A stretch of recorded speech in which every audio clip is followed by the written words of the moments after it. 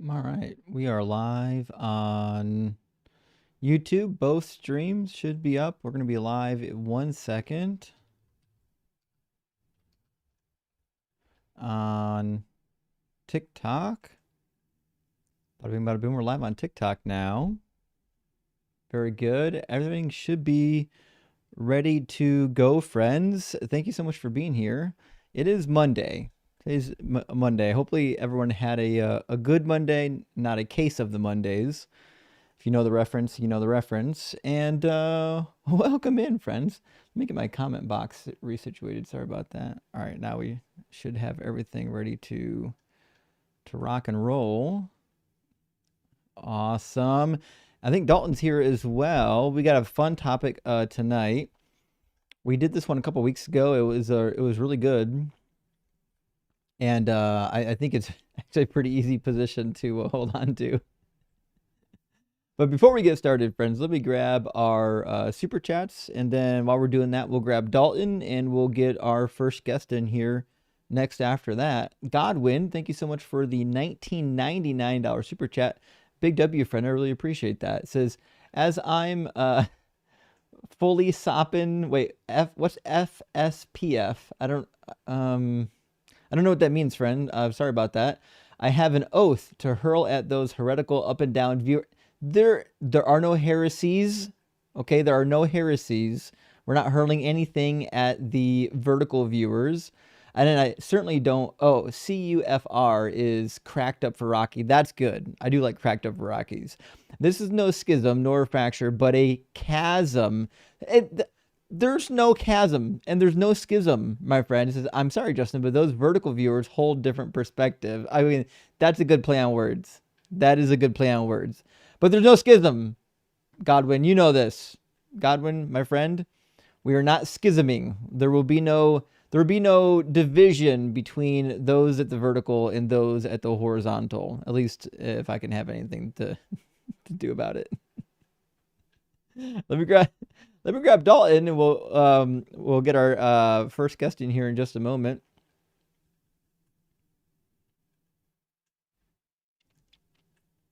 Happy Welcome. Monday, bud.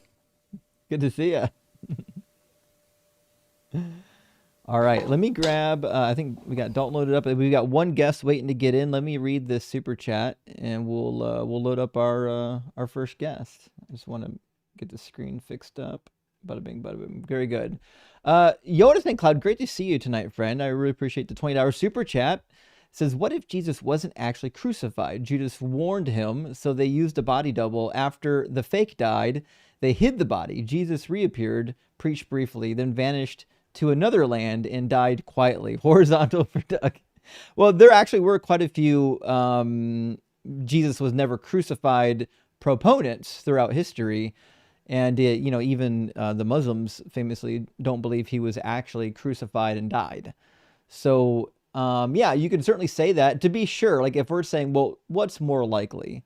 That he crucified and rose from the dead or that he didn't actually die? I think the more likely thing, statistically speaking, is that the guy never died.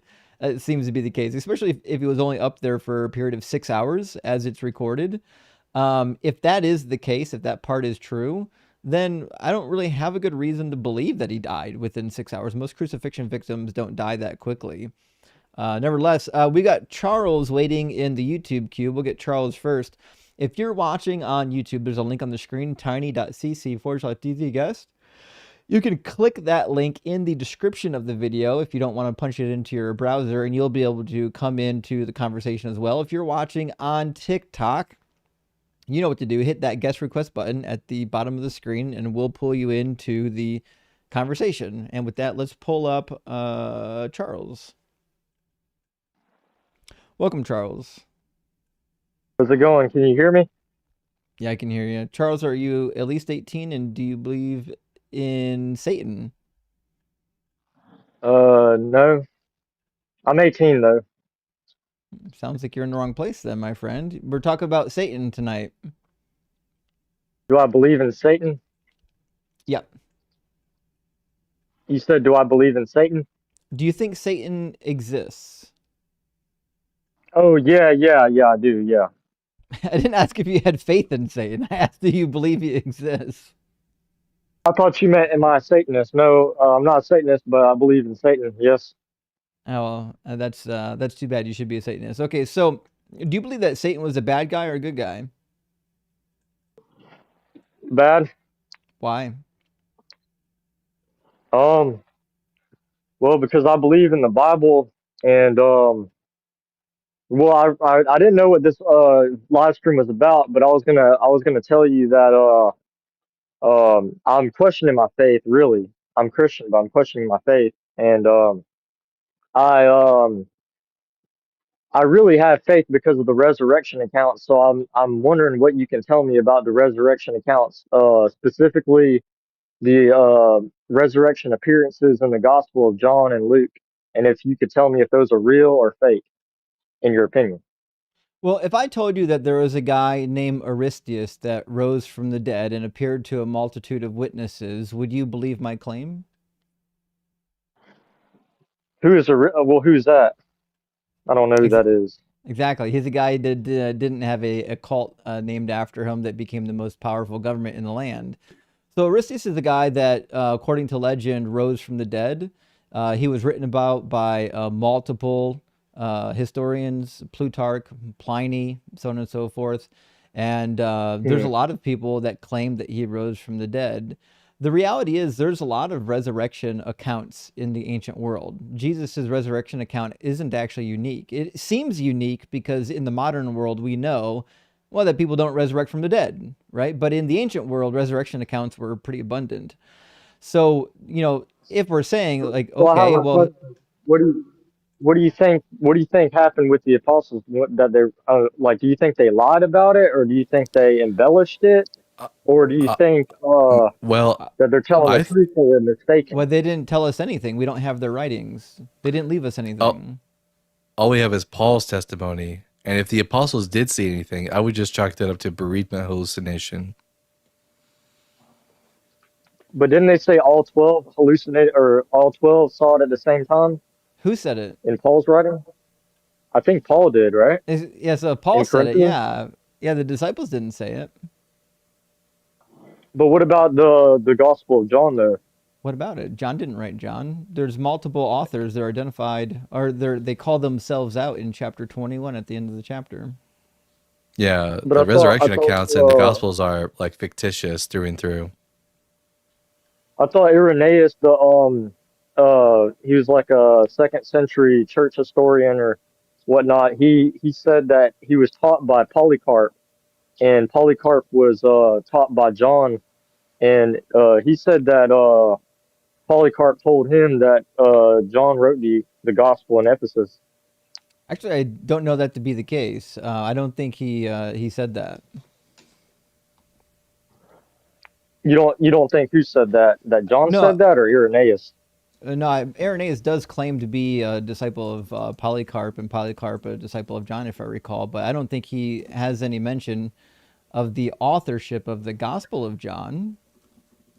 I mean, I could be wrong. I didn't. Polycarp, or I mean, Well, we don't. Irenaeus, he states in against against heresy. Polycarp doesn't say anything about that.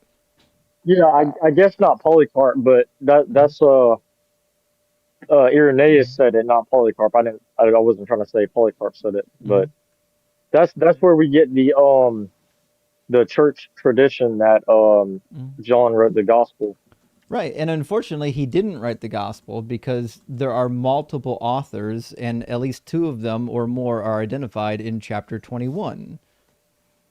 They call But themselves couldn't you say that was they call themselves a couldn't you say we, that was and his they say that they're collecting the testimony of a certain John, right? So the reality is John was illiterate. The book of Acts says that he was illiterate. So he couldn't write. He's not writing anything. Now, it's possible that he was giving his testimony as part of a collection of testimonies, which seems to be the case in the Gospel of John. In fact, give me 1 second to pull up the browser. There you go. but So wasn't at the what end of the didn't he Gospel of dictate it to someone? John, so at the end of the Gospel of John, it says, "This is the disciple who testified to these things and has written them, and we know that his testimony is true." So there's a we Yeah, that's Yeah. that's recounting the testimony of John. Now, who wrote the testimony of John originally? Nobody knows. John's illiterate according to the Bible. So somebody at some point wrote down John's testimony according to the Gospel of John, and that testimony was then probably passed on to whoever's writing this actual account. But whoever this we is, they don't actually identify themselves. But Whoever's also, But writing, but I'll also, just say, wouldn't that but also none of it go ahead? matters. We have eyewitnesses to the resurrection of Aristeas and others as well. These are not uncommon. Like it doesn't matter even if John wrote John, it still wouldn't prove that there was a resurrection.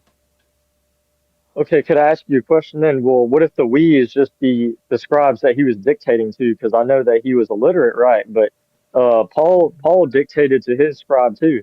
But he it doesn't didn't sound like a he Jew. didn't dictate anything to a scribe. It says this is the disciple who is testifying to these things and has written them. Meaning whoever is testifying wrote them down, and John was illiterate, which means somebody other than John wrote down John's testimony, which means it's been passed down at least twice. It certainly doesn't sound like Oh, I didn't catch the on to writings of a that. Jewish person. The person who like the writings of John sound extremely un-Jewish. I didn't catch on to that part. That's interesting. So they said he wrote it down, but he didn't write it, right? So he Exactly. It couldn't have says dictated this it. this is the disciple who testified to these things and has written them, and we know that his testimony is true. So first of all, we don't know exactly when they say this disciple that it's John. I'm giving the authors credit that when they say this disciple, they think it's John. But the reality is they've been given somebody's written testimony and they've been told that it's John's testimony, and then they put it in this book. But there's nothing in this book that says John verbally gave us this testimony. And if it was a written testimony, and it was, if it was a written testimony and John was illiterate, then he certainly didn't write it down. It had to have at least been dictated to somebody and then eventually passed along. Okay, I understand that. Okay, so let's just suppose he like that was his testimony. Would that make him a liar or a madman? What would you say about that? Well, we don't actually have a full testimony of John. That's the problem with the Gospel of John, is it includes multiple people's testimonies. Most scholars think that even John the Baptist gave testimony to whoever was writing this gospel. So the idea that the entire gospel comes from John, even though it seems to contain some testimony of John, isn't actually the case. We have no reason to believe that all the testimony in this gospel came from John.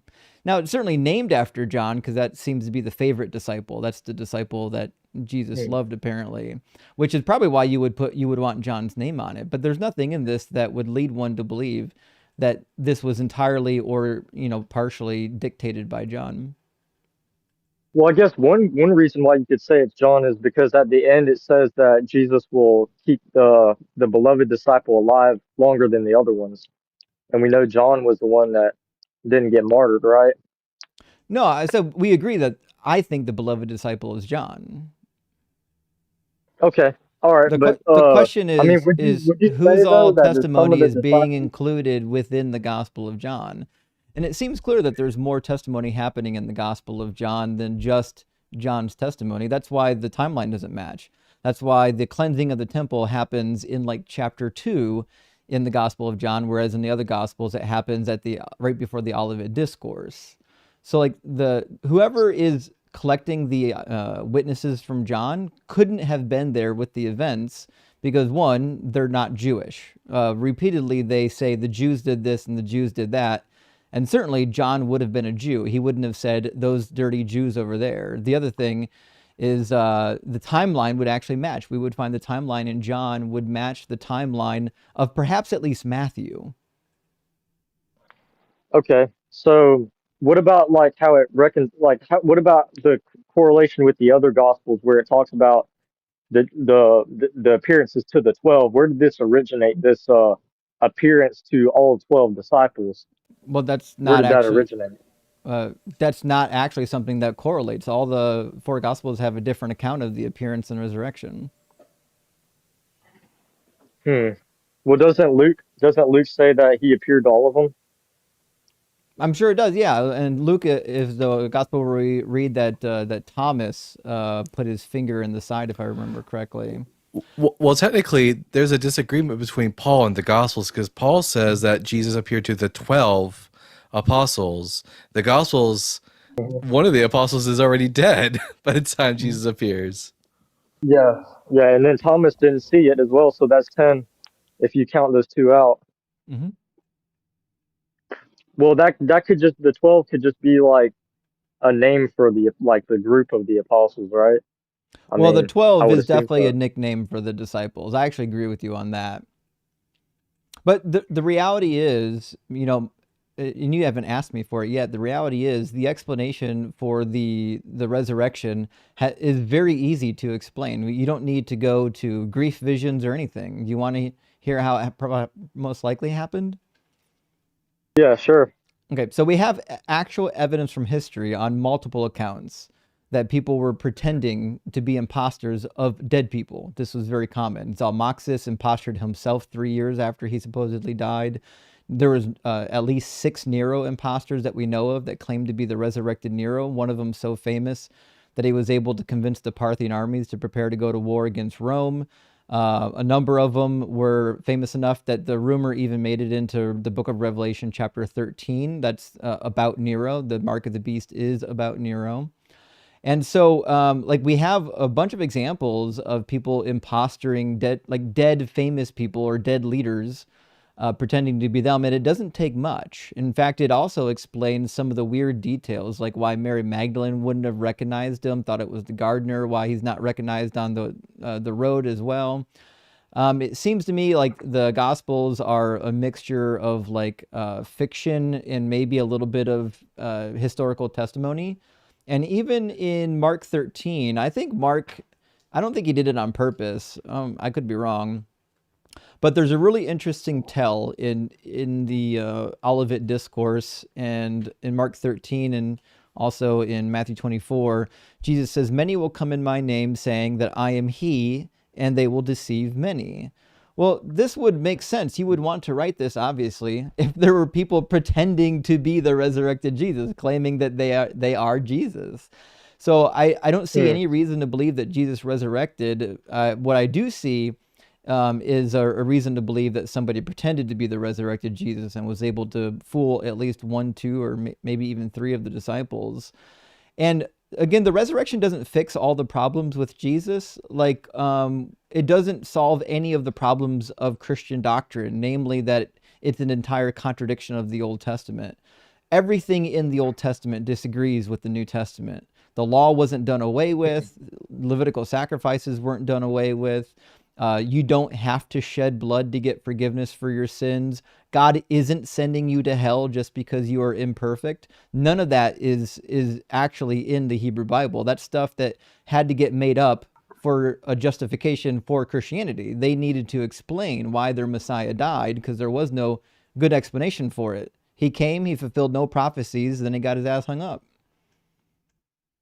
Hmm. That's a good point. So do you think that so you're basically saying like back to your first point, the former point, that you're saying that they were genuinely mistaken, they thought it was someone else, Yep. right? I think whoever claimed to have seen the resurrected Jesus was genuinely just fooled by an imposter, and it doesn't take much. We see it with other resurrected figures. It was a pretty common occurrence. In fact, a lot of burial sites had signs hung up against them, warning people not to steal the dead bodies. Okay. So do you think that some of them could have been lying like Joseph Smith, right? Do you think that some of them could have been lying? Well, I don't know if they could have been lying. It certainly is a possibility, but I'm not sure it's necessary in my particular position to say that they lied. They could have legitimately just been Hmm. fooled by the imposter. Okay. Or it All could, right. or it could just be all fiction, which is this is the other thing that you're forgetting. It could just not be true, which is the same thing you would say about the other resurrection accounts. If I read you the other resurrection accounts, you're just gonna be like, "Well, I don't believe it. It's not true. It didn't happen." Like so, Yeah, like that's actually, I was if gonna say, you that's can actually my perspective. I think they're just fiction. Yeah. If you can just wipe But they away could the have just other made it. resurrection Do you accounts and think just say, that, well, these are mythological fiction, well, I could do the same thing. do you think they could have like made it up to like gain like authority or like just to create a new religion, like Joseph Smith did. I mean, that's like a good motive, I guess. I mean, I mean, certainly that certainly could be a possibility, yeah. And I wouldn't say all of them did it. I would say it might have just been one or two of them that wanted power, like James and Peter, who were eventually able to take leadership over the church, and then they convinced the yeah, others that he resurrected. You know?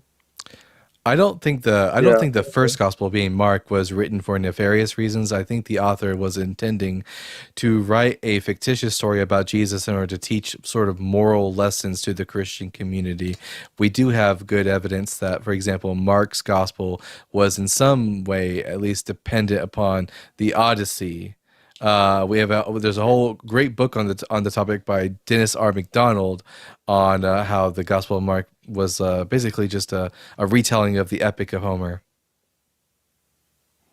I know that some of the the so-called miracles, were copied from the Old Testament, like from Kings. Is that true? Yeah. I mean, the author is clearly trying to use stock imagery that the Hebrews would have known, which is why we see Jesus doing a lot of parallels with stories from the Old Testament.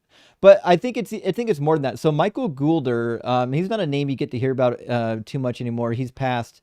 But Michael Goulder had a hypothesis that Mark was written in a particular order so that it could be read alongside of the Jewish synagogue reading from that time period.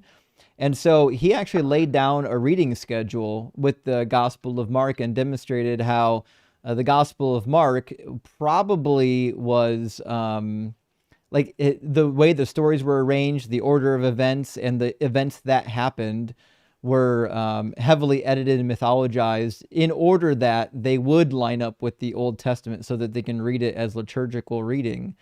But I But don't know if wasn't the Gospel of Mark, according to Papias, didn't Papias say that the Gospel of Mark was like My favorite Peter, fruit. he was dictating it yeah. to Mark, right? Well, Papias didn't say anything. We have nothing from him. What we do have is a quotation from Eusebius, and that was way after Papias would have said this stuff. So we don't actually have anything from Papias himself. That being said, But I Papias mean, says some I mean, things that art. just aren't true. Like he says that it was written in Hebrew and that it was a sayings gospel, when you're referring to Matthew, which certainly wasn't the truth. There's no signs that Matthew was ever written originally in Hebrew, and it certainly isn't a sayings gospel. But isn't most of what we have like from the early church fathers from Eusebius though? Like, didn't he give us against heresies by Irenaeus or whatever? No, like we've got quite a few church fathers' writings from the actual church father, not just collections from Eusebius. So do you think Eusebius might have forged it? Is that what you're trying to say? No, Like, I do think he forged the quotation that we find in Josephus's Antiquities, Book 18, about Jesus. I think he forged that because we don't find any quotations of that nature prior to Eusebius, and the recensions that were kept by non-Christian communities read much differently. So I certainly think he'd be in the business of manipulating certain texts to read a particular way. But I don't know if I would say he fabricated the sayings of Papias, but I mean, how could he verify? How, like, if he thought Papias said a thing, how could he possibly know it? well, I guess didn't he have access to the library in Caesarea or whatever? I mean, according to legend, yeah. But again, like, why do when he says Papias said a thing, how could we know it? But Papias, first of all, one of two things is true. Either there was a Gospel of Matthew written in Hebrew that is lost; it doesn't exist anymore, and somebody just decided to call the current book of Matthew Matthew. Option number two is Papias was a dunce and made things up. And if you read the rest of the quotations by Eusebius of Papias, he says a bunch of stuff that Christians Yeah, disagree with. It's just weird that Christians latch on to this one particular thing. yeah. If I'm not wrong, I think Eusebius didn't like Papias. Like he thought Yeah, he was called him a fool. basically a buffoon. Yeah, yeah, they weren't friends. Okay, so I guess uh I don't know. I guess shoot, trying to think. So, Charles, so What what this about boils like? down to is whether or not you think eyewitness testimony is valuable. And I don't think that you do. I think you think it's valuable only when it reinforces your religion, most likely, and then it's not value when it doesn't reinforce your religion. So, like if I told you that there's a multitude of eyewitnesses that witnessed Vespasian heal a blind man by putting spit in his eyes and heal a leg of another man, using the power of Serapis, would you say that that eyewitness testimony is trustworthy?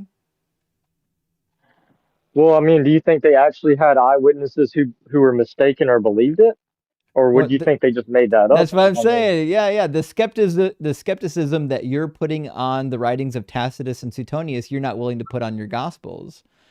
See, when I read you miracle stories from other sources, you're really quick to be like, well, they could be wrong, they could be fooled, they could be lying. But when we talk about the Gospels, all of a sudden, like, well, I don't know, maybe they are telling the truth. It's like you're not treating all your sources equally. well, do you think that Peter and Paul and all these other people, do you think they died like for their beliefs, like martyr themselves? I have no reason to believe that they did.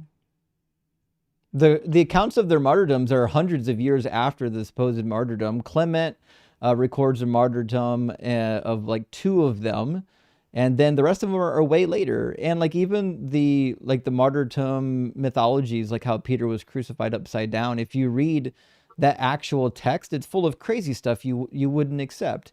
There's a dog that is empowered by the Holy Spirit to give a speech to the household of Simon Magus. Do you think a dog gave a speech? No, I don't. Right? So like Well, I mean, we have The these Clement one was like we've had these wasn't apocryphal the case accounts, of and you Clement. you certainly don't believe the other claims within the apocryphal accounts. So it's weird that you would take like the martyrdom and say yes, they were definitely martyred, but then you'll throw the rest of it out. Okay, so you're saying like, well, you said they were written hundreds of years after, but Clement wasn't written 100 years after the martyrdom of Peter. I know I don't that's why think. I that's why I singled Clement out. Yeah. Okay, okay, I misunderstood. All right. Yeah, Okay, so all right. Clement only records the death of Peter and Paul. That's it. That's it. So other, Those are the only early martyrdom accounts. And Paul, listen, if Paul was martyred, I don't even know if that lines up necessarily with what we have in the book of Acts. I mean, the best evidence we have but, from the Bible is that if he died, he probably just died in prison. but you never answered my question though. Do you think that Mark was written by? I mean, do you think Mark was written by Mark, who's a companion of Peter and was dictated by Peter? Do you think that? Well, I have no reason to believe it. So, and the reason why, if Mark, the cousin of Barnabas, as it said in Colossians chapter 4, if that's the Mark we're talking about, and he's actually dictating Peter's account, then there's like a lot of problems. Like, for example, Mark just contradicts all kinds of details with the other gospels. So if Mark is writing and he's contradicting like Matthew and John, if you think John had anything to do with it, then I don't how if Peter's dictating his events to Mark, how are they contradicting the resurrection events in John and then also in Matthew? Because theoretically, Matthew is a disciple and so is John, which means John and Matthew should match up, but they don't. And who runs to the tomb? Who runs to the tomb in John with John? Peter. Yeah, but we don't get any of that nonsense in Mark. Peter doesn't have the foot race with Peter and John getting to the tomb first and then coming back again later. Oh, one of my favorites is that according to the Gospel of Mark, Jesus was crucified at 9 in the morning, but Mm-hmm. John doesn't place his crucifixion until in the evening. Mm-hmm. Yeah, isn't John on the Passover, and then the other ones say in the Synoptic they say it's the day before, right? Yeah, it's actually the other way around.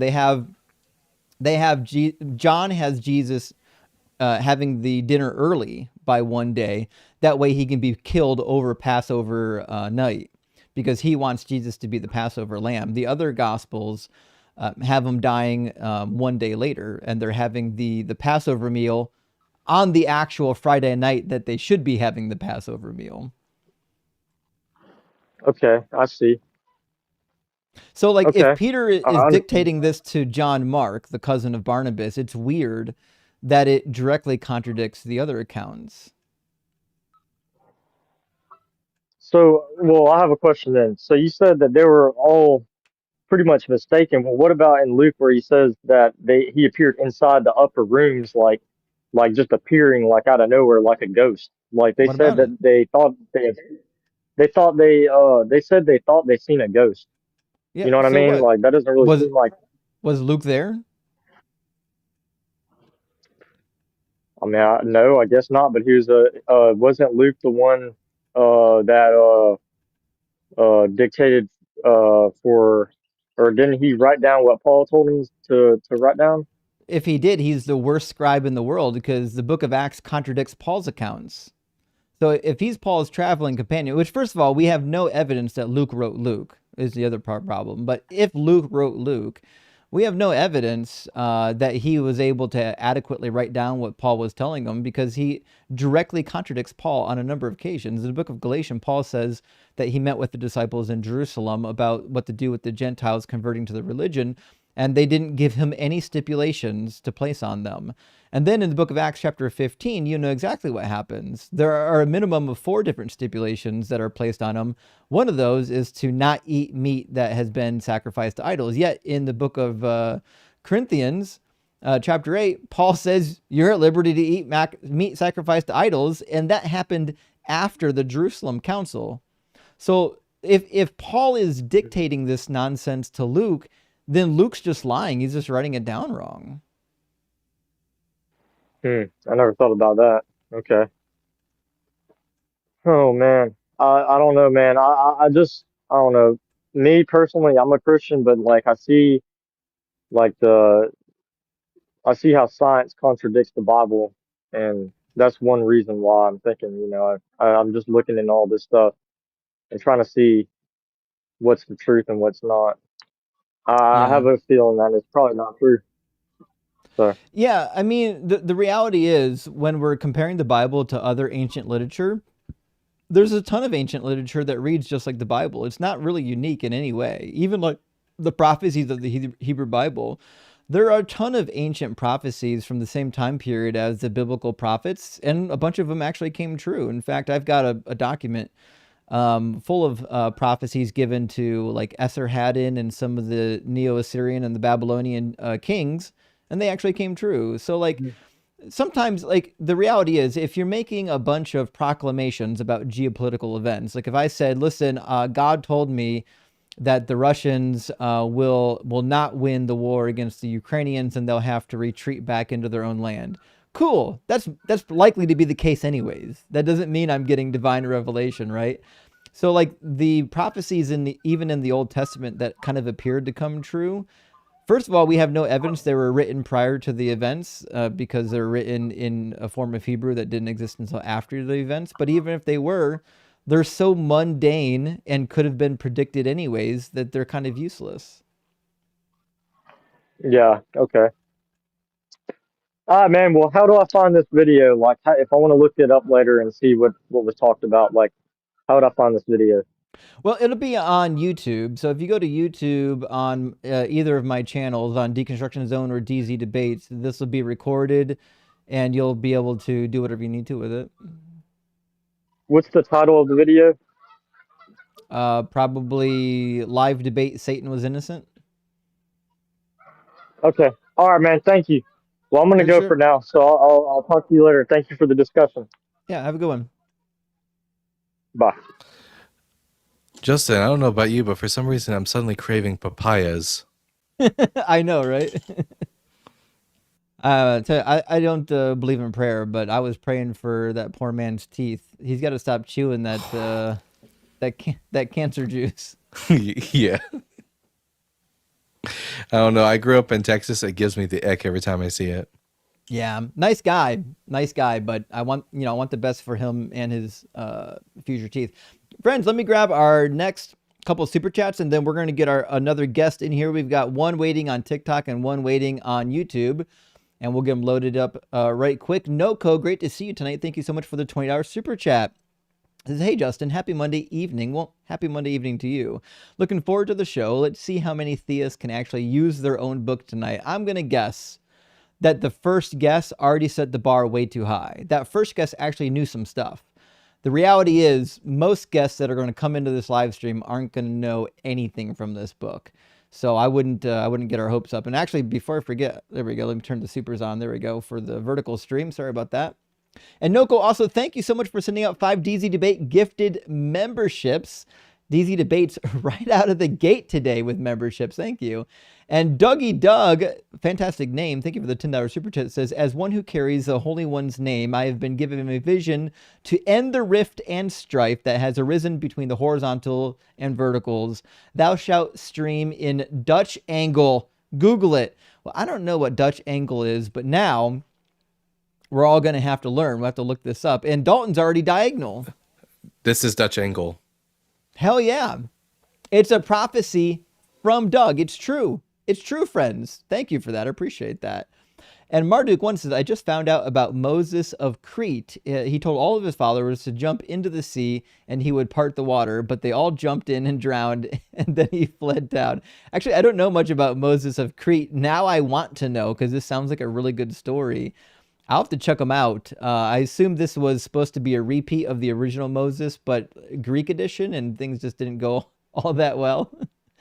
And Tattoo Sleeve, thank you for the $10 Canuck Buck, says, all praises to be to our omni-angular, omni-oriented, omni-hard Dween Foundations? What's Dioon? Dioon Foundations, Doug and Sharon, may their omni properties speak to us from all angles at all times. Listen, I appreciate this. This is good stuff. We need more of this unifying discussion. No more schism. Yeah, touched by an angle. 100%. That was good. Rat and Jung, thank you for the $10 super chat. Says, hi Justin, can the contradictions re 7 and 3 years in Samuel and Chronicles not be explained by translation transcription errors, since the oldest manuscripts say 3 in both Samuel and Chronicles? Well, they don't. The oldest translation in Hebrew has the contradiction. You're referring to the LXX. You're referring to the Greek text. The Greek text came along and fixed it. The oldest Hebrew text could have been found among the Dead Sea Scrolls, but unfortunately that exact passage is not in our Dead Sea Scrolls. A bunch of that chapter is in it, but that exact passage is not in it. So if there's a Hebrew text out there where this has been fixed, we don't have it yet. Maybe that's all it is. Maybe it is this translation problem. The reality is God said he'd preserve his word, and he just clearly didn't. Maybe, thank you for the $10 super chat. Says, hi from England. Well, hello across the pond. Says, longtime viewer. First super chat. Sorry, don't be sorry. It's okay. It's getting late here, so I'll have to finish up at a more reasonable hour. Have a great show, and I'll wait for the smell of barbecue across the Atlantic. Well, thank you for being here, friend. I really appreciate that. And thank you so much for supporting the show. And I hope that it meets all your expectations. And Brian, thank you for the $10 super chat. Says, God has Satan. Doug, does Doug have an adversary? Of course not. It would be ridiculous to create your own adversary. Only as somebody as dumb as Yahweh would do something like that. Or really Jesus. Yahweh didn't even really have an adversary. And Minuteman says, hey, today's magic suggestion is Frank Zappa's Jesus Thinks You're a Jerk. While praising Doug, please remember to fuck the patriarchy. Well, thank you. We have not forgotten, Minutemen. I really appreciate that. And Frank Zappa is really good, by the way. Young folk may not know about Frank Zappa, but he's really funny. I'm going to grab, let's see, 1, 2, 3. I got 4 super chats, friends, and we'll get our next guest in here. House 70 says Satan was doing what he was told and was truthful about it. I agree. Rewards gets thrown under a bus by Christian mythology, probably now looking for a job under Doug. Yes, Doug will take the displaced Satan. That's no question about that. And John says, Justin, please ask this caller about chewing cud. I beg you. You know, we didn't really. I wasn't sure it was necessary for what we were talking about. We could have. It sounded like he already knew there were scientific errors. But you're right. Chewing cud may have been tangentially related to perhaps his favorite activity on screen. And man with a stoat through his throat. Thank you for the $20 Canadian super chat. Says, in a vision, Doug told me, I love how we're putting rock hard for Doug in parentheses now, just like we do like the PHUP. Our cathedral is strong and rigid, and its foundation is rock hard and unbreakable. Indeed, it is. My real stalwart disciples stand as one. Amazing. That's a real prophecy from Doug. I do not crack or split, nor do my believers. Hey, Doug.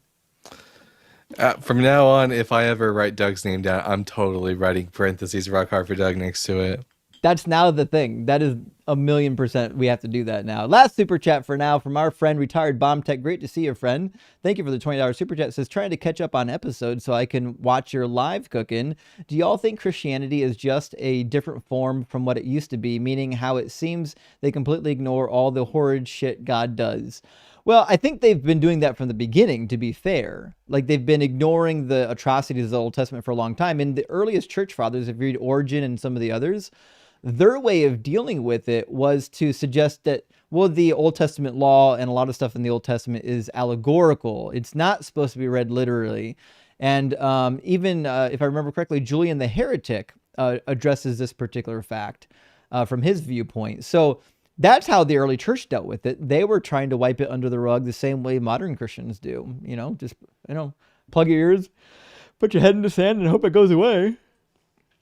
All right, let's get E-Rock in here. How you Hello. doing, E-Rock? Good. How are you? Doing good, thanks for asking. E-Rock, are you at least 18, and do you believe that Satan is real? I am over 18, yes, and I have my doubts on if Satan is real or not. Do you think that the Bible's true? I've been listening to you for a while, and I am starting to. And so I'll be brief because I'm technically not trying to disprove anything that you're saying. I more have questions. So if we can kind of go that way. But as far as the Bible being true, I seriously doubt that is definitely not inspired by God, and feels weird for saying that. Yeah, I mean, it sounds like you're deconstructing, and you're probably deconstructing because you're seeing all the crazy stuff in the Bible, and I can certainly understand why that would happen. That's why I deconstructed. Right. I've been so Bart Ehrman, Hmm.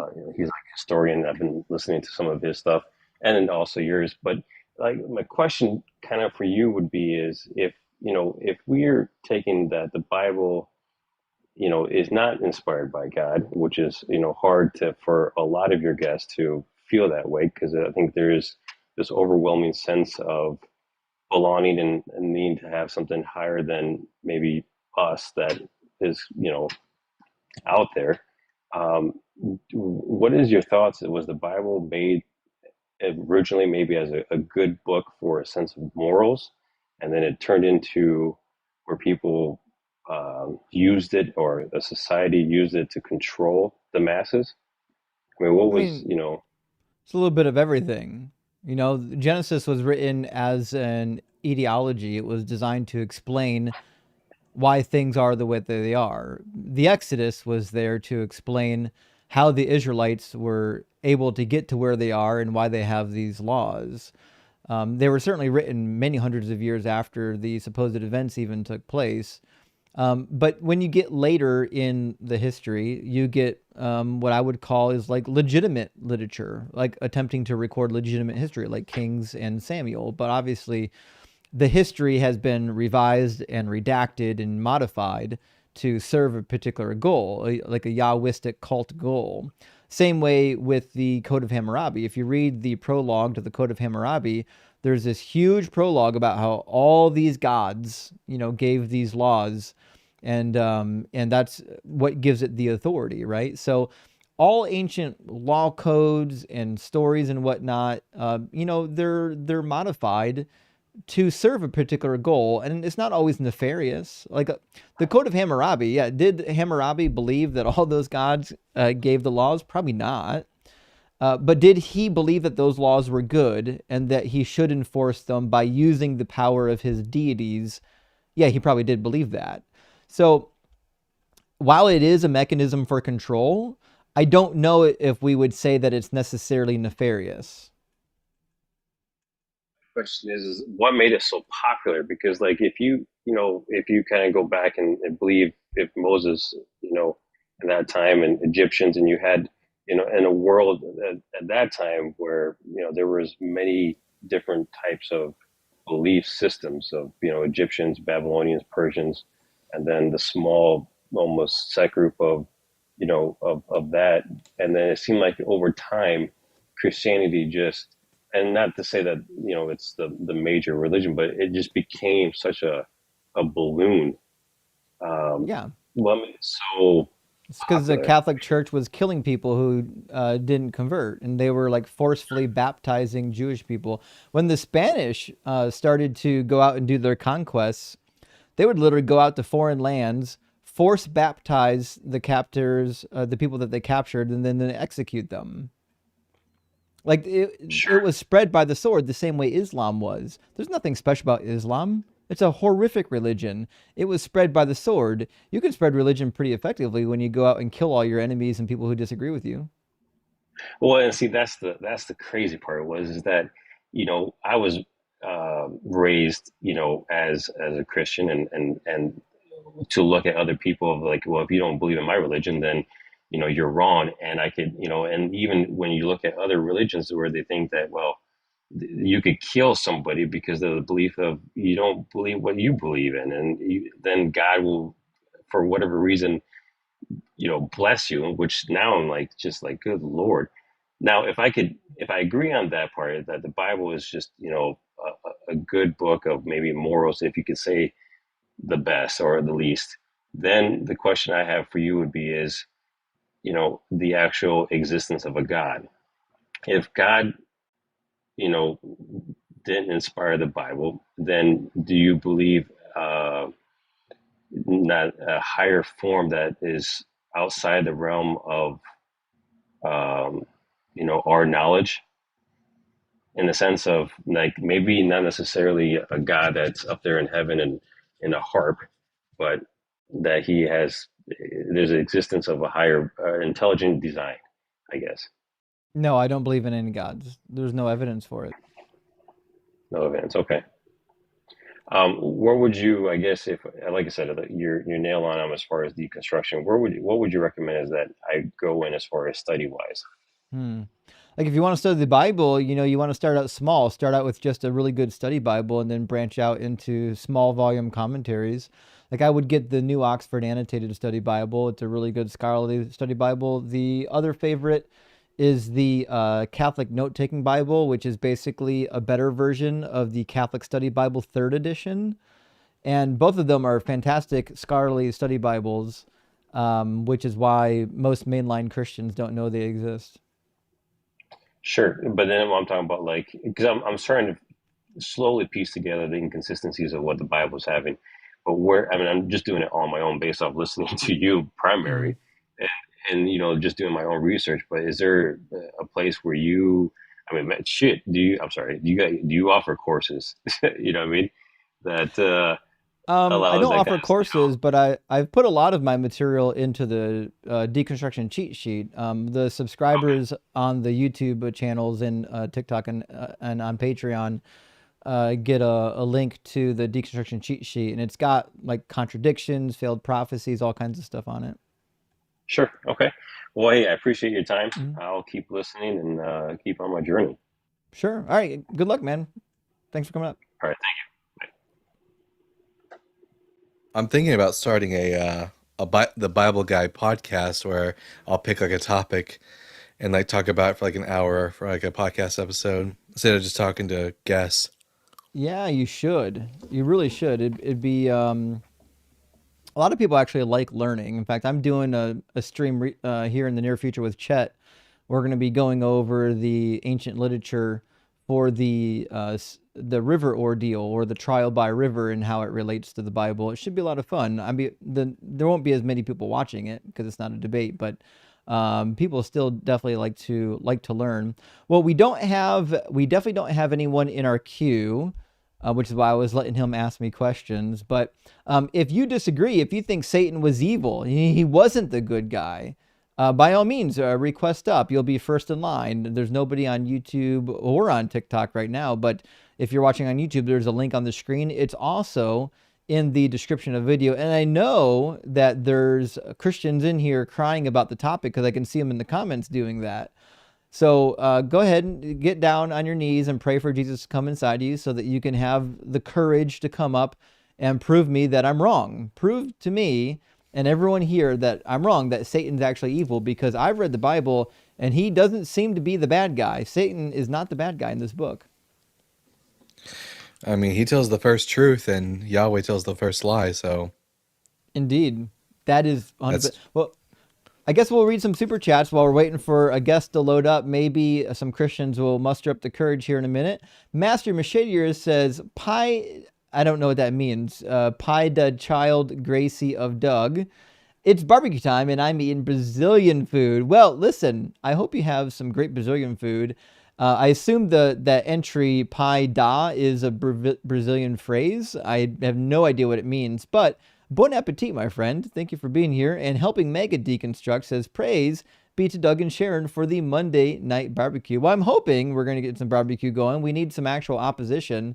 I know this is kind of a niche topic, but it shouldn't be hard. If you're a Christian, you've been pre-programmed to believe that Satan's the bad guy. All we want to know is what's the evidence for it. Squid Pope, thank you for the $5 super chat, says, oh, we going over how Satan is a job description? Do the origins of the name Lucifer next. Well, that's not really a whole topic.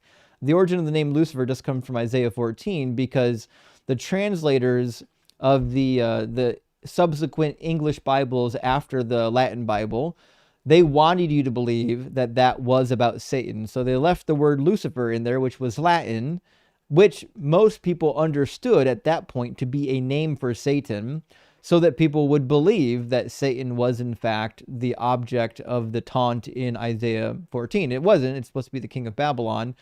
Some have even argued it's actually the king of Assyria being referred to as the king of Babylon. That's a whole nother topic. But the reality is, there's nothing in there that would lead one to believe that it is about Satan.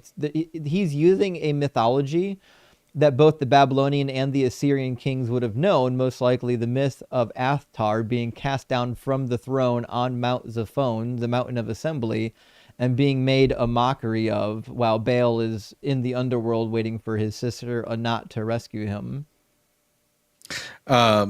Justin, have you ever watched the Netflix series Lucifer? Mm-mm.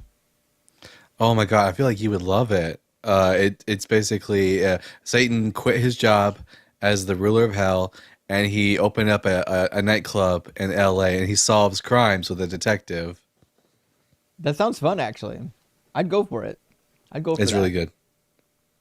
Jeff, thank you for the super chat. It says, Adam and Eve were first people, yet Cain was scared of being harmed by those outside of Eden. This has never made sense. Can you help me? No, Jeff, no one can help you. So there's 100 different apologetics for this, and none of them are actually sensible. The reality is this is what we called an anachronism. It's when there's something in the story that's clearly out of chronological order and is causing a plot hole, or there's just missing information. The reality is this is just an oversight by the people who put the Bible together. Was there a fuller story at one point that would have fixed this? Possibly. What we know is that the story we have now has enough information lacking that there are plot holes. And there's a bunch of this. Like Genesis has two different occasions where Jacob gets named Israel. And there's two different occasions on which Jacob and his brother Esau have to part ways.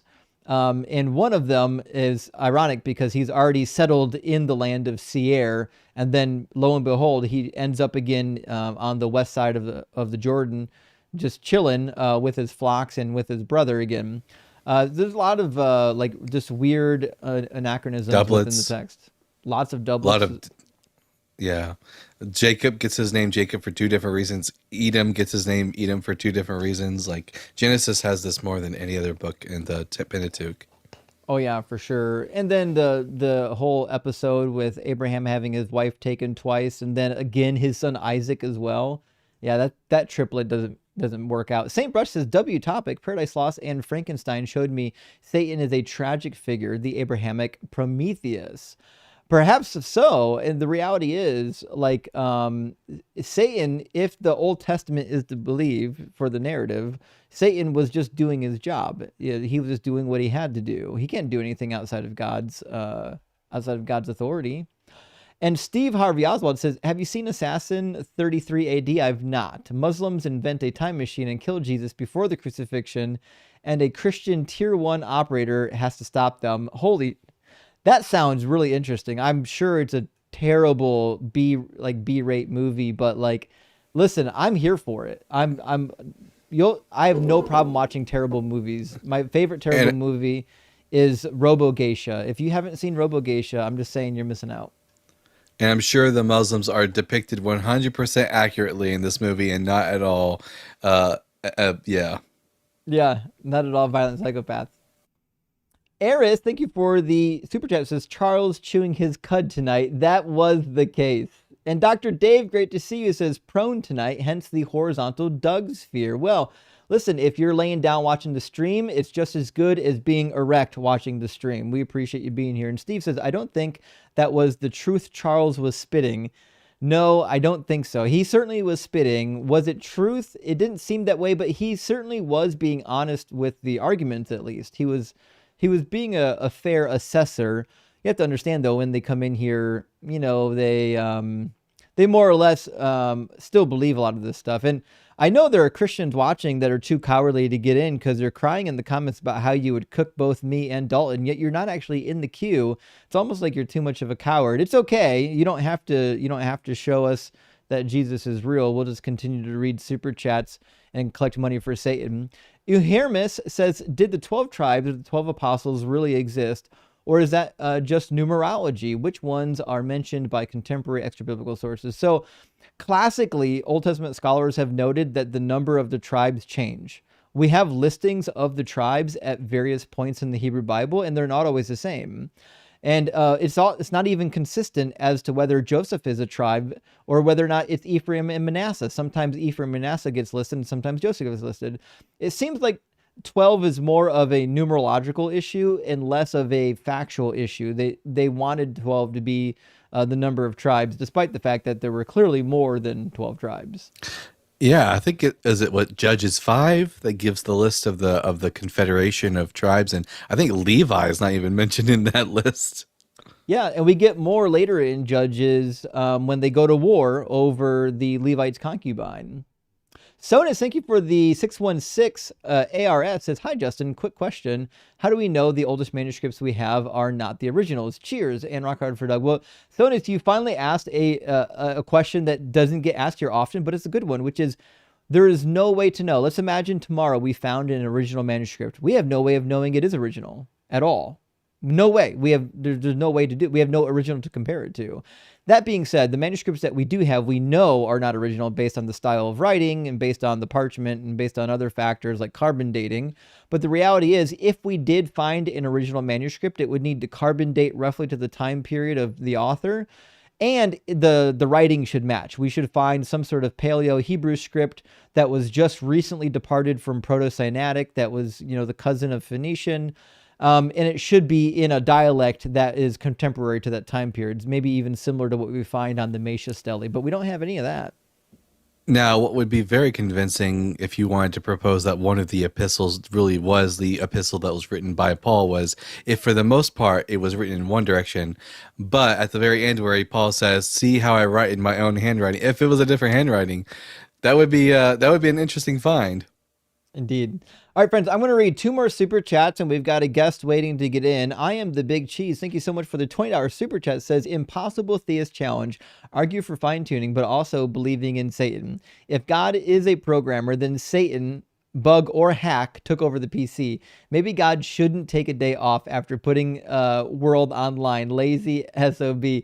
This is actually one of the arguments we use for fine-tuning a lot here, Cheese, which is, the minute you start poking at some of the things here on Earth about whether or not it is finely tuned, they have to start making excuses for why it's not finely tuned. And then you just simply tell them, if you have to make an excuse for why something's not finely tuned, that means the fine-tuning argument fails on the face of it, because you're showing me things and you're agreeing that they're not fine-tuned.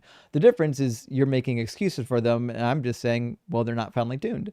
And Flying J, thank you for the $20 super chat, says Genesis 15, Christian that I was talking to mentioned this covenant God made with Abraham locked in the fact that God had to die because he was the only one that went through the carcasses. Have you heard this before? Yeah, when he divided the carcass and went through them, why would Yahweh have to die? I don't understand.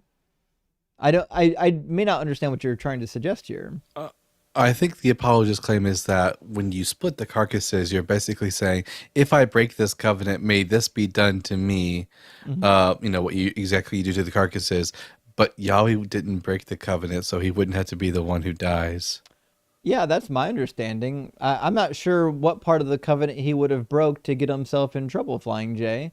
But listen, it certainly is a really interesting passage. In fact, Sarah and I talk about this passage on our Exvangelical Bible study. You should check out Leaving Faith channel. We do address this, and we even address one or two of the ancient sources that had similar rituals to compare it to. All right, let's get Ashley in here from our TikTok queue, and maybe we'll be able to get some discussion. Welcome in, Ashley. Hey, how's it going? So full transparency, I'm not decided on my belief, but for the sake of debate, could I take like a posture? Like if it was like a debate club or something. So I'm gonna argue the position that Satan was innocent. Well, even though I mean, as I appreciate the valiant effort, but we traditionally and classically here don't take devil's advocate, even on the day where we talk about the devil.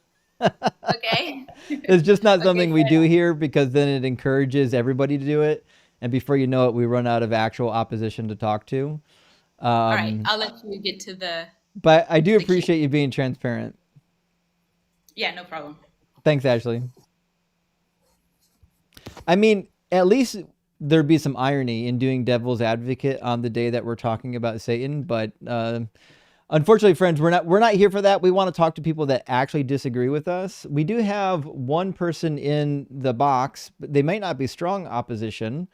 Their title says agnostic, so I don't know if that means you're a Christian, but you're now questioning it. But we'll see what's up. Welcome in, agnostic. Hey, Justin, thanks for having me on. Hold on a second. I gotta get your echo control. All right, that should be better. Agnostic, are you at least 18? Yes, I am. Fantastic. And do you believe that Satan is real? No, I don't. Okay. All right. Well, unfortunately, we gotta drop you then. We're talking to people. We're talking to people who think that Satan's real. Okay. All right. We got one other guest waiting to get in, so we'll grab them and see if we can get some discussion. I'm surprised people aren't coming up for this. Welcome in, Sam. Are you driving? No, I do not. It sounds like you're driving. Are you in the passenger seat? I'm in Uber.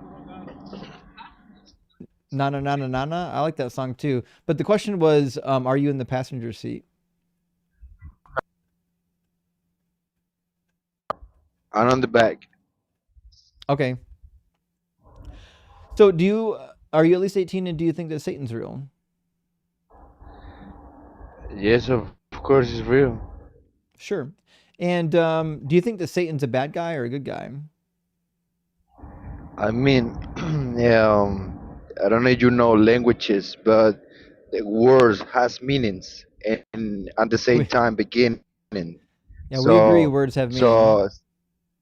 So yeah, word has meaning. So you can describe Satan by a word, not just as not like somebody, but when you describe it by a word, you already know it's something that is commanding, God, anything that you can call but not good. I don't know if you got it. I didn't understand a word you just said. You said words for sure, but none of them were coherent. Okay, let me try to explain it again. I mean, Satan is like it's not like a somebody. It's like it's in a way that you can explain what is going against the we call good. Everything that we call good, Satan You it's don't think they're a Satan present is an agent? You don't think It's it's the you don't think representation. you think Satan's just symbolic. Yeah, it's symbolic. Right now, it's more symbolic Oh, so than you came in lying. You don't believe that Satan exists.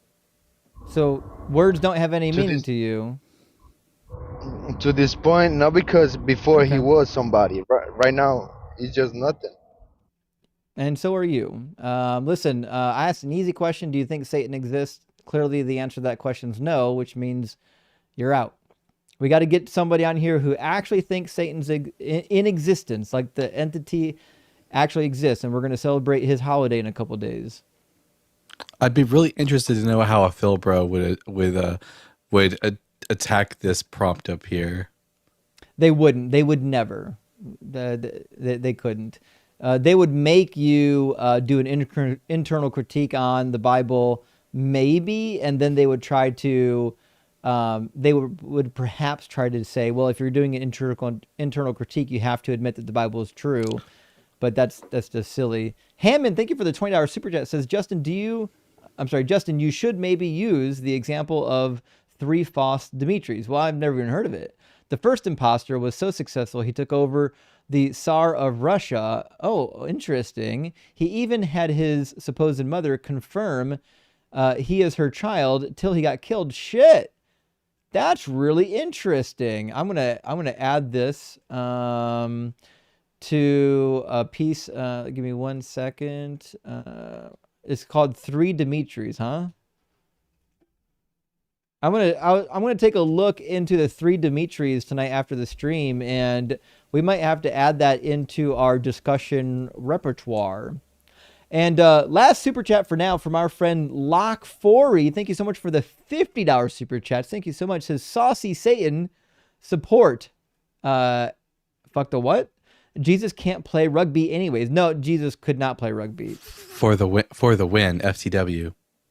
Oh, for the win. Sorry. Guys, you have to understand I'm a millennial, and FTW to a millennial is a purposeful misspelling of what the fuck. This goes back to a meme way before most of you were born.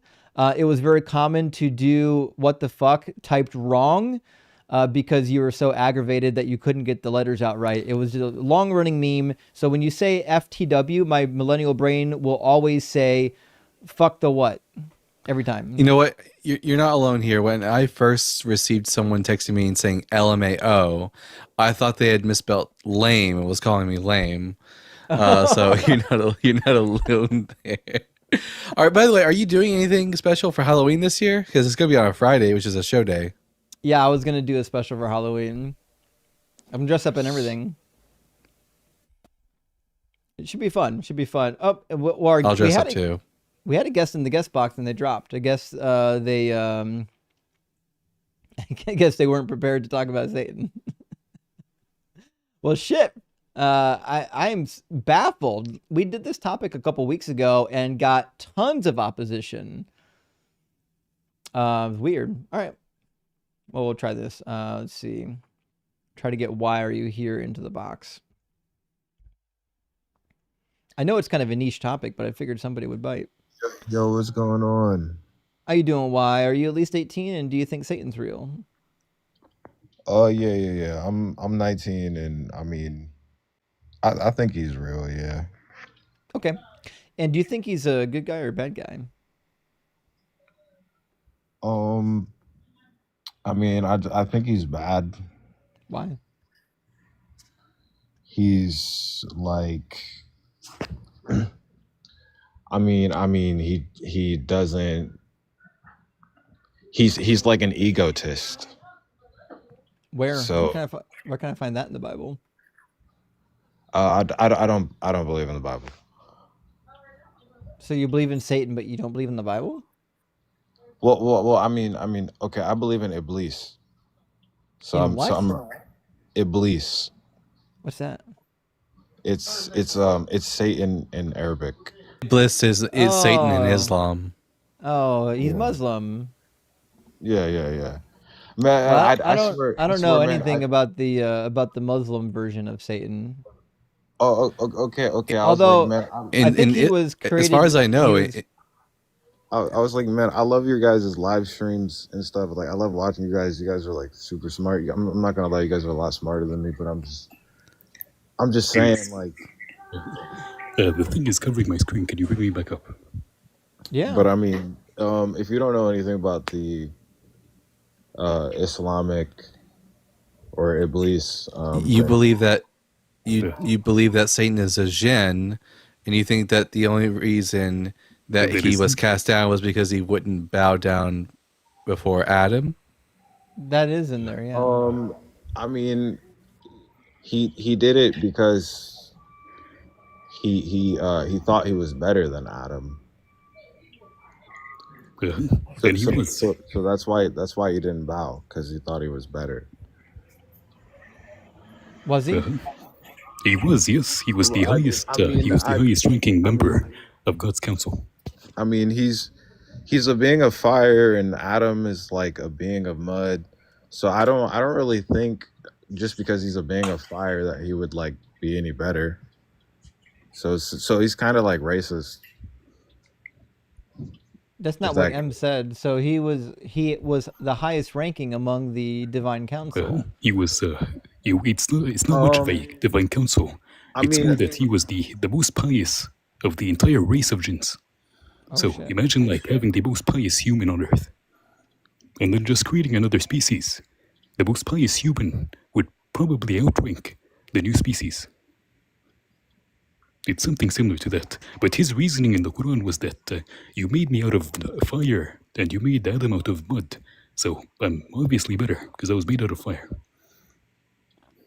Yeah, that's like wrong.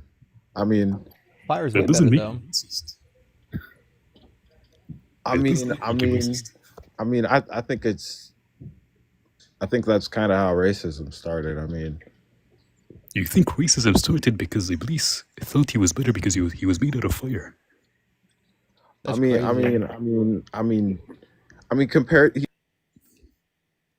I swear, I'm not trying to sound dumb or anything, but like And compared. by the way, the reason that God allows Satan to exist in our world in Islam is because he had a bet with God, in the same way that, in the same sense in which the Job story happened. God like and Jesus, God and Shaitan, they have a bet. So God tells him, "I'm going to cast you to hell," and he said, "Well, you see those humans that I refuse to bow down to. I'm going to show you that they're going to fail, and I'm going to take them to hell with me." So Satan was right. He told the truth. That he told the truth about what? About the humans failing. I mean, like justice for Satan. I mean, justice for Satan. They failed, but some, I would say, some didn't fail. So,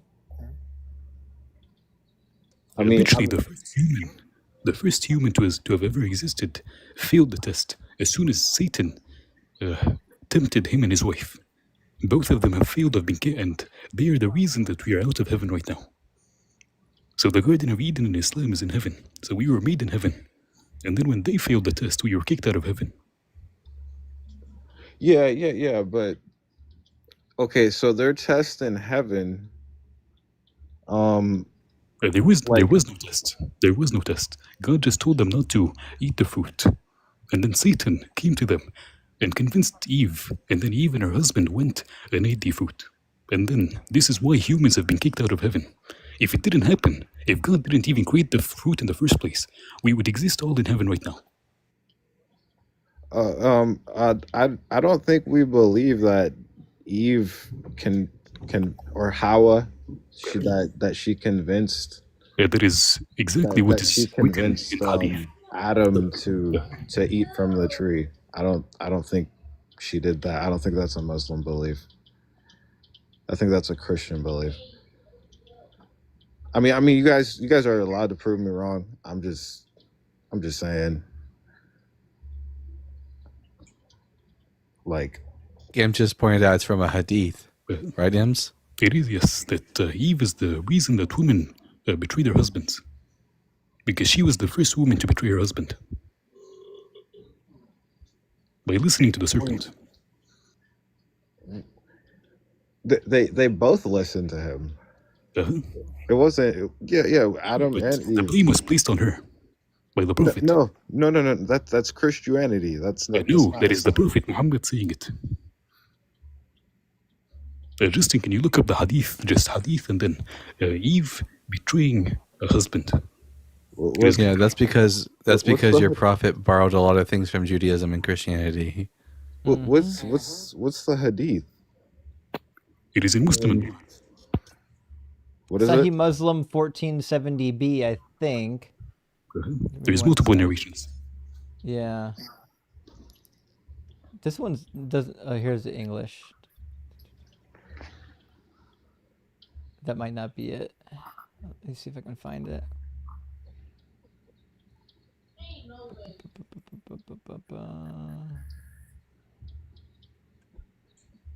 So I'm seeing quotations from it on the interwebs, but it does. What's that? Try Bukhari 3399. 3399. And it tells you why we decay too. It says if it wasn't for the Israelis, we wouldn't decay. Oh yeah. Can you guys put it on the screen or? Yep. It says the prophet said, "Were it not for Bani Israel, meat would not decay, and were it not for Eve, no woman would ever betray her husband."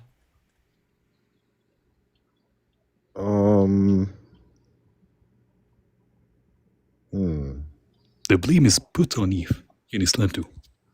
I don't like. I mean, I don't think Eve betrayed Adam. I mean, It was the prophet wrong. I'm like, does it say that in the Quran? Do you reject hadith? No. I mean, I don't reject hadith, but I know that some of them are fabricated. Are you Sunni? I don't adhere to a sect. I'm Do you follow the Sunnah? Muslim. I'm just Muslim. Do you follow the Sunnah? I would say, yeah. Okay, then this is the highest grade of hadith in Sunni Islam, or the people of Sunnah.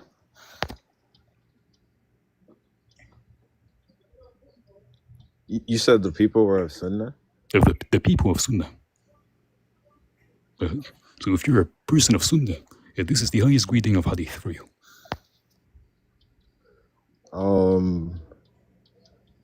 I mean, like following a book of hadith is like adhering to a sect. No, it is not. So I don't really adhere to a sect because I know that it is not the same, sir. There could be dive. This is interesting. So you believe only in the Quran is what you're saying. You're like the Protestant version of a Muslim. No. I wouldn't say I only believe in the Quran. I just know that there's fabricated hadith. This is not fabricated. It's in the name, Sahih Bukhari. That's all I'm saying. How do you know which ones are fabricated? I mean, you can check if it's fabricated or if it's like it'll say if it's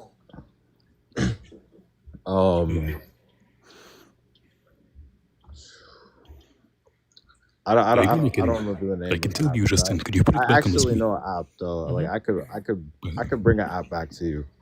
Like actually. Do you see the word before al-Bukhari? Yeah, Sahih. I'm telling you guys now. You guys can show me whatever. Do you blame Adam for being kicked out of heaven? What do you say? Do you blame Adam for us being kicked out of heaven? Do I blame who for being kicked out of heaven? Adam.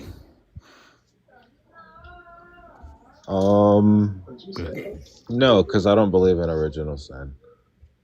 That is not what I asked. Well, why were we kicked out of heaven? You said, why are we kicked out of heaven? Why did it happen? Well, I mean, we weren't kicked out of heaven. Like, I wasn't in heaven. We as in humans. Yes. Well, So why well, were humans kicked out? well. I mean, like as in you and I, because Uh, like I'm we're talking about Adam. humankind. Why was humankind kicked out of heaven? Yeah, yeah. I mean, Adam and Hawa Uh, were in a special version of heaven they were in heaven. specifically for They them. were in heaven. No, they were Like, in heaven with God, which is what the Quran says. no, um, does the Quran really say that Uh, they were in it says heaven? they were in heaven, yes. And then God kicked them out of heaven and made Adam his successor on earth. Because yeah, I mean, he became the successor on earth after being kicked out of heaven. And why was he kicked out? Because he ate from And why did he eat from the apple? a forbidden tree. I wouldn't say it's an apple. We Why did don't he say eat the it's an fruit? apple. Why did he eat it? What We, made him eat it? I'm like, we don't know what type of fruit it was. Sure, but what made him eat it? So what is the reason he ate it? Because he's human and he has desires. And my question is, what is the thing that caused him to eat it?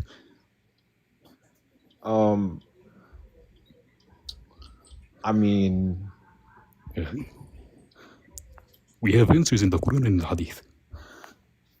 so I mean, he was like Adam was told by God Not to eat it. first not to eat from the forbidden tree, and he told Adam that Satan was an enemy. So what is the thing that made him eat it then? so I mean, God warns him. That is And not my then, question. My question is, why did he eat it? Because Satan influenced him to eat it. And why did Satan influence him to eat it? Because it was forbidden. No, it is because God made Satan tempt him. Yeah. So God had Satan. He put Satan up to tempting him. Could you put the screen back up? Yeah, he Crazy. did. So that means But- God's to blame them. God was the one that had him tempted. It is. Could you search in the search? Just Adam could have write rejected. Moses, Father, and Adam.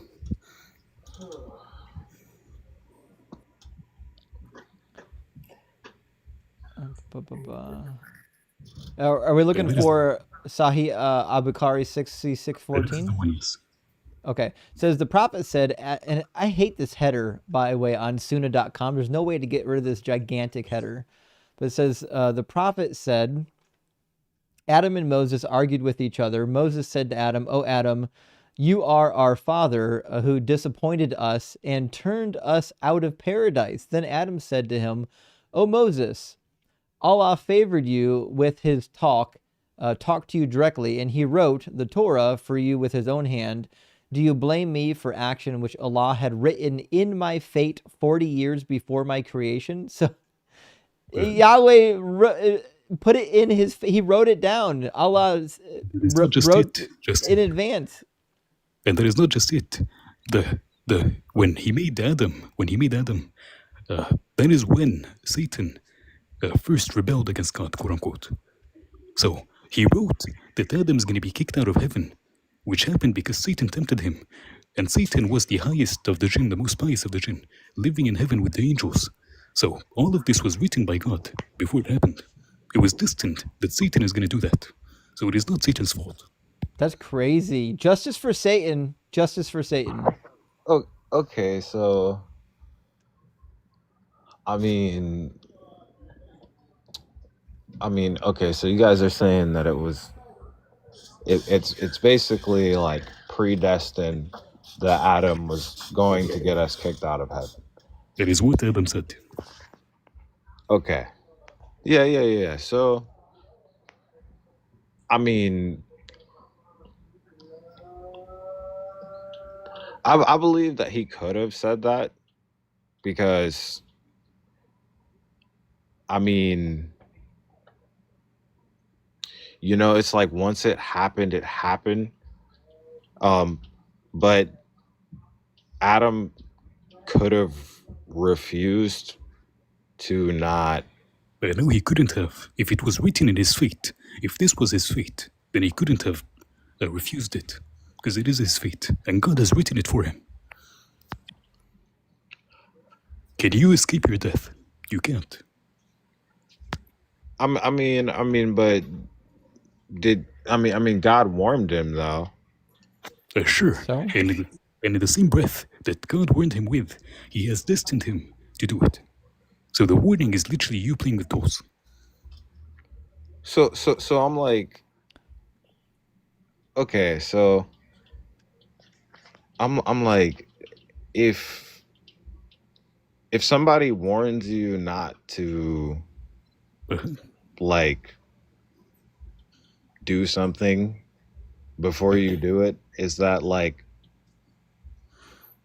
So Is this that is this is more analogous to, for example, me programming a robot, and then me having in that program that the robot is going to do something bad, and then after the robot is fully functional, I tell it, do not do this thing in which I have programmed you inevitably to do, and then I get shocked and surprised when the robot does it. If God predestined okay, it, then He predestined it. You know. Yeah. I see what you guys are saying. Like, I mean, yeah, it's predestined. I mean, but it's like God also warned him. I mean, So what? I don't. But the warning's useless if He predestined you to do it. If He predestined you to do something, there's nothing you can do about it. Like if God predestined me to walk out in front of a beer truck tomorrow, it doesn't matter. I'm going to walk out in front of that beer truck. I can't thwart God's predestination, can I? No, you can't. Exactly. So if God predestined Adam to bite the apple or whatever the mythology is in Islam, then it doesn't matter what Adam did. God predestined it. It was a setup. It was a ruse. Okay, so I mean, are you saying that like warnings are They're useless. like is a warning something that's predestined? The whole thing is predestined. Yeah, it is, but is a warning predestined? Does it matter? I would say so. Why? Because like if something's harmful, you should inform someone first. Well, if it was harmful, God shouldn't have predestined them to eat it. I can give you another example of this. So He did. A Muslim, I don't know your name, on TikTok. Did God warn us in the Quran about adultery? What'd you say? Did God warn us in the Quran about adultery?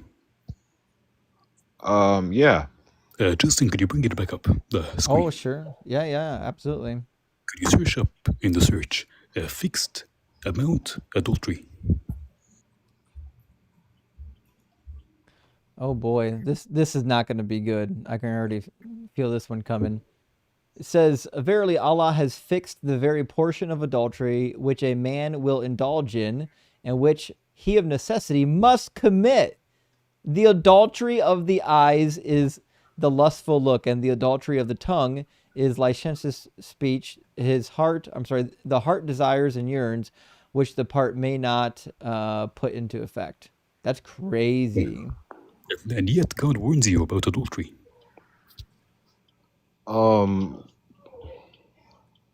Which is crazy because he didn't actually give you the amount of adultery that he's willing to allow. He just says that he allows a particular amount of it, which means if he's going to tell you what part you're allowed to do, oof. This reminds me of the passage where in the Quran it says that your wives are like a farm to you. You can approach them however you wish or whenever you And wish. it is about a belief that they had that if you have huggy with your wives, the children are going to be cross-eyed. Wait, what? Uh-huh. Wait, what was about the cross-eyed? It was a belief that they had that if you have doggy with your wife, the child, as a result of this sexual uh, uh, position, is going to be cross-eyed. Then God told them, no, you can approach your wives, meaning penetrate them however you want. That's crazy. Yeah, they had all kinds of weird beliefs in the ancient world. I mean, a lot of Jewish people thought that if you topped a woman, Um, it would give you diarrhea. I mean, we don't believe in what Jews believe. I mean, He I, Just wasn't saying believe that you other silly did. stuff.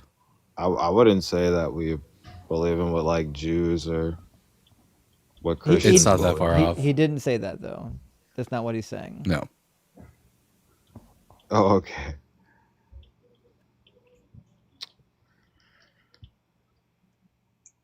Um.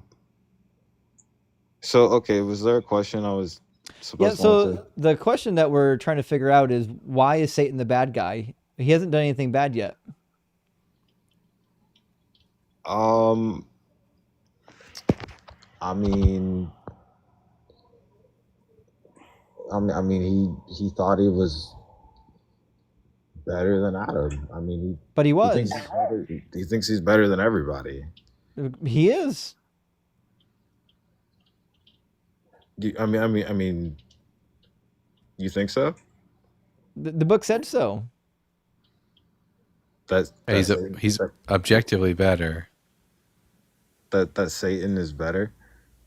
Hmm. Could you put me on the screen, by the way? Oh, are you Yeah. saying because he's made out of fire? No. Although For those nobody missed, on YouTube can see what you're doing here. could you put it on the screen? It is chapter 223. Yeah. 1 second. Let me put it on the screen for you. So That you is want the to do source, the farmland. you want to do what now? It is for the people who ask for the source about the farmland, the cross-eyed. Just bring up the tafsir. Oh, yeah. It's 223. Yeah. In the Quran. 1 second. I'll pull it up. Let me see it. The tafsir is Yeah. going to tell you that this was a Jewish belief. So if you go to the Quran, it says, your wives are like farmland for you, so approach them consensually as you please. It doesn't say consensually, but could you open up the tafsir? Yeah, it at least it puts the word consensually in brackets to let you know that this is added to it. This is not actually part of the text, but we can definitely open up the tafsir.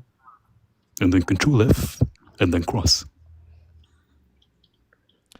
Says, for instance, al-Bukhari recorded that in Ibn al-Munkadir said that he heard Jabir say that the Jews used to claim that if one had sex with his wife from behind in the hoo-hoo, the offspring would become cross-eyed. Then this ayah was revealed. That's crazy. Wait. So it says this about what the Jews believed. Uh-huh. Then they said it was revealed after that. I mean, I don't put it past them to believe something like that. To be honest, they believe in some pretty wild stuff in the Talmud. No, obviously in your religion too. I mean, like what though? We just read it. Doing a doggy style makes your children cross-eyed. No. There is God telling them that they Yeah, can but do it. that's God saying what the Jews believe, though. There is God telling them that they can do it without fear. Yeah, but that's God. I'm agreeing with you. I'm Like, telling you talking so, about the so then Jews. I misunderstood it then. Yeah, so this is why he tells them that they can approach the farmland however they want, from behind, from the front, etc.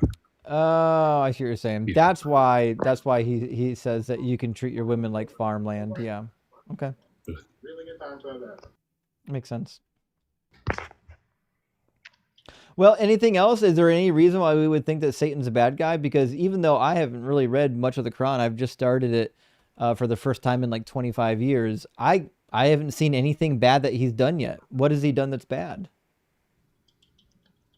I mean, I think that he thinks that he's better than other people, and he's a So conscious being, and he looks different from other people, He and he is. thinks that he's better than other people because he looks different. So Like, Satan. you see what I So mean? Satan's bad because he was able to observe correctly that he was like a better creature than human beings, which are very flawed. that's what I heard. I mean, I mean, I can give you something bad he did. Justin, can you open up the page again in the hadith? sure. And let's search up urination, or urinate in ear. Urinate what? In ear. In the ear? In the ear. Uh-huh. Man, they were crazy back. Well, The hadiths are wild. All right, let me see if I can find this hadith. Okay. Hadithanswers.com says shaitan urinating in the ear. So I think this article is going to give us the hadith we need. Guys, I'm just but- here to learn. Stop attacking me in the comments. Yeah, don't worry about the comments. The comments are all dirty heathens. It said so. The question is there hadith that states if one misses his fajr selah, then Shaitan urinates in his ear? The It is the answer viper. is yeah. It looks like Hadith 1144. There is a difference of opinion that has been mentioned with regard to the type of person being referred to in the Hadith. Blah blah blah blah blah blah blah. Let's see. Yeah. So I've heard this before. Now I'm curious. Prayer at night. So the person who was mentioned before the prophet, and he was told that he had kept on sleeping until morning, had not got up for the prayer. The prophet said Satan urinated in his ears. That's pretty wild, actually. At least it's entertaining, though. I mean, you can't see him do it. You know, it's. I mean, I think it's just talking about laziness. Was the prophet wrong? I mean, maybe the Prophet Muhammad was just a superstitious medieval like Arabic individual, so he had all kinds of silly beliefs about al shaitan. I mean, yeah, I've heard this before. Like, I don't really know too much about him peeing in the ears. I don't really think about it because I mean we don't have any like pictures of Satan, so like we don't believe he's like some red dude with horns. I can give you something good that he did. But he is peeing in people's ears, that's something. I got to be honest. If he is peeing in people's ears, we would say that is a bad thing. Yeah, I would say that's bad. No. What's up, Ems? Now, did I give you something bad? I'm going to give you something good. I'm going to give you something good since I gave you something bad. Could you read Bukhari 3275? Buhari 2375. 3275. I was like, yeah. The beginning of creation. The chapter names are irrelevant in Hadith. Yeah. It says, Abu Hurari said, Allah's messenger put me in charge of the zakat of Ramadan. Someone came to me and started scooping some of the food stuff of zakat with both hands. I caught him and told him that I would take him to Allah's messenger. Then Abu Hurari told the whole narration and added, he, the thief, said, whenever you go to your bed, recite the verse of Al-Kursi, for the guardian from Allah will be guarding you, and Satan will not approach you till dawn. On that, the prophet said, he told you the truth. Though he is a liar and he is a thief himself, was a Satan. So what happened here is that a guy was stealing food from the house of charity. And then the guy caught him and told him, I'm going to take you to the prophet. And then the thief was very scared and said, I'm not going to take you, do not take me to the prophet, and I'm going to tell you something that is going to benefit you. If you recite this verse from the Quran, Satan himself cannot touch you until dawn. And then he went to the Prophet and told him about this. And then the Prophet said, he told you the truth even though he's a liar, because that was Satan himself. The guy stealing food. Yeah. I know about that. Yeah, it was actually Satan stealing food. Now, why would he need food? I mean, And why would he come as a human? And why would he tell him a verse? I'm like we believe that he can appear as humans. Why would he need food? I mean, it's not that he like he needs food, but we believe that he does eat. So like when somebody does something disgusting, like when they eat something really nasty, Satan That also. Satan is eating with you. Yeah. That is if you do not if before you eating you do not invoke the name of God, then Satan is going to eat with you. I mean, there's a lot of meals. If you count the number of people in the U.S. alone that do not invoke the name of Allah before eating, there is a lot of meals Satan has to go through. You heard it here, friends. You never have to eat alone. If you're feeling lonely, just make sure you never pray to Allah and you have a partner with you for lunch and dinner. I'm like these rules only apply to Muslims though. They don't apply to people of other faiths. Well, that is disappointing. Finally, I thought I had a companion in Satan, but apparently not. But I'm like for example, if you were to use the bathroom with one of your like your left hand, and then that is, if you enter the bathroom with your right foot, you're supposed to enter with your left. Yeah. And you're supposed to say a prayer so the toilet jinns do not get you. Oh my God, there's toilet jinn? Yes, they live in the toilets. That's crazy. I mean. Holy shit! Toilet jinn? It's not that they live in the toilet. They live in dirty places. They live in dirty places like the bathroom. Wow. And by the way, Justin, did you know that these are the equivalent of unclean spirits? Then. Yeah. No, by the way, Christians, if you're unclean. Christians listening, if you think this sounds silly, your religion's just as silly. So don't get too high and mighty in the comments. Yeah, you've got unclean spirits too. What's that? There are Christian jinns, Jewish jinns, and Muslim jinns, and atheist jinns. Stop it! There are atheist jinn. Unfucking believable. Yeah. They have free will. Jinns can be good and bad, and they can be bad jinn who do good things and good jinns who do bad things. They're like a morally gray kind of being. And by the way, wild. The jurisprudence, it is legally recognized for a woman to get married to a jinn and have his child.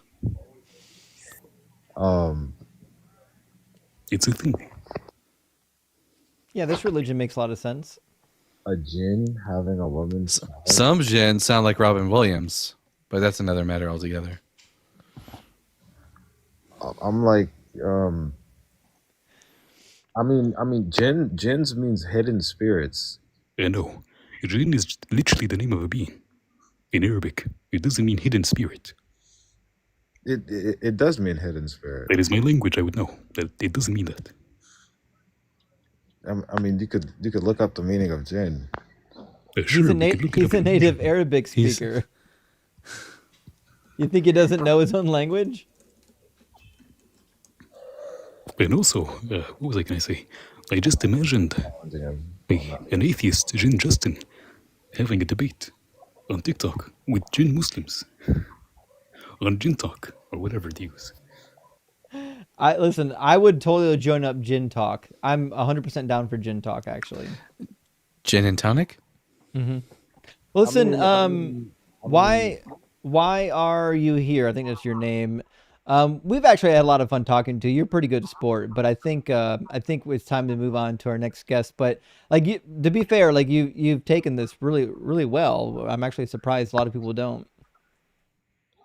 Dude, I'm saying I actually like your guys' live streams, dude. Like you guys are, really cool. Like you guys bring up some really cool stuff, and I mean, I just love to see a bunch of guys studying together.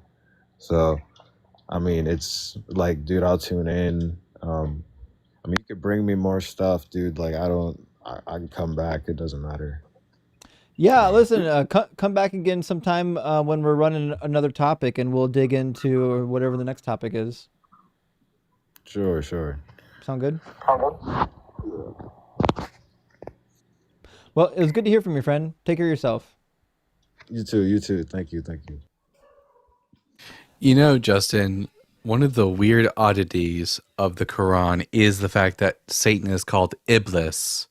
And what's weird about it is that it's actually derived from a Greek word, diabolos, which is what the devil's called in Greek, which is weird. Why does Allah speak through the angel Jibril and then reveal to Muhammad in the Arabic language that the devil's name is like Greek derived?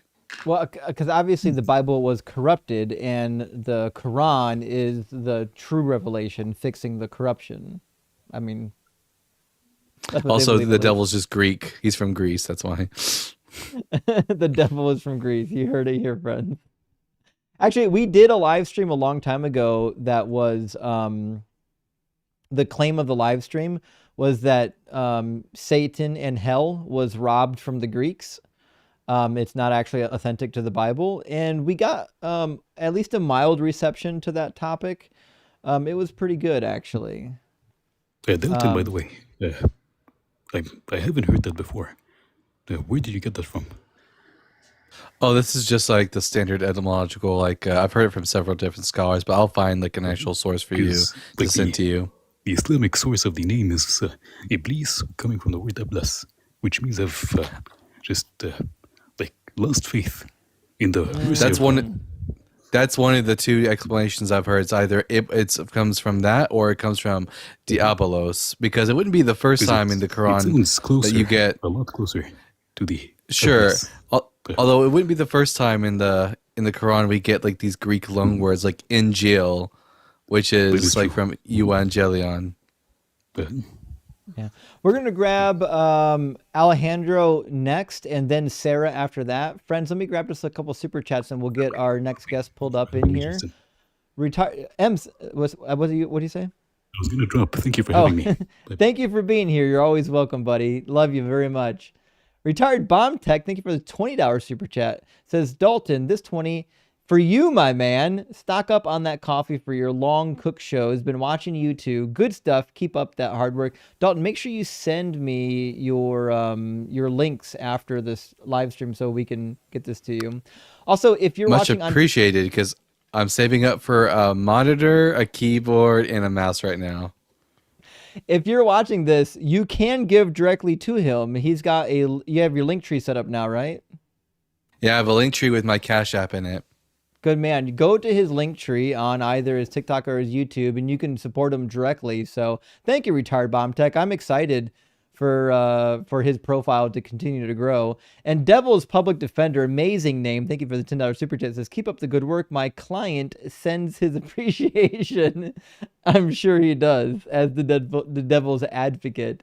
And April, thank you so much for the $10 super chat. Says the Christians aren't coming up tonight because they know you know the Bible more than they do, and they are chicken shit. That probably is the case. It looks like we're going to go hungry tonight. No, we'll get some people. We're sometimes they start out a little bit slow. That hasn't stopped them before. Justin, true. what is the origin of that phrase? I think you might be like devil's advocate. It has something to do with a Catholic court system, right? I don't actually know. I'd have to look it up. Here, I'll look it up for you. Just keep going. Appreciate that.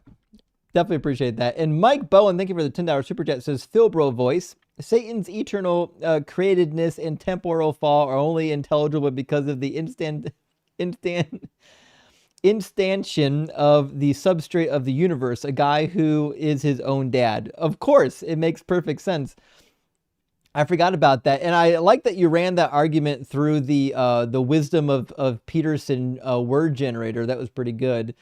Also, Barney, thank you for the super chat. Says also "Dumb All Over" by Frank Zappa. Listen, all of the Marduk again with another Ghost from suggestion. I haven't listened to Ghost yet, but I'm aware of it now, Marduk. I promise I'll get to it when I do get around to listening to some new music. And Tim says my papayas has been getting smokes for 20 years. I think you mean papayas. Papaya? Yeah. By the way, I found it out. I remembered as soon as I read this. Yeah. So in the 16th century, Pope Sixtus V created an office called the Promotor Fidei, or Promoter of the Faith, whose job it was to argue against an individual who's like be considered for sainthood, but colloquially among the people, it was called the Advocatus Diaboli, the devil's advocate, because they're arguing like why should this person not be canonized as a saint. That's So, actually a really good everyone- idea. Thank you for that, Dalton. Also, thank you, Atom, for sending out 5 DZ Debate memberships. I think DZ Debates is way ahead, but we do have 5 for Deconstruction Zone from Germs. Thank you so much, Germs, for sending out 5 Deconstruction Zone memberships. And Lord Illuminous Pooh, good to see you tonight, says, from the book of Peter, Paul, and Mary, behold, the dragon lay low by the sea, known to the Lord as Puff, purveyor of sorcery. And yes, I am familiar with Puff the Magic Dragon. If you're a millennial, an elder millennial, and you don't know who Puff is, I got questions. Let's bring in Alejandro and then Sarah. I'll admit I only know who Puff the Magic Dragon is because of Meet the Parents. Nice haircut. That makes sense. Thank you, Alejandro. Are you at least 18, and do you think that Satan exists? I do, and yes. Okay, and do you think that he was good or bad or what? I think he works for a higher power that is testing all of us. We agree. Okay, so Satan's not evil then. I mean, there is such thing as evil. Yeah, but Satan's not evil if he's just working for God. Satan is not evil and God is not evil, then we are evil, right? Is that what you're saying? No, not at all, no. So you're saying God is evil, but not Satan. Yeah, God is actually evil. Like all the horrible stuff that gets blamed on Satan is actually God's doing. Like what he did to Job, that was God's doing. Yeah, I really resonate with Job. I'm glad you brought that up. Do you believe in that story? No, I don't think it's a true story. But in the book, I mean, you believe it's true, but in the book, like the instigator of all that carnage is in fact God. So how can you not believe that, but believe in Satan? I don't. You don't what? I don't believe in Satan. He might be a little confused. Why are you talking? My claim is about the character from the religion. Like I could say that Harry Potter you don't believe was in. actually not a good hero. Like, so do you watch Disney? So you believe in Disney or you don't? I believe more in Disney than the Bible, that's for sure. And you don't think Disney was used by the Bible? No. Do you think Satan is in charge of Disney? I mean, if Satan is innocent, that means God's in charge of Disney. And so, but yet you don't believe in Satan. No, I don't believe in Satan. You see your contradiction. No, I don't see it. So you're confusing believe in with helping. I'm not confusing anything. I'm saying in your storybook, your fictional storybook, I believe in you. Satan doesn't actually do anything bad. But Did God does all kinds of stuff that's bad. What you need to do is stop repeating yourself because it's meaningless to the point of this conversation. Did I believe in you? You can yell it. It's not going to make the conversation move any faster. Yeah, maybe if you shout it louder, it'll actually move the conversation along. All that time waiting in the comment section only for him to like to do this. Only to not have any idea of what's actually happening right now. That's the real question. The question is right now whether or not No, listen. Do I need to believe in? I love how you think you're in charge of this flow of conversation right now. No one can hear you, Alejandro. My microphone's way louder than yours. So just so you're aware, you'll never win the talking over the host game. It's never going to work. Not 1 second will this ever work. So the question is not whether or not you believe in me. The question is whether or not you believe in Satan. Oh, here comes the posturing. Here comes the posturing. I couldn't actually engage in the actual conversation. So now I'm just going to posture for the audience. So I need you to think about whether or not you actually think Should Satan's a real person. I And do I need to believe that believe Satan's a real in person you? for me to critique the story of Satan? Why should I believe in you? Do I need to believe in Satan in order to critique the story? Tell me why I should believe you. You fucking shouldn't. So get the fuck out of here if you don't believe I exist. Tell me why I should believe you. I tell you what, I'll give you Into one. yourself, Alejandro. I'll give you one reason. Because you're a clown and you live in a false reality and you believe in a book of fairy tales. Get out of here. That guy was whining in the comment section forever, talking about how much he wanted to come up here, only for him to crash out like that. It's wild. Yeah, what a coward. Couldn't even engage. Please don't make me talk about the actual topic. I don't want to talk about the topic. Okay, we're going to bring in Sarah. I said we bring in Sarah next. Imagine spending all that time hate watching in the comments to add absolutely nothing to the conversation. These people should be embarrassed of themselves. It's crazy that they're not. Sarah, welcome in. Are you still connected? Because it looks like you're only half connected anymore. And I don't hear you talking. And you're I not don't loading. see her or hear her. Yeah, I don't think Sarah's actually connected anymore. Come back if your connection's too slow, Sarah. You got 3 red bars. You need to find some Wi-Fi, okay? You got a terrible connection. All right, friend, come back. Get some Wi-Fi and come back. Here comes the crybaby, though. Hey, did you are you ready to have an actual conversation now or what? Human to human, or I'm under the understanding that we're both humans. Are you? do you believe it that I am human or not? I think you're a pretty low tier human right now. So do you want to actually engage in the conversation or no? So how many tiers of humans are there? Whatever the lowest tier is, you're on it. So again, do you want to engage in the conversation or not? How many tiers of humanism is there? Because you seem to know the lowest, so I want to know how. Okay. Well, you can go fuck off again, okay? These people are wild. It's crazy that they think they're doing God's work. Yep. You remember that Christian fellow who came in your live a couple days ago, the one that was a flat earther? Yeah. He keeps coming to my lives every single day. I think he's got a kink for getting absolutely spanked by me every day. And yeah. There's a lot of them that live in cognitive dissonance land. All right, we'll try Sarah again. Hopefully Sarah's got a better connection. How you doing, Sarah? Sarah, your connection's slow, my friend. All right, I don't know where you're at, but your connection's not good enough for whatever you're trying to do, okay? You've got 3 red bars still, and nothing works. All right, so we gotta move on. When you get home and you're not in your car anymore, connect to the Wi-Fi, and we can try this again. Alejandro's back in the queue again. What a loser.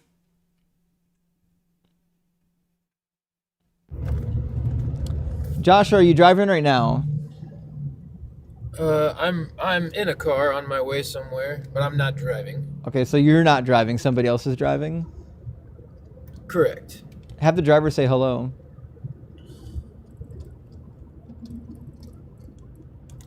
You lying son of a bitch.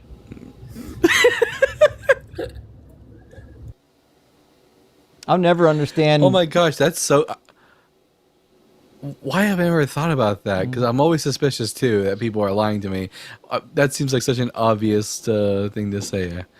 Gee whiz. I'll never understand Christians or believers in God that will get up here and just lie in front of 2,000 to 3,000 people, like it's just like they're using the restroom. You know, like just like another bodily function. This lying spewing out of their mouth all the time. I'm gonna grab. Don't live and drive, people. Don't actually. We've been on live stream before while somebody hit a curb. Don't do it. Don't do it. I'm going to read one super chat. We'll get our next guest in here. Marcus Alexander says, I asked Inspiring Philosophy about Jeremiah and Ezekiel's vision of the Messianic temple where animals were killed, blood rituals, meat is boiled, all for sin offerings. And he said it was symbolism. Listen, IP has not read the Old Testament. That clown has not read a single page of Ezekiel. Don't ask him biblical questions if you want real answers. The guy is a cope factory. He's a big cope factory. But to be fair, at least he's typically a nice coper. He doesn't like rage on people. All right, well, we're going to bring in Connor, and then we'll get Connor in here. Connor, 1 second. Let me turn the echo cancellation on. All right, we should be good now. Connor says, I believe Satan is real, and I believe God is real. Awesome. Connor, do you believe that Satan was a good guy or a bad guy, though? I believe he's a bad guy because of what the Bible says about his character. Yeah, but did he do anything bad? Yes, I mean, let's see. Let me pull up. I got a few verses to reference, so I'll just pop in and out sometimes. So Mhm. let's do John 10:10. I mean, do you want me to say the verse and then you can put it on screen, or do you just want me to say it? No, I can put it up here, John 10:10. Okay. Thanks for taking my call, by the way. Also, I am Sure. above age 18 and stuff like that. So It says, the thief comes only to steal and kill and destroy. I came that they may have life and have it abundantly. When did Satan steal, kill, or destroy anyone? throughout the Bible, I mean, you just see Name instances one. of that. I've never seen an instance where Satan killed anyone that he wasn't commanded to. Like what? Like what verses? The only people we see Satan killing in the Bible is Job, Job's family members and his servants, but God put him up to it. God For a killed. redemptive No, plan no, for there's no redemptive plan in the book of Job, at all. Nobody is getting redeemed in that particular book. It's just about God trying to win a bet with Satan. It's a pissing contest, an ego match. Do you not think Job being cemented in the Bible in of itself is a redemptive plan, No. considering the fact that Job, his story is one of the most famous books of the Bible, and it gives people hope in the midst of adversary and evil and turmoil that does happen in their life, and Job gives them hope. Do you believe that when people look at the book of Job and they believe it sincerely, that it gives them genuine hope to persevere? What's Do you hopeful not about think it? that's a redemptive thing? What's hopeful about it? In the midst of That all the that evil God that will happens, murder you and torture you even though you've done nothing wrong? Right? I read Job, and all I got from it was that God's got the biggest stick, so he can do whatever he wants. Don't question him. I mean, the Lord, it does say the Lord's ways are higher than our ways. So, like, when So, Satan does come before them, actually, let me I'm gonna pull up the verse real quick just so I can reference it. We're talking about Job 1:6, yeah? yep. Initially, when he's first Mhm. coming. Yep. Okay, I'll just read it just real quick just so I can get a refresher here. Wait, I thought we were going to read John 10:10. We did. We did, Oh, but we did. you Sorry, I transitioned to missed that. Job, so we're on Job right now. So I'm just gonna read Job 1:6 through the end of the passage, I guess. Now The there whole was a chapter? day. You're going to read the whole Pardon? chapter? Okay, yeah. Just so we get context, yeah. Yeah, that's Now what there we was need. We need more context, yeah. now there was a day when the sons of God came to present themselves before the Lord, and Satan also came among them. And the Lord said to Satan, "From where do you come?" So Satan answered the Lord and said, "From going to and fro on the earth, and from walking back and forth on it." Then the Lord said to Satan, "Have you considered my servant Job, that there is none like him on the earth, a blameless and upright man, one who fears God and shuns evil?" Okay, so who And so pointed out Job? God did initially, and I get Yeah, what you're yeah. saying. It So is God interesting. I God said, "Hey, what about this motherfucker over here?" Do you reckon there might be context to that we don't know? Because I know the sometimes, context. You might not know it if I know it. yeah. Please, I'm actually curious. There might be context to it because The con it does seem like God's just pointing him out, like, okay, you just showed up, right? You and your angel buddies just showed up, and it's like, hey, look at this guy Job over here. I want you to go mess him up, but like, I'm curious contextually, like if you have context to it. Yeah, contextually, Satan's job is to be the accuser, is to test the humans. And so God is like, "Hey, look at this special one over here. You should go test this guy because I guarantee he'll hold up to scrutiny." So God puts him up to it. Sure. And considering that God knew he would pass the test, do you not Yeah. think that God would give instruction for Satan to do something in a redemptive way if he knew he couldn't handle it, because Yeah, Job, you made it at the end of the worse. day, does not curse God So like, so God he said knew he that would. he would pass the test, and he had his whole family and all of his servants brutally murdered anyways. So if you know he's going to pass the test, then why would you make him do the test anyways? For a redemptive plan and purpose, right? What does redemption have to do with this? He murdered dozens and dozens of people. Dozens and dozens of people for a redemptive purpose, right? Like I already No, talked there's about no that about redemptive Job. purpose in Job. Nobody gets redeemed in Job.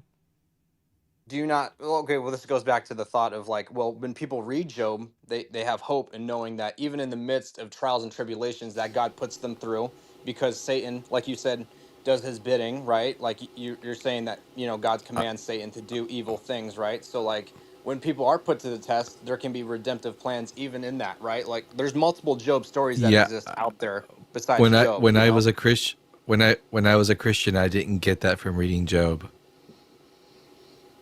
Why not? Well, oh, I because get I it, just because read his family died, because I right? actually And like, no, because I actually read Job, and the only point that Job's book makes is that God's the one's in charge, so don't question him. That's it. Yep. but do you not see like anything good that comes? So like if we live in a fallen world, right, in which Satan is going to do evil, why would the Job story in which That's what I'm saying. Satan He is didn't. actively performing evil, He why would that didn't. not be redemptive for many believers who Satan believe in the Satan did story what of he was Job? supposed to. Satan did what he was told to do. Okay. So So, God put yeah. Satan up to it, which means God's the evil one. If Satan's doing evil stuff in the book of Job, that means God's doing evil stuff in the book of Job. I totally get what you're saying, but like, let's just say, okay, so we live in a fallen world, right, where evil exists, okay? And so if we live in a fallen world and God has to work with the fact that there's evil and for a redemptive plan and purpose, then of course God is going to use instances like Job and the devil in order to fulfill his objective and plan and purpose for humanity, right? His So objective it was makes sense to apparently to me. torture people then. To torture, Yeah. I mean, yeah, sure. I mean, that's what the book says. So I guess, yeah, you're right. But So like I said, to be it's for a clear, purpose. God will light people on fire for all of eternity if they don't worship him. Satan has to do his bidding. So when Satan kills people, it's because God put him up to it. But yet Satan's the evil one and God's the good one? How is that possible? So if we look at the book of Job, right, he had a hedge of protection around him. And so prior to that, prior to Satan coming forth and God, saying, hey, look this is my faithful servant, there was a hedge of protection around him. So God, in that instant, was like, okay, I'm going to have a plan for this. Therefore, I'm going to take my hedge of protection off of you and you can do your bidding on him. Mm-hmm.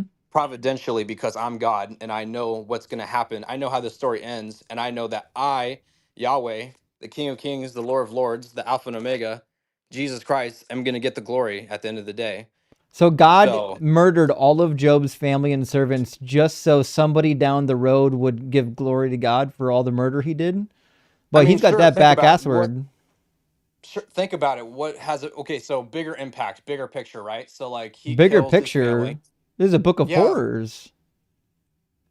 Like very few books of the Bible have done more to turn people away from this God than the book of Job. I mean, I think there's been a couple books for sure. I agree. I mean, perhaps, I'm not There's sure, never been a but single non-believer who read the book of Job and said, that gives me some fucking hope. Never happened. well, that's why I'm saying I prefaced with like believers who believe that this is real, right? So Well, like they don't if need a Job. non-believer, You don't when need, a if you're already a non-believer, believer, you don't need the book of Job. And also, right? I'm I saying was a believer when I believers. read Job, and it didn't bring me hope again. Mm-hmm. Okay, then that goes into the concept of like falling away. Like, can a believer truly know God and still fall away? Like, that's a different topic. Well, This was before I fell away. This wasn't what led me to fall away. I was a believer and remained a believer for some time, but I didn't get the message you're trying to preach from Job. I see. Okay, so we just have different perspectives on it, and that's okay. I mean, there's a lot of denominations for a reason, right? I mean, people don't agree on these things. So, yeah, so I mean, so the question still remains, what did Satan do that was actually evil? Because All the evil stuff we've seen so far is God's conjuring. Okay.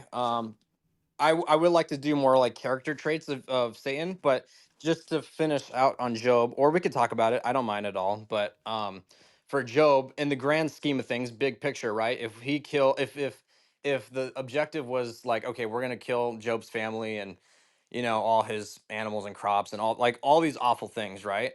But for the redemptive purpose of that, this story being told would be used to glorify God Could and God honor. could God have made a story that glorified himself without murdering a bunch of innocent people? Yeah, I mean, he was a humble servant, right? Like he came down in the flesh, Okay. known as Okay, so Jesus Christ, and he so died for what that humanity. That's a yeah, prime we example. we know the story, Connor, and no, it didn't happen.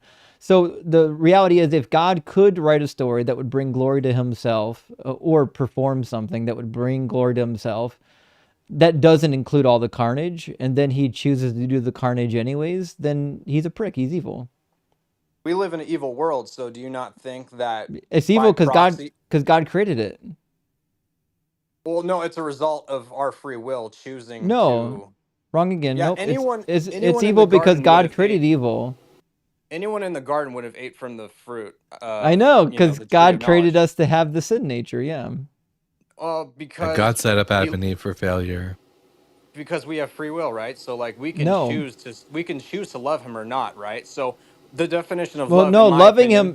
loving him has nothing to do with sin. They're different things.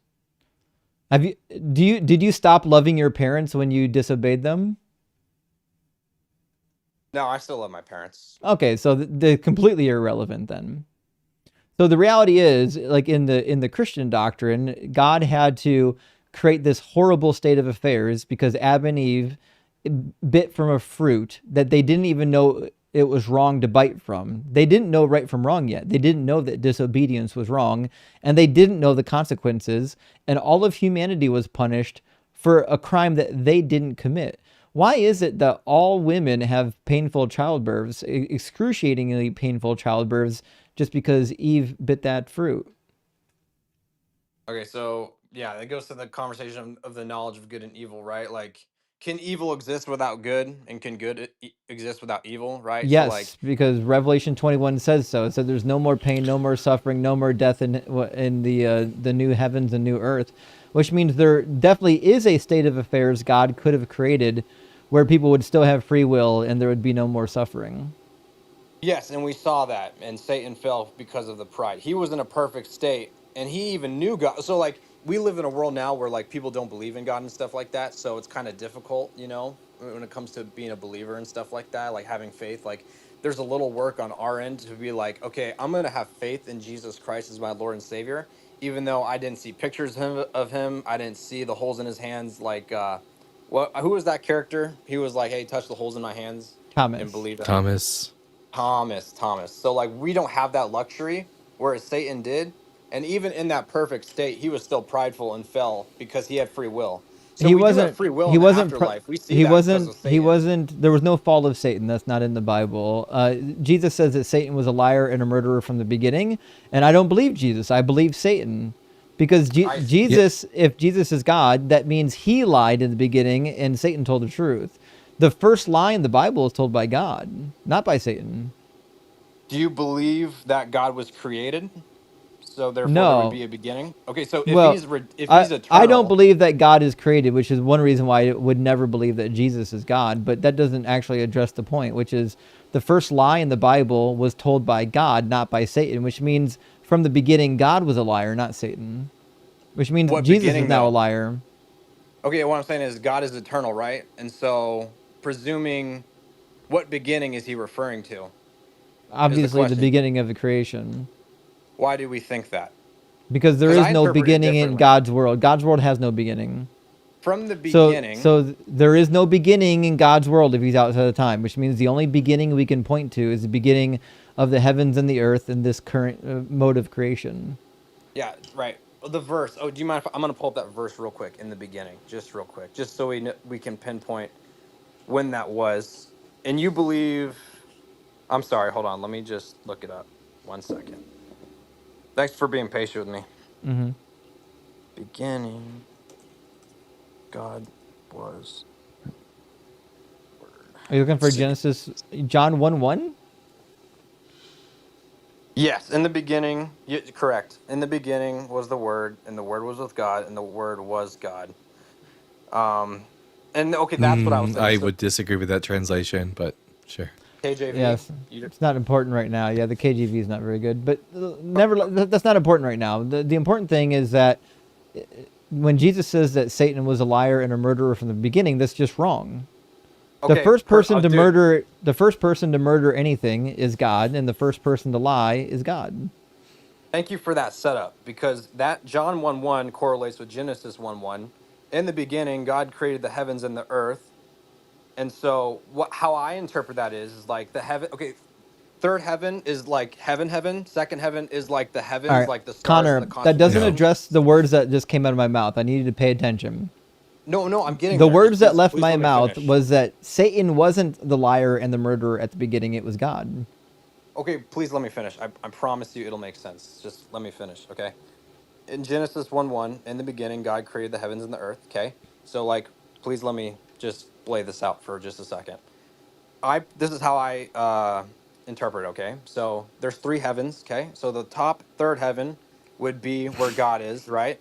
The second heaven would be like cosmology, the constellations, the heavens as we know it, or the atmosphere, whichever. And then the earth, okay? And so when it says the devil was a murderer from the beginning, Jesus initially said, if you even have anger in your heart towards a person, you've already committed You murder with them in your you've heart. already started off wrong because that's not correct cosmology. That cosmology you just laid out isn't anywhere in the Bible. So The you're already second starting heaven off on the isn't in the wrong foot. Bible. The second heaven No, isn't in the the Bible. idea that the idea that the third heaven is where God dwells and that there's only three heavens, that's not in the Bible. I'm pretty sure. I mean, okay, I'll look back on that just for a second. But if we are to What is take this? the notion, can I please finish? If we were to say, listen, if you even have anger in your heart towards a person, that's murder, right? And so, I believe this is my interpretation. You can call me wrong, okay? When Satan Are you was going to in be able to demonstrate are you going to be able to demonstrate from the text that Satan had anger in his heart towards Adam and Eve, because I don't think you can derive that from the text. Okay, that's where I was going. Thank you. Okay, let's get to that verse here. Sorry, let me pull up Genesis on my app. But yeah, if he's gonna deceive someone, right? We don't know Satan's He heart. did We just know his he did intentions of the Satan didn't deceive Adam or even the garden. He only spoke the truth. spoke the truth. He deceived them into doing the very act that God told them not to do. Like No, they know. he didn't deceive them. He just Well, told them the that's just truth. his character trait. He's a deceiver, right? That goes No, to he's another not. Well, conversation. That's the claim that you what haven't proven yet. Okay, well, what lie okay, did I'm trying Satan to flesh tell it in the out. garden? What I'm lie trying did to Satan flesh it tell, out. Connor? Well, I want to pull up the verse. Do you guys have the verse? I'm Yeah. sorry, I don't. Yeah. Let's see. Yep. Um, Now the serpent was more crafty than any. In fact, let me share my screen. I apologize. I don't have the screen sharing turned on, but I usually do. 1 second. All right, you should be able to see screen, but one more second. yes, I see it.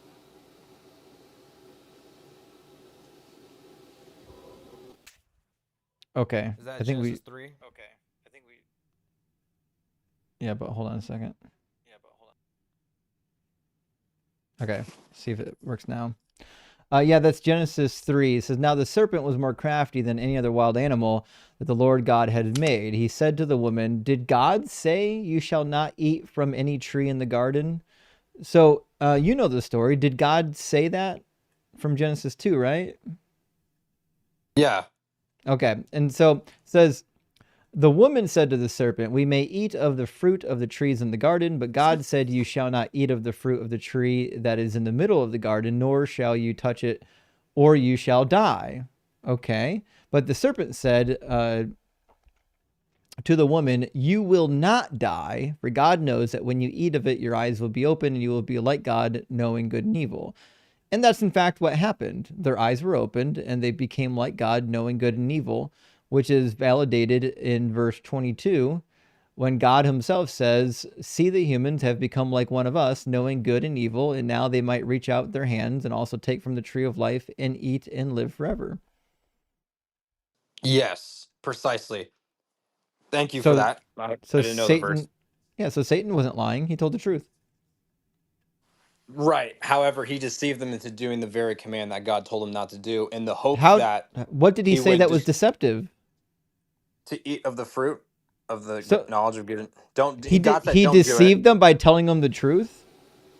To do it. He told them to do it. Yeah, but did he deceive them by telling them the truth? Do you know No. what deception is? I don't think he does. Deception. Okay, so I want to know what your perspective is on what I'm saying when I say that. Deception is when you lie to somebody in order to get them to believe something that's not true. He didn't do that. Oh, okay, I see. The deceiving aspect of that is when he goes up to what was it, Eve, right? The first one he went up to, and he was like, "Did God I really think say that?" He was I deceiving think the her phrase you're in that looking instance. I think the phrase you're actually looking for is not deceive but tempt. Hmm. Yes. Um. But that's his job, ma- is attempt. That's his whole shtick. Pardon. I just want to see. For God knows that. Okay. So. Yeah, he's just a good employee. Mm-hmm. Right, but when she said, I'm sorry, when the serpent said, "Did God really say not to do that?" That's a pretty deceptive thing to say to someone. Don't you That's But just agree? the he was question. he was telling the truth when he gave her the answer. First of all, I asking a mean, he was making her question second guess herself. That's pretty deceptive. because Like he was God gaslighting her. lied. No, he told the truth. God lied. How did God lie? He said not Because to do God something. said that the day in which you eat of it, you'll die. And Satan said, "You won't die. You'll just become like God, knowing good and evil." And that was the case. In Genesis 2:17, we see the first lie of the Bible. It says, "But of the Well, tree of knowledge and good and evil you shall not eat, for in the day that you eat of it, you shall surely die." right. I mean, before that though, they wouldn't have died though. No, I mean we don't know that contextually, right? I They mean, weren't Well, they they could have weren't lived in the garden immortal. forever. yeah, they're They not could have lived in. immortal.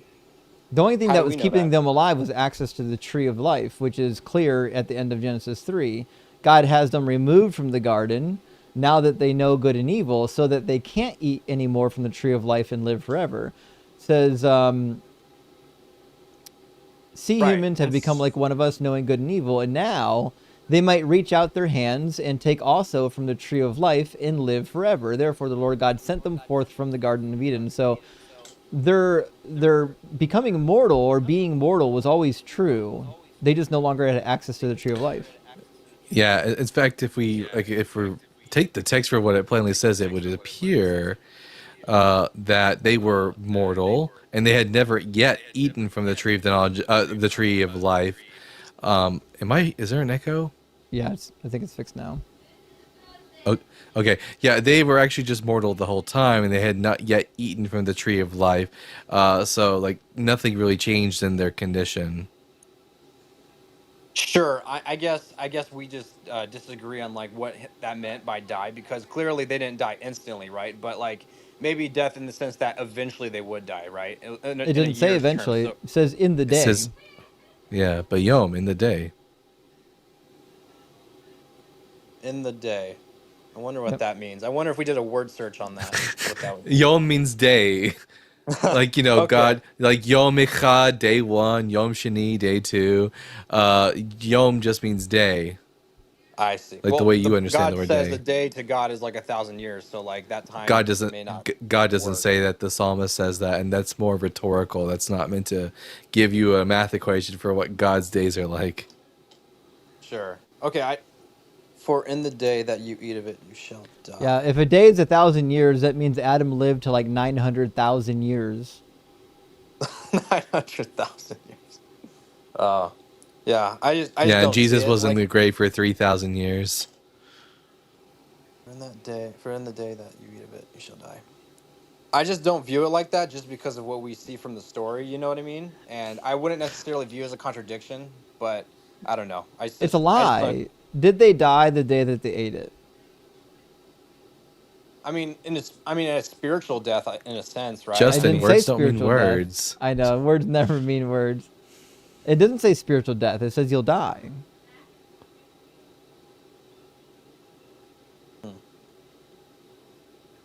Well, I gave my views on it, so I don't know.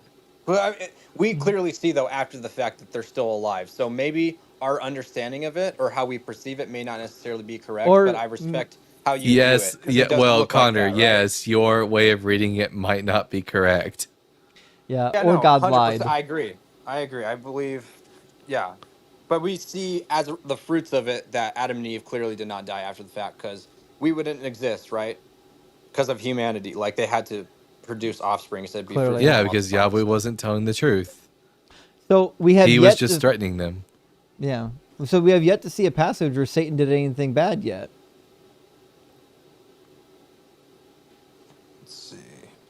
We could do Revelation. That's a good place to start because I know But Revelation hasn't come um, true. the Antichrist and he'll deceive people and proclaim himself as God when he's Dalton, not can you God. turn your mic down a little bit? There's some back. Oh, It picks up a lot of yeah. background noise.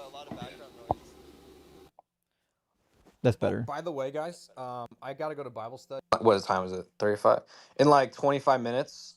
Connor, So you're I'm at not trying to Bible like pop up. study. I am at Bible study, but I promised I would be with them. But I really love our conversation we're having. I just want to give that preface so you don't think I'm like copping out, like I'm worried or anything. This has been great, really. I enjoyed this because I actually do like watching your videos, even as a Christian, because like it gives me a perspective on how atheists view. Because I used to be like an agnostic, like I believed in a God, but not necessarily the Christian God. And then I gave my life to Jesus Christ, and I'm a born again believer, right? But it's always good to get a refresher on like how you guys view these things. So I appreciate your videos, and although I do disagree with your takes obviously and some things you say, but it's knowledgeable and is good resource from a different perspective. So Fair enough. all right. Yeah, you want to do Revelation? I mean, that's a place in which we can see Well, Satan Revelation hasn't being come true yet. sure, but like if we take the Bible out at face value, even if I you don't wouldn't. believe it, right, but you don't believe in the Bible, but like if you took it at face value Yeah, as if it was the like truth, then what's we can say like it Connor, was what's an to say that the indication of who Bible Satan isn't is, just no? God's what's to say that the Bible isn't just God's We propaganda got the false against prophet, Satan? we got the His smear beast, we got his smear campaign. Satan himself. Let's see. Revelation, let's do Revelation 13:5-6. Connor, why would we believe that the Bible is telling the truth about Satan? Hmm. Like when it says Satan's going to do something, why would we believe it? Because when it makes other statements about Satan, it lies. It says that he's the father of lies, yet I can't find anywhere where he's lying. It says that he was a murderer from the beginning. I can't find anywhere where he's actually murdering anyone. Oh, that's right. We never answered that. I'm sorry. When Mhm. he was a murderer from the beginning, I believe it's because in his heart he had anger towards Adam and Eve, who were made in the image of God. And since he hates Yeah, God and he fell I because pointed of out his to him pride, that he had anger in his heart. you That's how I you can't interpret that. demonstrate But then again, you it could be can't wrong. I'm not demonstrate going to from the say like I know text. everything, but that would be my You can't interpretation demonstrate. of that verse, Can not you hear me, necessarily eternal I assume creation so. like heavens. But yeah, that's my Connor? Can you hear me, perspective on it. Connor? Um, I'm sorry, I lost my. Here it is. Connor, can you hear Dalton? I can't. How? How can you not hear him? Hold on. Let me make sure the audio didn't. Oh, yeah, hold on. I see the problem. I thought he was just ignoring me. I was like, Nope. what the hell? No, I hear him now. I got him. for some reason, one of my audio settings Okay. reverted in my studio. He should be able to hear you now. Yeah, I hear him. What was I saying? I don't remember, Justin. Something about Satan not being able to demonstrate that Satan actually told a lie. Oh yeah, you can't demonstrate that Satan actually had like hatred in his heart towards Adam and Eve. You can't derive that from the text. You just have to insert that into the narrative. Sure, but I mean, we can't look at anyone's heart and think, "Oh, that person looked at that woman with lust." We could, or you know what I mean, or like this person's angry at that person. I wouldn't know that. I mean, we can get guesses based on like facial expressions and stuff like that, but the Bible doesn't give explicit like, "Hey, that's what that was." Just like I said, that was my interpretation of it, but just to make sense of it, right? Because you think, "Well, Yeah, that's a you don't lie," but know I'm like, that. You don't know that. Yeah, Yeah, you don't like. What if it was just that Satan wanted to liberate Adam and Eve, and he didn't hate them? Well, presuming Satan knew that the outcome would be bad for humanity, right? Image Why? bearers of God, What? Adam Who? and Eve. What? He's he's not all knowing. Why would he know that? I don't know what Satan knew in the garden. All I knew is that he fell, and then he's like, "Okay, well, we see God made these people in his in God's image, and he saw There's that no God gave falling. them." Okay, God saw. I mean, sorry, Satan saw that God gave a specific command, and Satan's like, "How can I cause some chaos right now? I know I'm going to deceive Adam and Eve, and we're just going Where to is see all what this happens." written at in the text? Where is all this written at? Because as I far I as haven't I seen it. know, the serpent just walks up to Eve is like and asks a question. Did God really say this? And then, but he seems to get the inside track. He knows that it won't actually kill them per God's like declaration, but rather it would gift them with the knowledge of good and evil that they would become like the gods. Gift is used loosely because like we saw the outcome of that gift and it's not a good gift, obviously. What How gift? would we view that as a gift? Them falling. How would we view them Well, sorry, that's the thing is, sin? so the outcome of the fall was God's evil actions. God was the one that decided after they ate the fruit, he would make things really like shitty. He created natural disasters, painful childbirths, and all kinds of other things. That's all God's doing, not Satan. No, it was Adam and Eve because of their free will. They had that No, choice it was not. God's doing. After they ate the fruit, did God have to create baby bone cancer? I mean, obviously, this goes to the question of evil, and so I haven't like looked through like all the apologetics exhaustively to like give a cohesive answer. But Well, like we I'm don't thinking, we don't want the apologetics. We want your actual opinion. After they ate the fruit, was God required to change things up so that babies would be born with bone cancer? presumably, if the will of God is for free will, and this was the only instance in which God had to orchestrate his the free will of humanity to have that option to choose him and to abstain from sin and to love him, then I guess Can a yes. person That doesn't Connor answer the question. can a person make freely any choice if they're ignorant, if they're withheld from knowledge? They weren't withheld from knowledge Sure, because they were. God told them not They to do it. So Yeah, he didn't want them to have the knowledge of good and evil. Can you really have a person having free choice if they don't at least have like the knowledge? It's a good point. Seems like How he can yeah, you? just it's good. wants like obedient dogs. Yeah, how can you actually have free will if you don't have knowledge of good and evil? God wants robots, apparently. Well, they did have free will, just like Satan had free will, and he was imperfect. No, you can't have free will if you don't have knowledge of good and evil. If you don't know what your actions will actually do, then you don't have free will. Well, they did know the actions because he said They you shall didn't. surely die. But that was a So lie, and they didn't. we go back to like, well, how do you interpret it? So I mean, So that they didn't know that when they ate that fruit that there'd be baby bone cancer and hurricanes and volcanoes. They didn't know any of that stuff. sure, they didn't know the big picture, right? I mean, So obviously, God but withheld information from them, lied to them, and then punished them knowing that they didn't know right from wrong yet.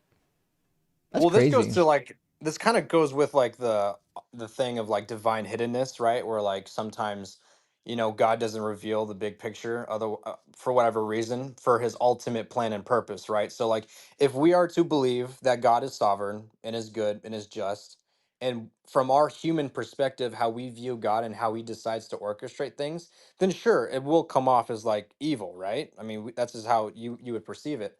But like I have faith in the fact that I know the God of the Bible is good and just, and I know Well, you disagree with that. I have faith I that he's know. evil, so who wins? Well, by definition, he can't be evil. Why I not? mean, that's just because the Bible says so. So what? The Bible's not true. The Bible depicts this God lying. You're basically telling us God is good because God says so, but if God was evil, he wouldn't tell you that he was evil. Certainly not. No, I mean, we live in an evil world, thus, God has to Well, use means in which Satan and evil would have to exist well, with his perfect sovereign will and plan, although God himself is not evil, right? God is It's evil. like That's something a that's the villain would claim. say. Yeah. That's like, what he just said sounds exactly like what a supervillain would say.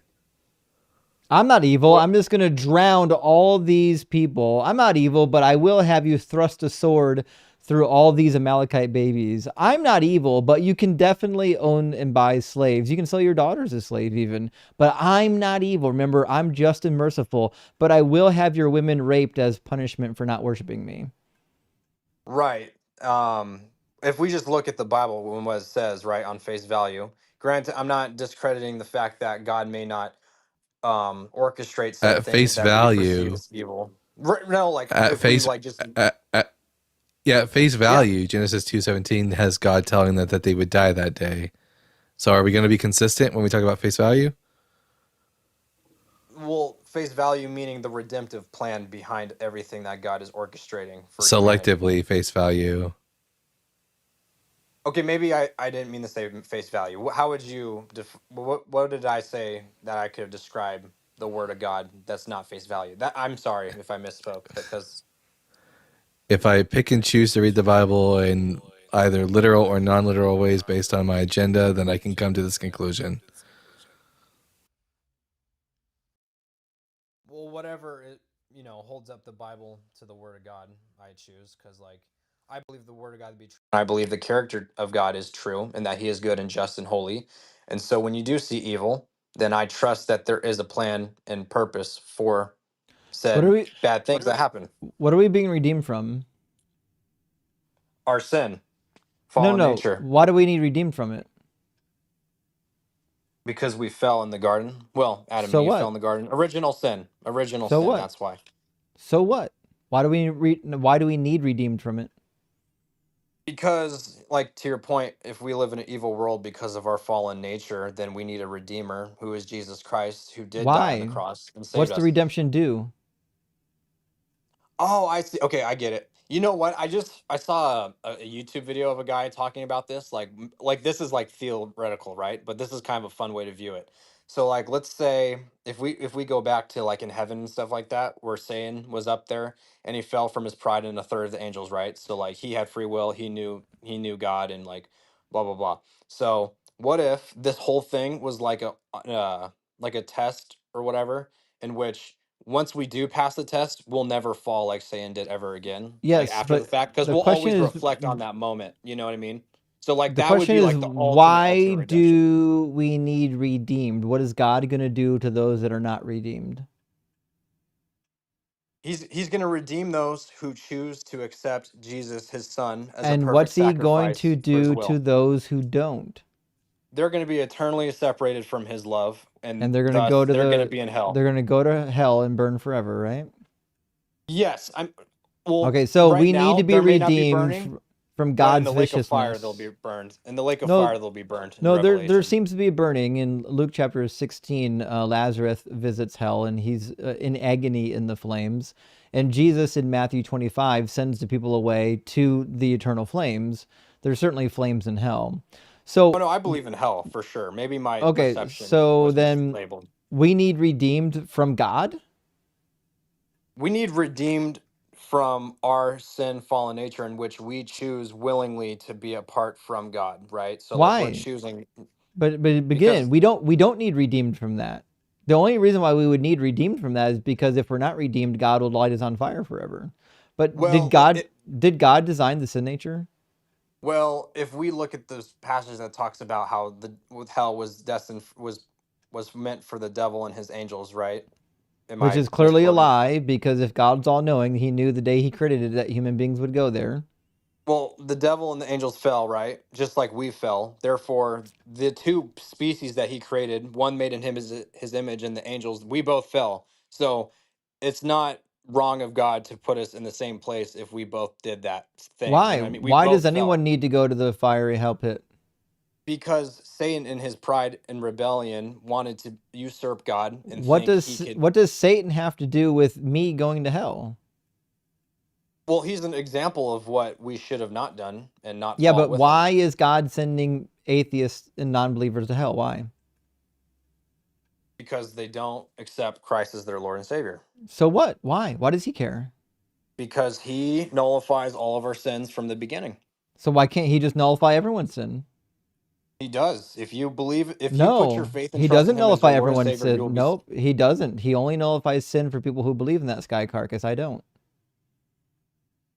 Okay, So why but doesn't okay, he, you just so why answered it. doesn't he nullify everybody's sin? Why does he need me to believe in his failure of a Messiah's son before he forgives my sin? I guess I'm confused on what answer you're looking for because I answered it many times. So, what are you You thinking? I you want to know your haven't. head. You only think you have. Okay, what do you think? Is my question then. The only What's your perception? saving happening in Christianity is being saved from God's bloodthirst. That's it. He's not saving you from anything. He's saving you from himself. It'd be like if I was if I was on a sidewalk and a truck veered off the road and was coming right at me. Jesus jumps out and pushes me out of the way. And then he ends up getting hit by the truck. You'd be like, oh, that's a good picture of Christianity. And then you look up and you're like, oh, Jesus was driving that motherfucking truck. That's what Christianity really is. The guy driving the truck is Jesus. It's God. He's the one that you're getting saved from. Yeah, it reminds me Well, of the that old joke that Jesus is knocking on your door. He says, "Hey, let me in so I can save you. Save me from what from what I'm going to do to you if don't let me in." Mm-hmm. Classic meme, yeah. I guess I just don't. I don't know. I don't view it like that because of what the Bible says, and The so I don't care what the Bible says. The Bible depicts a God that is, by all accounts of our definition of evil, evil. If I said to you, I'm going to take your mother out on a date, don't worry, it's going to be nice. We're going to get a nice seafood dinner. But if she says no, if she doesn't want to go on a date with me, I'm going to have to light her on fire and put her in my basement for all of eternity. Am I good? you chose that though. They chose that. No, Your no. willful She chose it. disobedience against. No. She chose to not go on the date with me. So I'm not. Is it okay if I light her on fire? See, we're comparing eternal Pay attention. things We're to talking about your temporary mom right things. now. Nope, we're No, hold not. on. We're Okay, talking okay. about your mom right now. It's an analogy. So if We're I light talking your about. mom on fire because she doesn't want to go on a date with me, am I good or bad? We're talking about. We're comparing temporal things to I eternal need things, you right? to So focus. I know, like right now, like analogies are scary, but just enter into it. So if I say if your mom doesn't go on a date with me, I'm going to light her on fire. Am I good or bad? well, you're not God, so you can't do We'll that. try this again. Only God. I didn't say I was God, so you have to pay attention. If I said if your mother doesn't go on a date with me, I'll light her on fire. Am I good or bad? That's assuming you are just What in a all your fucking ways and you coward. know. Answer the question, Connor. It's an analogy. I am If I answering the said that question. I'm going to take your mother out for dinner, but if she says no, I'll light her on fire, am I good or bad? You're bad. But you're Well, not okay, God. and why You're am I not God, bad? though. And I didn't ask if I was. Why am I bad in this scenario? Well, God is just, and Why am I bad in this scenario, Connor? you're bad because you are lighting someone on fire, presumably, right? Right, and they didn't actually have the choice to choose otherwise, right? Because the penalty for making the choice they want to make is getting lit on fire, correct? Based on Did your your mother have example, a free will choice to go on a date with me? she did. She did not, because the alternative was being lit on fire. We'll try this again. Did your mother have a free will choice to go on a date with me? She does. She can She does. literally choose right now. She She lives does it. not. Here, I'll ask you again since this is difficult. Does your mother have a free will choice to go on a date with me, knowing that if she says no, I'll light her on fire? We'll try for the last time. she may do it because she doesn't want to go to hell, and thus, as a result of choosing you, she sees your love and for what it is. So, like the gate, like He's let's say, coping so hard. This is crazy. So we'll try this again. Like oh you already man, see how the analogy lines up, which is why you're coping with it. So the answer is no. Your mother does not have consent or free will to go out with me if the alternative is in fact being lit on fire. It's the equivalent of having a gun held to her head. That's what it is. And that's what the God of this book does. It's an ultimatum. You will obey me perfectly or you'll burn forever in eternity. But it's okay if you make even one mistake and you get destined to hell, as long as you choose me and love me and worship me for all of eternity, then I'll save you from the horrible thing that I was going to do to you. What a I guess merciful God. I just want to compare it to my personal testimony, in which I believe hell We existed. don't care about your personal testimony. No, it We aligns all with what you said. we It all aligns have them exactly. though. We all have them. What you need to get from this conversation is that the whole salvation system is stupid. God didn't have to light anybody on fire. And he doesn't give you free will if making one mistake means that you burn forever in eternity. That's not free will. It is free will because It's not free will. if he's using that as a motivation for you to get to know his character and Nah, thus be yeah, saved, should he not do it's that? called yeah. coercion. Well, I was using lighting your mother on fire to coerce her into going on a date with me. So that's fair, right? One second. Okay, so you're creating an analogy of a temporal thing, like you Listen, being the the guy temporality is going on a date. irrelevant. Is irrelevant, Connor. Well, it is because Every time God you is say just it, and no, merciful. every time he's not just and merciful. That's the point. The point is you're not just and merciful if you torture somebody for all of eternity because they didn't choose the thing that they wanted for you.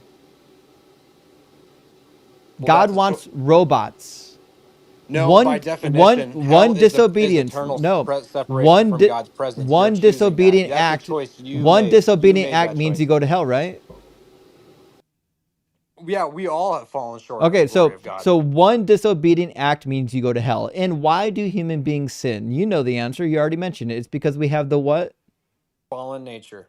Okay, we have the sin nature. And who decided that the sin nature would exist? God Okay, made so the knowledge God of truth. made the sin nature. He gave it to us, which entails that all human beings will sin. And then he says, because all human beings will sin, they can't be perfect because I didn't create them perfect. I'll light them all on fire unless they choose to love me.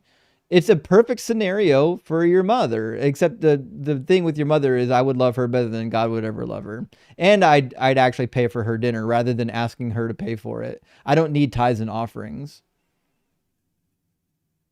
Yeah, I don't know. That's a prideful thing to say because you can't put yourself in the place It's of not God because you prideful. don't know just. I You don't can. know good All from right, wrong and well, evil. Connor, I think we've gone about as far as we can, and your dishonesty was at least a little bit entertaining. Tell your mother I'll be over after midnight. We'll have the time of our lives, and I won't even have to light her on fire to make it happen. This is a fun topic. I know, right? It really is a fun topic as long as you get opposition. Let me grab a couple of super chats, friends. We'll get our next guest in here. Oh, we got some doozies. Duke, thank you so much for the $10 super chat. Says, it's Doug damned Galatians. I've been hearing Colossians? That's a different book.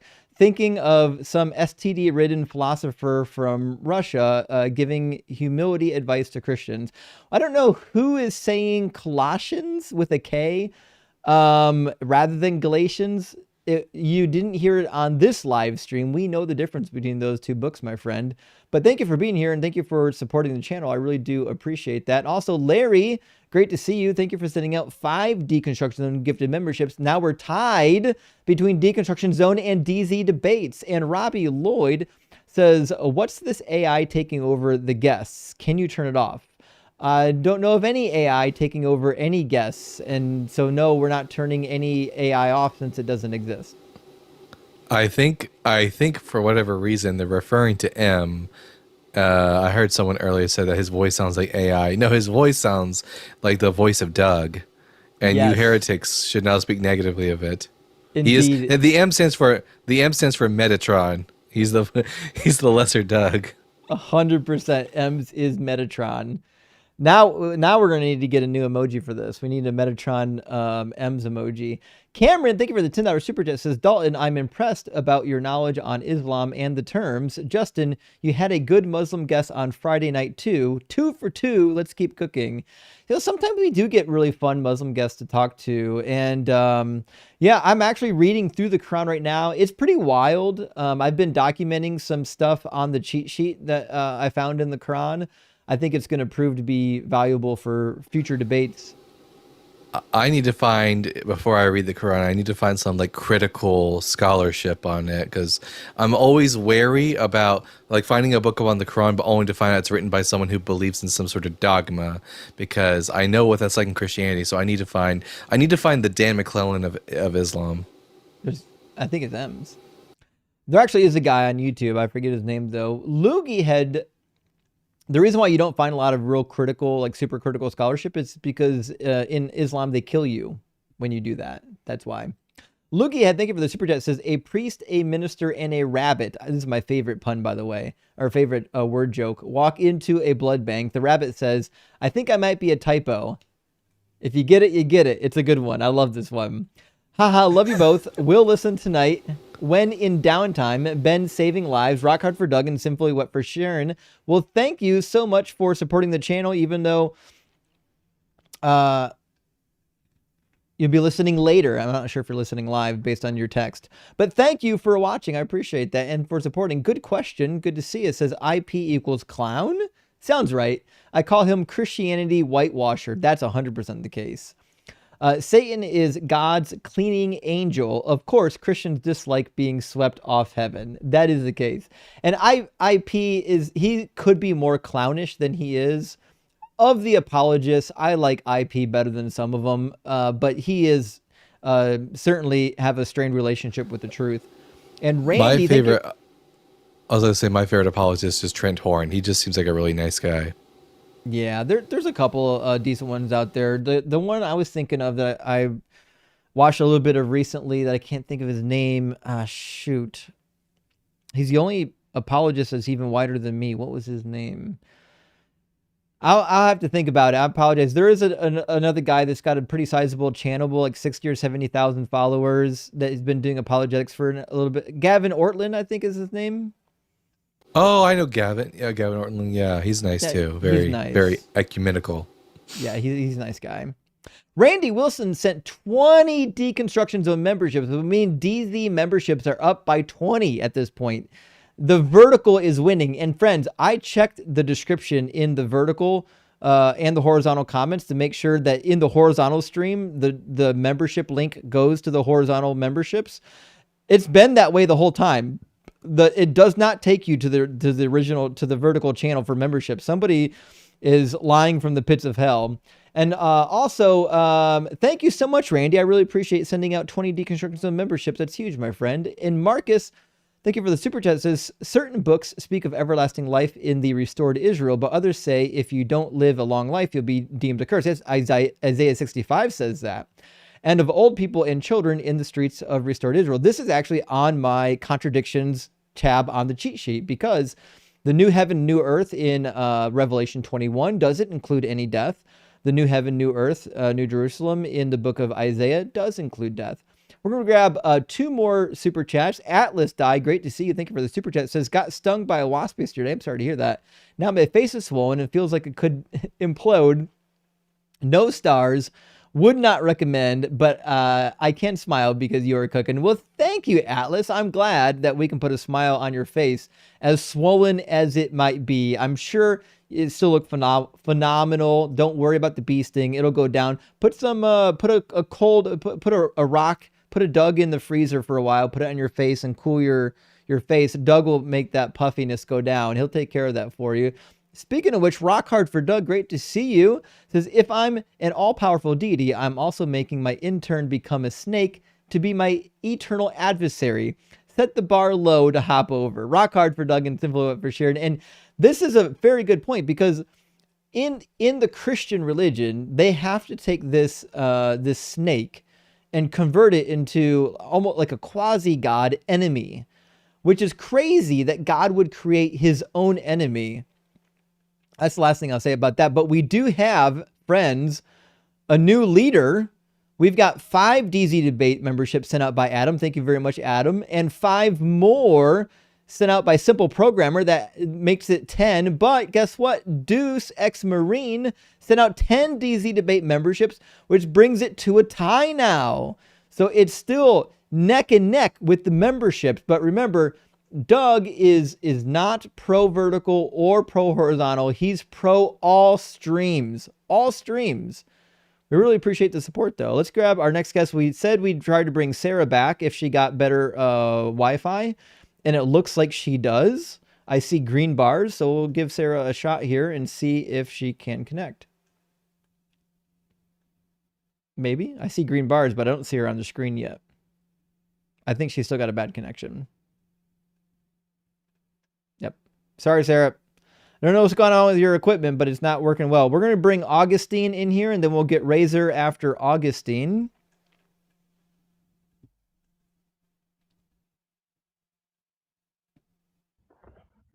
How you doing, Augustine? Augustine? Good. Think There you are. maybe my phone, my Yeah, your probably connection's wrong. pretty bad. You've got one bar right now. Oh, I hear that that Wi-Fi connection is really bad in the 4th century CE, Augustine. Yeah, my connection. All right, we'll do a delay check and see what's going on. I'm going to count Let me to... join back up.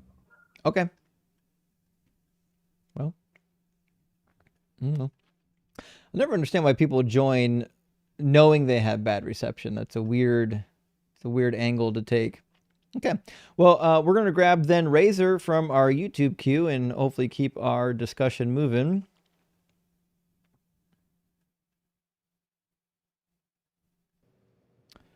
Razor, welcome to the stream. I didn't know if people could see me when I had the camera off before. Hi. Yeah, I can see you. I can hear you as well. It's a pinch quiet, but I can turn it up if we need to. Oh, sorry. Oh, that's there's a way bit of better. yeah, the mic I have is really weird for like connection, like not connection, where I speak to. Okay, fair Sorry. enough. So, are you at least 18, and do you believe in presumably God and Satan? I am over 18. No, I am an atheist as well. Although Doug is definitely up there. Let's go. Or is he down there? I don't know. I don't know. But I wanted to like pick your brain about something. So, I know what the Razor, topic is. I hate to cut you off, but these live streams are just for debates. They're not for powwows. And Well, we're fair. creating content for viewers, and I do love a good powwow, but that's not the point of the live stream. Oh yeah, I know. It was more like I was like wanting to ask a question about the way that Christians will be about with like what they always talk about with sin versus when it comes to like mental health stuff. Sorry, it's a weird thing. I wanted to get your ideas on that. I may not Do you think understand the that was something, question. or... Sorry, let me try to see if I can word it better. Whenever a Christian talks about like sin nature and stuff, they always say that we deserve death, we deserve all these terrible things happening to us because of sin. Like I keep hearing all the Christians that come in saying that stuff, no matter what. And but then there are people who like me with say some possible mental stuff going on, where they feel the same way, but like with me, I would be seen as, well, again, mentally unwell, but they seem to think that they're all perfectly fine and stuff. Like, is that like, where does that come from with like teachings? Like, why is that happening? I'm sorry, it's really hard for me to figure out how to word that better. Well, the problem is that Jesus died. He was supposed to be the Messiah. So they had to come up with a theology that justified Jesus dying. And the theology that they came up with was that, well, Jesus died so that you can be forgiven of your sins, because if you weren't forgiven of your sins, you would all go to hell, which is not in the Hebrew Bible. That's just something that they had to make up. God was so mad that human beings weren't perfect that he was going to light them all on fire. And that's, of course, why Jesus had to die. Because he was a better sacrifice. So, I mean, that's basically the gist of it. I mean, and in order to be a Christian, you have to believe that you're a dirty, rotten, no good sinner, and that all your good deeds are as filthy rags. Otherwise, it's hard to justify why God would want to light you on fire. If you're just a normal, average Joe that does their best and makes mistakes sometimes, it's hard to justify why God would have to do something so horrible to you. Yeah, I think that's one of the reasons why why I left. I was already in that deep pit, and I needed to get out of it. So I stopped. I ended up no longer needing to believe because I actually had some worth in myself at that point. Yeah. And I don't know. Well, big W for Sorry. putting those puzzle pieces together, because a lot of people go into Christianity and they feel like they're worthless, dirty, and rotten because that's what the religion teaches you. You have to die to yourself and admit that you're worthless and rotten and not, not worth a damn. But it's okay. Jesus came to save you anyways. He loves you anyways. It's Stockholm syndrome. It's horrific. Yeah. Okay. Hey, sorry for taking up your time. I'll let you get to someone. It looks like Sarah's trying to get back. I'm seeing her chat. She's trying. So, she, yeah. Thank you again. I've been binging you while I work for like the past like 3 months. So I love you. You're amazing. You have a connection with Dan McClellan in a way, and my girlfriend's into that one. So. Well, thank you so much for watching and supporting the channel. I will say this. I will say this. Love Razor's headset. Just gotta say that. Mm-hmm. It changes. Oh, really? Yes. That's nice. I like the red since we're doing Satan Was Innocent today. I didn't mean to. It was just already that way because I play a game, and whenever I'm playing that game, I prefer to have it red for like I think I was playing Hades at the time. Instead, I just kept it as red. But okay, I'll go ahead and head out. Thank you again for letting me up to answer that question. Praise Doug and Sharon. I think that's how it goes. You got it. Thank you, Fred. Peace. Cheers. Well, W for Razor. Nice guy. All right. We've got, is Sarah back again? Let me see. Sarah's gonna try. Sarah, this is your last try, okay? If your equipment doesn't work this time, there's nothing we can do for you, okay? I've elevated you. You have no microphone plugged in, by the way. Your equipment says you have no microphone. And your reception is still slow. You're still not pulled up. Okay. Sorry, Sarah. You got to get a new piece of hardware or something. Just not going to work. All right, we'll grab the next guest. CMY Camp is next in line. Spoken to them before. Oh, really? How you doing, CMY?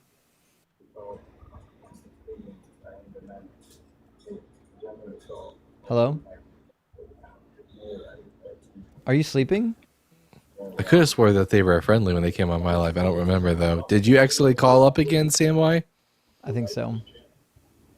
I think he's sleeping and didn't even realize he was on stage. Okay, we'll try the next one. Prophetic Yahuwah. What could go wrong with a name like that? Yahuwah. How you doing, brother? How you doing, Prophetic? Yeah, we can hear you. Prophetic, are you at least 18, and do you believe that Satan is real? I do believe that Satan is real, and I'm 36. Cool. And do you believe that Satan was the good guy or the bad guy in the Bible? I mean, it depends on how you look at it. I do agree, yeah. So I'm asking how you look at it. Is Jesus the good guy or the bad guy? How I look at it, yes, he was wrong. For what? Because maybe the reason why I feel like maybe he was wrong, because maybe it wasn't their time to know that.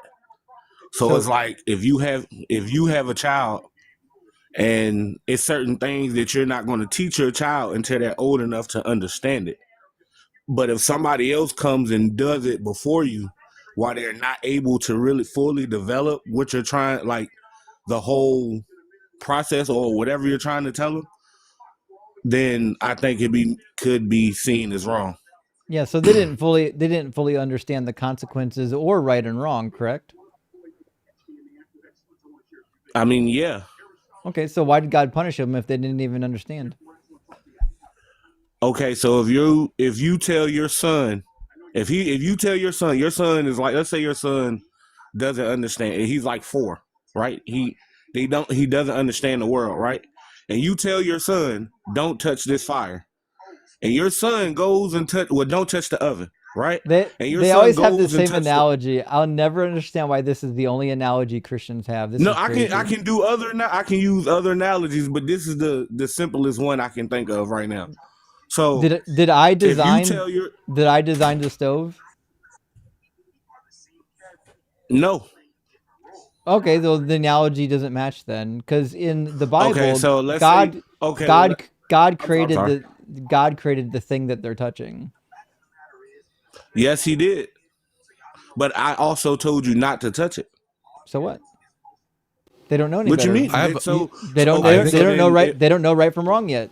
okay, so if I tell you something, if I tell you not to do something, at that point you now understand right from wrong. Because I'm No, you telling you, don't. hey, I don't. Nope.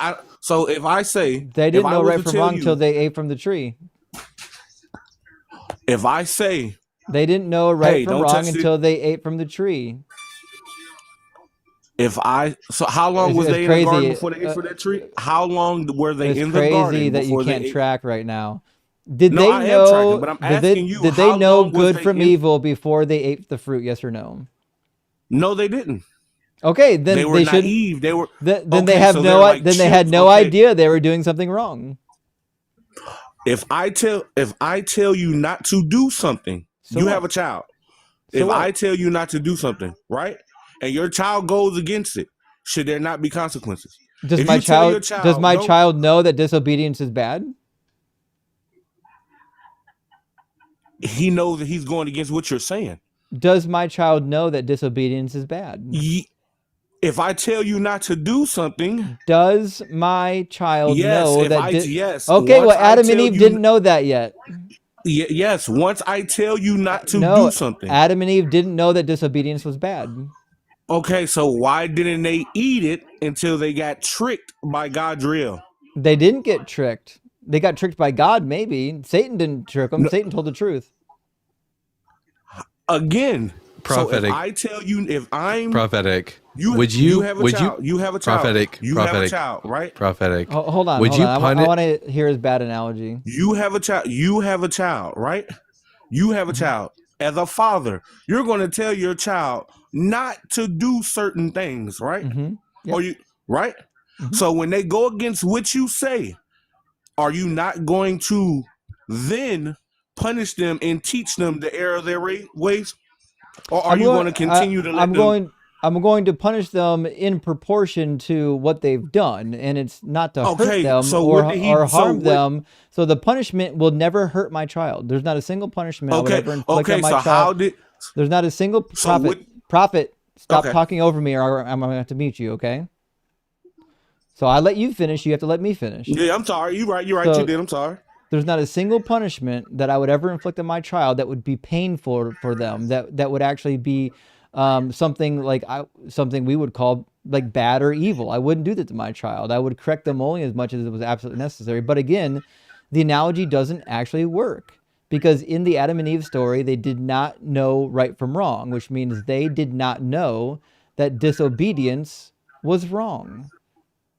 In your analogy, So my son does know right from wrong. if your son is 4 years old, right? Let's say your son is 4 years old, and your son, your same son, you built this stove. You built your whole. Let's say you built your whole house, but you're leaving it for your son. So you tell your son, "Hey, don't touch this stove. You built the stove. Now let's say your uncle or your brother I don't comes know in. why you keep using a stove, Prophet. No, I'm sorry. I'm sorry. I'm sorry to interrupt you, but I'm going to do it because your analogy is going to fail every time you use it. Okay. The reason why the How? stove You didn't let me analogy finish. never. I know because I don't want you to finish. Okay. didn't let me The stove finish. analogy is not analogous. I'm going to just explain to you why. I want you to pick a better analogy. Okay. The reason why the stove analogy never fucking works is because you can't touch a hot stove and not get burned. It's an inevitable consequence. That's not what happened in the garden. They ate a fruit. At that point, what happened after that was a decision that God made. It wasn't an inevitable consequence. Prophet, Did hold he on. not tell Prophet, them what Prophet, happened? stop it. But you God- cut me. You didn't let me finish. I don't want you to finish because you're already analogous and I don't want to waste everyone's time. I want you to think of a better analogy. Now I'm muting you. So I interrupted you because I want to give you the opportunity to think of something better. I know you're smart enough to think of something better. I'm demonstrating why your analogy fails so you can give me a better analogy. I want you to give me a good analogy, and I know you can do Okay, it. So the I'm reason why the trying. stove analogy fails is because touching a hot stove is an inevitable consequence. The inevitable consequence of touching something hot is you get burned. The consequence of eating the fruit was not inevitable. It was a decision that God made. Therefore, the two things are not, they're not the same. They're not analogous. You need to think of a better analogy. So he didn't say before, if you eat from this tree, you shall surely die. But it He wasn't didn't say that true. before. It didn't That happen. is the truth. That is the No, truth. wrong Because what again. happened after he It ate from says, the tree? What did he say? it says, You have in to the day that leave. you eat of it, he says, in the day that you eat of it, you will surely die. And they And what didn't. happened? They didn't How did they die. not? Is Adam and Eve still here? No, they died eventually, but they didn't die in the day that they ate of it, did he? But they died though, right? But It if doesn't his matter. plan was to, but if So, his so, plan was so to again, be, if his plan was to be, was death necessary? was it necessary? Yeah. I can't speak for Okay, him, so again, but this is why your if analogy I tell sucks you, balls, because in your analogy, you're how? saying Okay, that well here, touching a how hot about this? stove is an inevitable consequence. You Prophet, shut the you're fuck up. Stop you're talking not over letting me me. finish. You never finish. That's why I have to interrupt you. So in your You're not letting analogy, me finish.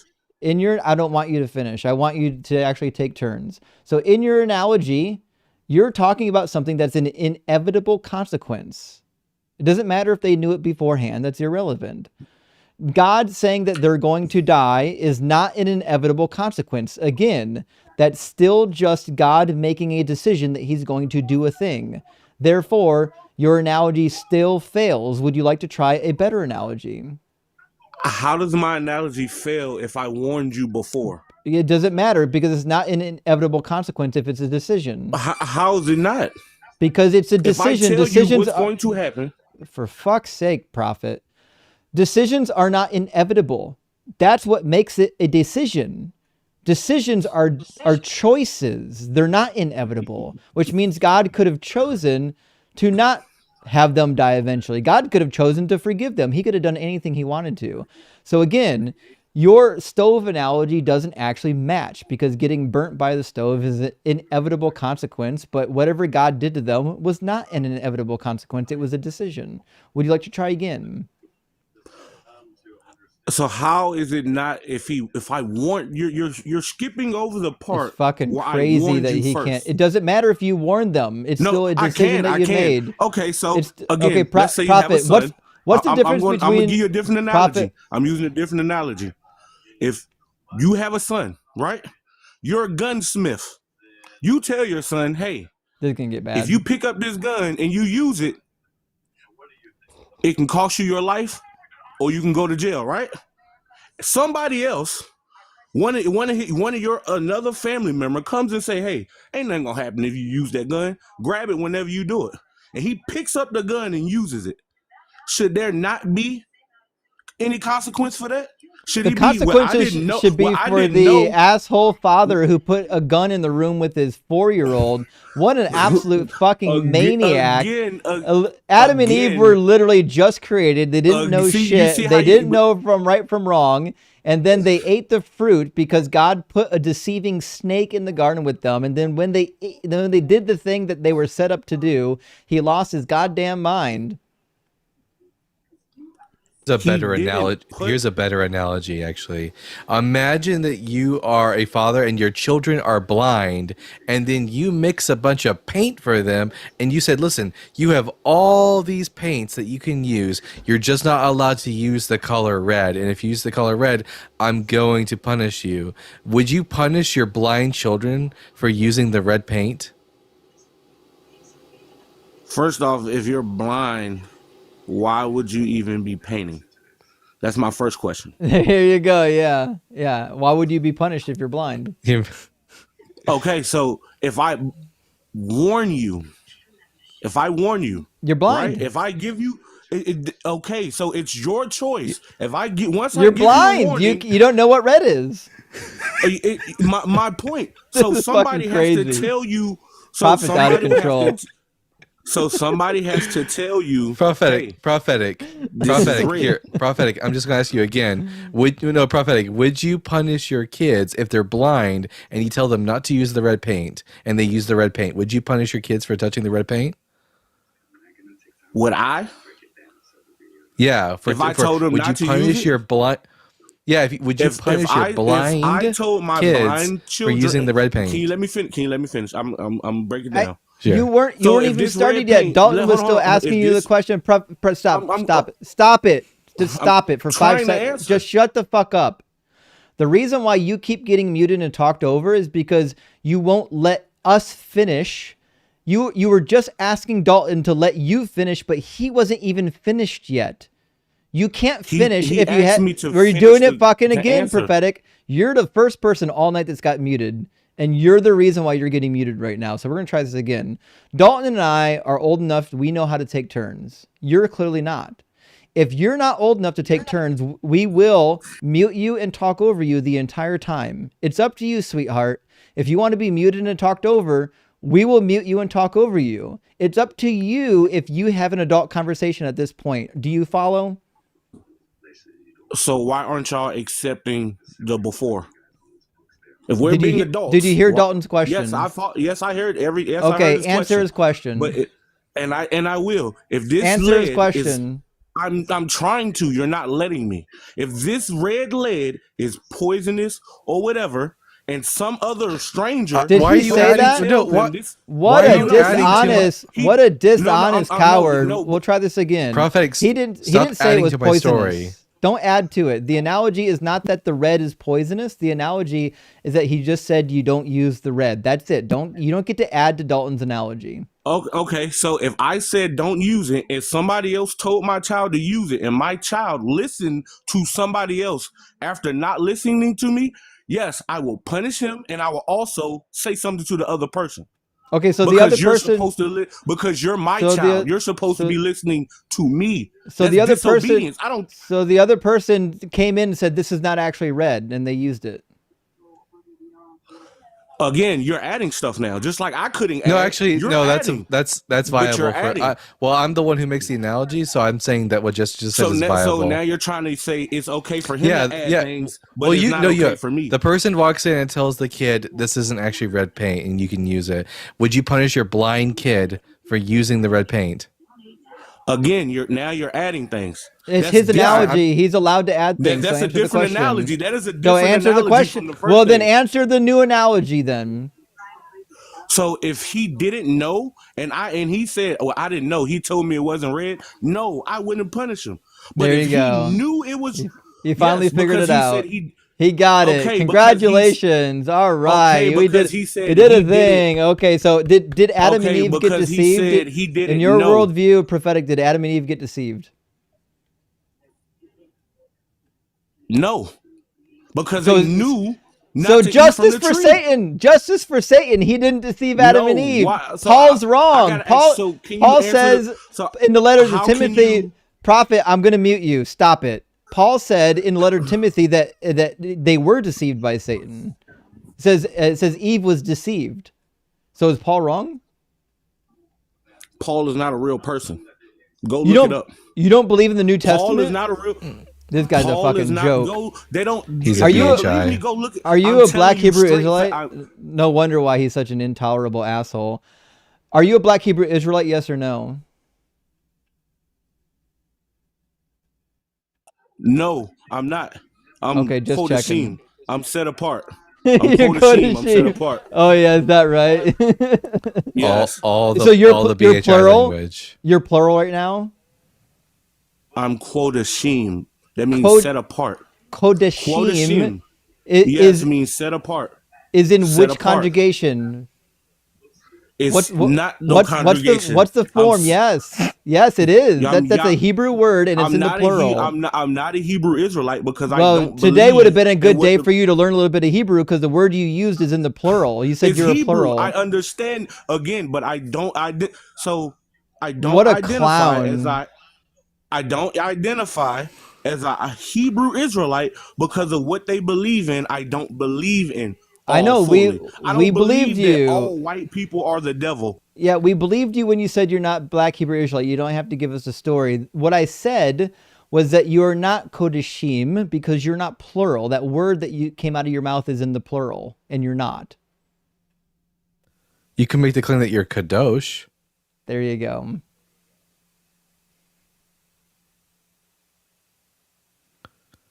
These clowns, I'll never understand the confidence they have in knowing literally nothing. But you can't accept the before. He just keeps talking. He can't. He's stuck in a loop. He's stuck in a loop. No, It's I'm crazy. asking because how does that not register? If I It tell you it not to does do something as register. your father, It doesn't matter. They don't know. They're blind. again, as your father, you know Again, my they're voice. blind. No, they're But you blind. know my voice. They're But you blind. know my They're voice. blind. But you know my They're voice. blind. It doesn't matter if they're It blind. does You know my. matter. If I Yeah. tell, If you're blind, you don't it know what does red not. is. If you're blind, you know It you does not. do not know. You I'm do not asking. know. So You do not know. You do not know what red is, prophet. again, so you know what you do as my child. You come to me. You don't listen to outside forces. You come to Are you me. anywhere around? Apparently, I would be if my Where child. was If my God? child is blind. Where If was my child God? is blind. If my child is blind. Where was Why wouldn't I God? not be a? Huh? Where was God when Adam and Eve ate the fruit? I don't know. I can't speak on that. He Again, wasn't I don't. fucking I around can't speak either. on that. So again, your analogy's I can't broken. speak on that. I've I never heard can't so many speak bad on. Oh no, analogies I'm speaking ever. on me. I can't speak on him. I'm speaking on me. Mm-hmm. Excuse me. I'm speaking on me. If you're blind, if my child is blind, you should only voice you should listen to is mine and the teachers. He doesn't say that though. God never said that to Mm-hmm. Adam and Eve. Don't listen to any voice that's not my voice. He never said that. So he doesn't say come to him. Not Not in in Genesis. When to seek knowledge, come to him. Not Does no, not It doesn't not does in say that that. not what he Genesis. say? No, it doesn't say It that. doesn't say that. So there's no scripture right now that says if you We're want talking about the knowledge, come Genesis. to him. We're talking about Genesis. We're talking about Okay. the actions of Adam and Oh, Eve. okay. Okay. So let's stick there. Okay. So if I tell you, this is all I'm telling you, don't do this, right? I'm telling you not to do something. If you turn around and do it, you know my voice. You know who So I what? am. Adam didn't listen to the snake, So what? Godriel. He's He blind. listened to God, Eve. why'd God put the snake in the garden? Again, it Why was did God put the snake in the garden, prophet? the snake, the serpent was a fallen angel Use your called gift of Godriel. prophecy. That's not true. Use your gift of prophecy. Tell me, why was the serpent So why who's was the serpent Godriel? allowed in the garden? What Why was the serpent allowed in I the just garden? told you. I just told you. The No, you serpent didn't. was a fallen angel named That Godriel. doesn't answer why it's in the garden. Why is it in the Adriel. garden? Okay, so where was the garden? I know he's Was it reaching not to heaven? extra Was it not to heaven? Was it extra. not heaven He's on earth? reaching to Was it not extra. heaven But on earth? prophet, what the fuck are you doing? Do you think getting talked over and muted, it looks good for you? I don't know why you do this. This is fucking crazy. We've been live for like I don't know how many hours today. Not a single person has been muted. You are not an adult. You need to actually shut your yap so you can have a conversation, okay? Do you understand? I am not interested in shouting over you for the next hour, okay? So what's going to happen is you're going to stop interrupting us. I'm going to make sure you get turned to talk, and I'm going to stop yelling over you. I don't want to spend the rest of this stream shouting at you. I'm not interested. I don't want to have a headache tonight. We're not doing it. So you're going to calm your jets down or you're going to leave. So cool the fuck off and have a conversation with us, okay? You asked me why was a So we'll try this again. My question was, I don't need you to reiterate my question. I know what it was. My question was, why did God allow the serpent or the deceiver in the Garden of Eden? Why? because the serpent or deceiver was an angel at first and fell.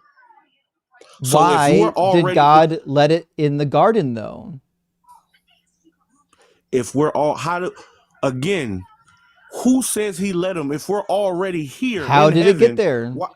why can't, if we're already here, if I'm already in your house, He won't right? If answer I'm the already in question. your house, I'm Prophet, answering your question. you're not. If we're already here, Prophet, your the Garden of Eden in analogies heaven, are dog shit. I don't need another analogy. I need no, an I'm no, answer. Why? What's the was reason why God heaven, allowed the serpent into the garden? What's the reason? if heaven and the Garden of Eden at that time were not separated, the angels were That's not true. already, It's on the earth. Genesis describes its location. It's on the earth. and was there not angels on the earth in those There's days? yes, there were angels on the earth. That doesn't answer Okay, the okay. question. The question is, So you just why did answered it. God let the evil one in the garden before there was any fallen angels? So in order for rebellion to happen, right? That means at some point that person has to be aligned with that other person, right? So the So if rebellion I had to think happen? no, you're not letting me finish. So if me and you, let's say me and you were on the same team, right? But behind my back, you were conspiring against me and I knew nothing about it. But you're conspiring against me. So I say, hey, yeah, you can go around my son, my blind son. And you tell my blind son, that's not red paint. You can go do it. Right? Am I right? That's not red paint. I'm tying it all in. That's not red paint. Go paint that. You ain't going to get in trouble for that. Right? Why would I not get mad at both? You for my son for not listening to me and my voice, and Hold on, get the Dalton. serpent, the serpent for deceiving my child. Okay, so Yes, I'm not in going to your punish. in your I'm not going to analogy, punish my child. in your I'm analogy, sorry. What? God put Satan up to it. Is you sure that's the analogy No, you want? that's not what I said. What I said was, if me for rebellion to happen, right? That means at some point somebody turned against the other person, right? So if me and you were on, let's say me and you were cops, and you were my partner, right? These bad But analogies will never help. I don't need another bad analogy. Just give me the reason. I'm telling you the reason. I'm waiting for it. For a you asked why was there an angel in the garden? Okay, for the No, rebellion to I didn't happen, ask that. I don't. you just said You're why was literally the serpent? insane. Why was the I said, serpent? why did I'm that sorry. specific entity be allowed in the garden? Why did God allow the serpent in the garden, knowing that it would deceive them? Who's to say? For again, Gabriel took the form of a serpent. There were already serpents in the garden. There were already I didn't angels. ask you about that. I didn't ask you if he Okay, took but the if form of a serpent. I said, why did God okay, allow it? Is God all knowing? yes. Did God know what Satan was going to do? Again, it's not Satan Did that's in the God garden. know what Satan was going to do? It's not Satan that's I in the don't give a garden. fuck It's who you God. think it is. Does God know what the I'm snake telling is you who it going to is. do? Yeah. And it could Okay, have been a then test. why And it did could have God? been a test. Okay, Because so it it could was have a been a setup test. then. So it was a setup It could have been then. a test So it's a for setup then. Adam and Eve. So it's a It setup. could have been. So it's a setup. Say yes or no. Is it a setup? No, that's not a setup. Okay, then it's not a test. How is it not a test? Tests are set If up. I don't know if you've ever taken one. It sounds like you haven't passed junior high, so maybe you never took a test in your life, but tests are setups. Oh, there's a test taker and a test grader. There's a person we're gonna who bring it back to your there's children. a We're gonna bring it back person to that your actually children. does there's So actually a is it if I don't know why you think you're going to talk over me, Prophet. You'll never talk over me. It's never going to happen.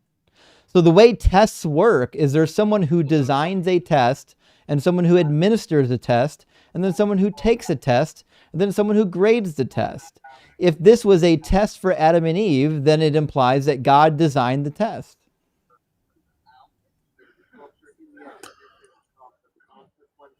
oh my God. Okay, here we go.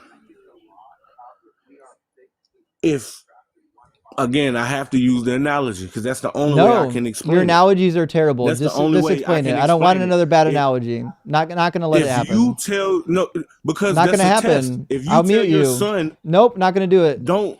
Nope, I'm not to mute you. None of your analogies are good. They're all terrible. So you're saying None of your analogies are good. They're all terrible. We don't want another one. The question is whether or not the garden was a setup, and it clearly was. If God intended it to be a test, that means it's a setup. That's what that means. That's just how words work.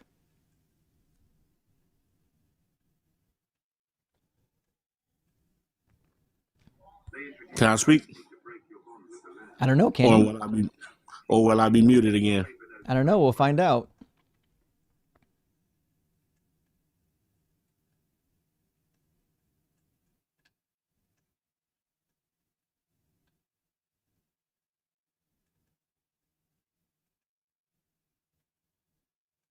Justin, I guess his tactic for getting through this conversation is just make up as much shit as possible. I'm not making up nothing. I'm make up stuff that's not in the Bible. Y'all not trying to hear me. Y'all not trying to hear me. Make up stuff that's because you never stop talking, Prophet. That's why. I have been. I let you say haven't. everything, but every time I try to use my analogy, which debunks what you're saying, your don't analogies like it because of are dog shit. Dissonance. You're the one experiencing cognitive dissonance right now. I'm not, because not a single one of your analogies have been analogous the entire time. So is it not a test? Listen, just listen. You told your son, don't use this gun, right? Here it comes again. Just listen. Just listen. Why the fuck am I giving my son a gun, you idiot? Are you dumb? Again, you don't have. Do you think giving your son a gun? You don't have to give. You don't have to. Shut the fuck up. I don't know why you think talking over me is going to work. It will never work. You're in the wrong place if you think you're going to talk over me. It'll never fucking happen. It's not going to work. So again, do you think giving your child a gun is a good idea? Yes or no? You're not letting me finish. But yes or no, is giving your 4-year-old child a gun a good idea? I never said you gave him the gun. Try again. Is giving your 4-year-old child a gun a good idea? No, but I never said you gave him the gun. Well, in the analogy, you gave him the gun. Who created the gun? I said Where'd it come you from? Told him. Nope. I don't need I need an answer to the question. Where'd the gun come from? You're not letting me finish. Where'd the gun come from? You created the gun. Okay, that means I gave him the fucking gun. All right, try again. No, you didn't give him the gun. If I created the gun and I told him if I created, where'd he get it from? Did he stumble upon it by accident? If you let where'd he get it from? You would have heard. I don't want you to finish. Answer my question. Where'd he get? Stop talking, Prophet. Stop it. Stop it. Shut the fuck up, Prophet. We'll never get through this until you shut up and start answering questions. I'm going to make your analogy actually bearable by asking you the proper questions about your analogy. So where did the child get the gun from? Again, his friend. Where? Told him. Who? Yes, his friend. Try this again. I didn't ask about what his friend said. I said, where did he get the gun? His friend. Okay, so his friend brought the gun. Did I know that his friend was bringing a gun? So you just answered your own question. Try this again. Do I know that the friend is bringing the gun? No, but did you trust that friend of his? Okay, well then it's not analogous because God is all knowing. But no, you just shut up. No, you're going to address the thing that just left my mouth. Your analogy is no longer analogous because God is all knowing. Try again. You just proved my point. Try this again. It's not analogous because God is all knowing. You need a different analogy. Yeah, nervous laughter won't help you here. So yes, try again. Because you proved try an analogy that's actually analogous. You just said it. You literally said, "Did I know that Did I know he gave him the gun? Did I know he gave him the gun?" But you trusted him around your son, and he still gave your son the gun. In the analogy, am I God? See, that's again, we're going off your point of view. In the analogy, am I God? You're his father. I'm asking in the analogy. Do you know what an analogy is? Yes, I know what an analogy is. It's a story that maps onto another story. So in the analogy, Does it map onto Okay, me being you're his God? father. I'm I telling you who you fucking are. know in the analogy that I am the father of the child, numbskull. I'm asking you, when you map it onto the biblical story, am I God? If this was a story, yes, you're God. Okay, fantastic. Is God all-knowing in the Bible? Yes. Okay, in the analogy, am I all-knowing? Yes. Okay, thank you If for you changing are, your if you're mind playing, finally. if Oh, you're I playing, didn't. no, no. Shut up. Shut If up. you're I only playing need. God, you're Shut up. Shut up. I only needed like, the yes. I didn't ask you to yap. I asked for a yes or no. I don't need any of your yapping. We're done with the yapping. We're not doing it anymore. You don't get any yap license. You're going to answer my questions and you're not going to yap. We're not doing any more of this. So in the analogy then, I'm all knowing. You just said yes, which means in the analogy, I'm to blame because I knew this friend was going to bring a gun that would harm my child and I didn't prevent it from happening. I'm the asshole. so as a father, when it comes to teaching your child, are you going to always hold your child's hand? No, but I certainly won't let someone bring a gun around my... Okay, so then... Shut the fuck up. You'll never talk over me. It's never going to happen. I don't know how many times we have to do this before you learn, but I've got all night. I'll do this all night. You can get muted and yelled at all night. It's up to you if you want this to happen to you. Only you can prevent your own forest fires. You're in charge of what happens to you, okay? I can't control you, but you can control you. So all I needed was an answer to my question. So if in fact I'm all-knowing and I know that this friend is going to bring a gun that will harm my child and I allow it to happen, I don't intervene, and the gun harms my child, then I'm the asshole. No, you're not. Yes, I because am.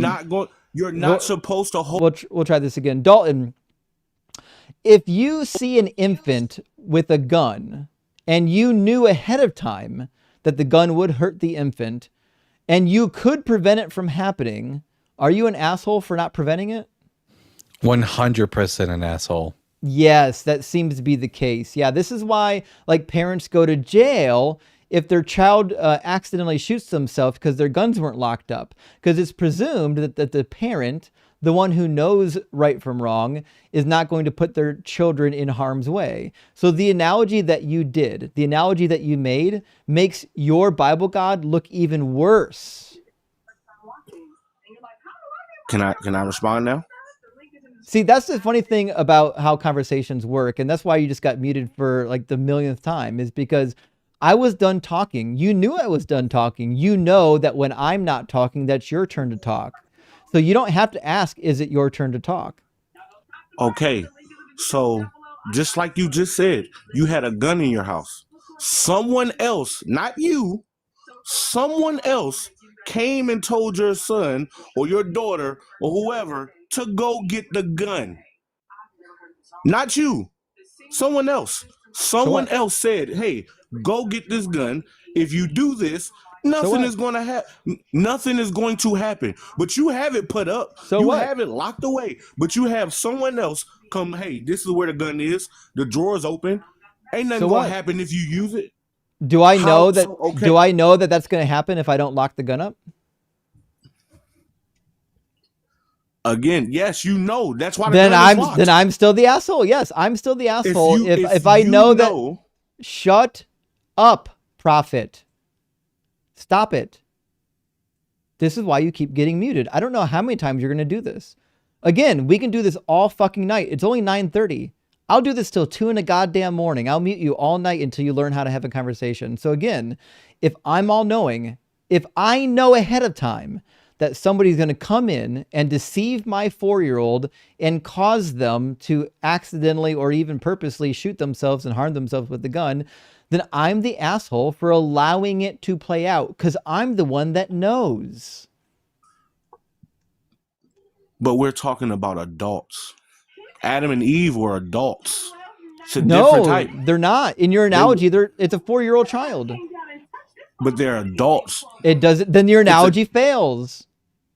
I'm just using my analogy to say as Well, the father and then it's child not complex. analogous. It is The not father, analogous. Then it's not analogous. You the got to again. You father. got to come up with a better analogy because now you've just said that your own analogy doesn't match. Okay, So it let's does. imagine. So let's imagine they're adults now. So now there are Okay, adults in a house. Do adults know not to play with guns? some do, some don't. Do the adults in your analogy know? They were warned not to touch it. Yes. Do they know that if they touch it, they'll shoot themselves? No. If they the So way then I wouldn't so have it then they shooting. don't No. Because know. I'm not Okay, saying so then shooting again, yourself. you're still the asshole for giving I'm them a using gun. it. This gets worse I'm every using single it as in time. shooting someone else. I was using it in shooting someone else. But if I told them, hey, if you touch this gun, something bad can happen as an adult. Doesn't matter what it is, something bad can happen. Mm-hmm. And Do they know that? Yes, because I told them. No. I didn't ask if they heard my voice. I asked, do they know for a fact that something bad is going to happen? Yes, because I told them. No, because I told them. You telling them has no bearing on whether or not they know a thing. My mother tells me all kinds of things that aren't true because she's schizophrenic. Being told something is not the same as knowing an outcome. So try again. So when you were young and you were growing up, let's say you were 18 and your mother told you something. Analogy. From I guess just from knowing. He jumped from one bad analogy to another. It's crazy that he can't actually track even within his own analogy. I see it. That is the rebellious spirit because you're sitting here saying that's the rebellious spirit now. Yes, I can't give a good analogy, therefore it's the rebellious spirit. No. So we'll try this again. What you said. So we'll try this again, right? So being told something is not the same as having knowledge of something. If I tell you not to do something, regardless, even if I tell you not to do something as my child, I don't care. It doesn't matter. I don't care if my child. It doesn't matter. I have children. It doesn't matter. No, it doesn't. No. Do they know that he's telling the truth? Why doesn't it matter? Do they know that you're telling the truth? But that does. That do they know that you're telling the truth, Prophet? That's the rebellious spirit. Prophet. That is the rebellious spirit. Prophet. It's a yes or no fucking question. Do they know that they're being told the truth? Yes or no? They don't. Okay, so they don't even know they're being told the truth. I don't know why. I don't know why answering my question is followed by yapping. I already warned you about this. Don't answer my question and go off on a fucking yap fest because it derails the conversation. So the question was whether or not they actually know whether or not they're being lied to or not, and the answer is no. So not only do Adam and Eve not know the consequences, they don't even know if they're being told the truth. So again, why are they being punished? Because they were told the consequences. They don't know they don't know that the consequences are true. Again, that's the rebellious nature. Again, we'll try this again. They don't know if God is telling them the truth, do they? What is the definition of obedience? It's yes or no. They don't know if God is telling them the truth, do they? Whether God is or not, that doesn't matter. It does matter. I told you not to do it. I don't care. Do they know if God is telling the truth? Yes or no? It doesn't matter. It does matter. We'll try again. Do they know if God is telling the truth? Yes or no? Why does that matter? You're getting muted until you say yes or no. We can do this all night. I got all night. Yes or no? Did they know God was telling the truth? Yes. How? Because of everything else that he taught them before they did that. So what? Everything. Why would he lie about this and everything else? What did he teach them? What did he teach them? About the land, the animals, naming the birds, all of that. What are you talking about? He didn't teach them any of that. Adam got to name the animals. And who told him to do it? Well, God did. That says nothing about whether or not they think God is telling the truth. That's an instruction. Okay, so if I tell Prophet, I don't know what the fuck is wrong with you. I don't know why you can't shut your mouth for 5 seconds to let anyone finish. Being given an instruction has no bearing on whether or not you think a person is telling you the truth, because instructions are not propositions that need to be measured as either true or false. So being told that you're going to name the animals has no bearing on whether or not they think that God is telling the truth. And to be sure, Satan told the truth as well. How did he tell the truth? Because he says you won't die when you eat the fruit. You'll become like God, knowing good and evil. And that's verified at the last section of the third chapter, in verse 22. So is Adam and Eve still here? No, they didn't die in the day that they ate of it. We already covered this. They didn't die in the day that they ate of it, which means it was a lie. And it also means that Satan told the truth. Satan says that you won't die in the day that you eat of it. In fact, you'll become like God, knowing good and evil. And that is the case. In Genesis 3:22, it says, see, the humans have become like one of us, knowing good and evil, which means Satan told the truth. So did he say the minute you eat that fruit, you're going to die? Or did he say, if you eat of this tree, you'll surely die? He said the day in which you eat of it. You will surely die. Yeah, that's what he said. That means, okay, so that means death will be entered. It doesn't matter when it happens. It doesn't say death will be entered. They were never immortal in the first place. The only reason why they were living forever was because they were able to eat from the tree of life, which was inside of the garden. So they never became mortal. They were always mortal. So if they were already eating from the tree of life. No, we don't know that. The text never tells us that they were eating from the tree of life. In fact, Yahweh has to kick them out. Yahweh has to kick them out of the garden so that they won't eat it, because the moment they eat it, they will become immortal, like permanently. So have y'all read the books of Adam and Eve, the books of Jasper, all of that? Jasper? You mean Jasher? Jasher, my fault. Yeah, Jasher. Jasper. Yeah, I've heard of Jasper, the friendly ghost. Have y'all read those? I've read the book of Jasher. I've read Enoch. We've read all these apocryphal Jewish works. This is why this conversation is going to be. I've read it also. Prophet, what is wrong with you? If you ask us a question, you have to at least let us answer your question. This is why you get muted.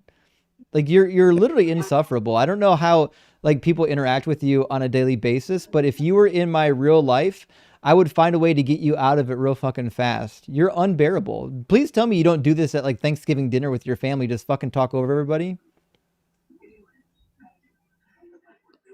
I do when they're not getting to the point. Yeah, I'm sure you do. I'm sure they fucking love you for it. Yeah. I'm sure they love you for it.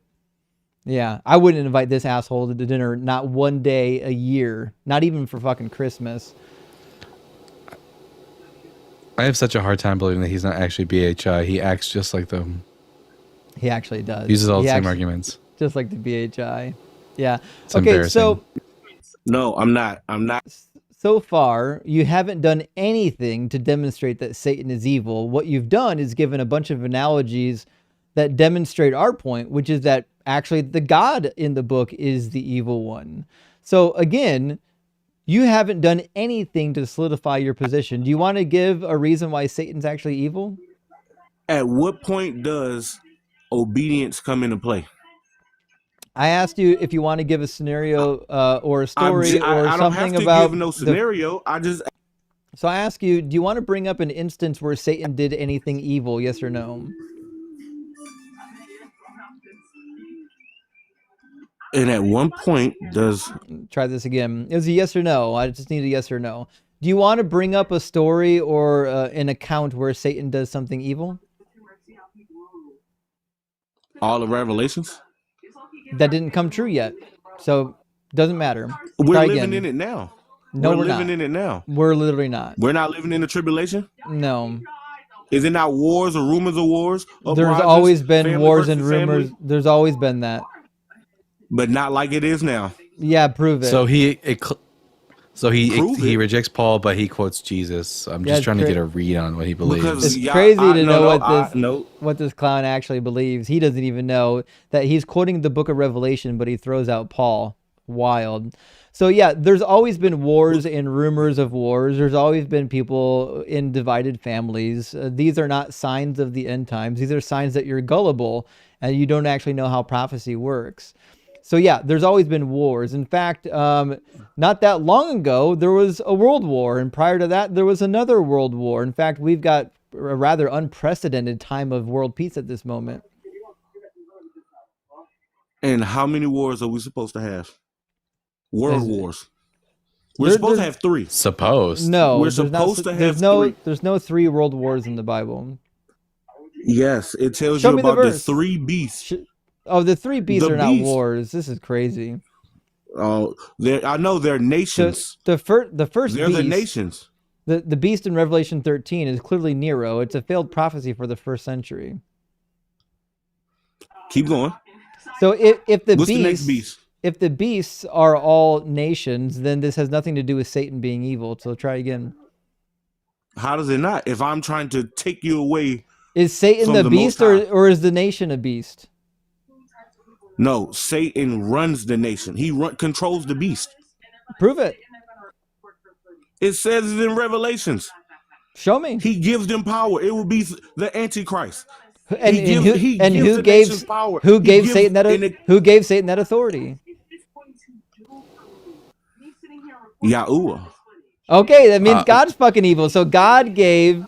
First of all, Yahoo is not the name of God in the Bible anywhere. Also, It is. why It it's is. not. It's what Look it it's up. what you Look- say after you do a It's karate not. chop, prophetic. Yeah. So why did God give Satan that ability? Because he gave you free will. No, I'm asking Satan. Why did he give Satan the ability to do all these horrors?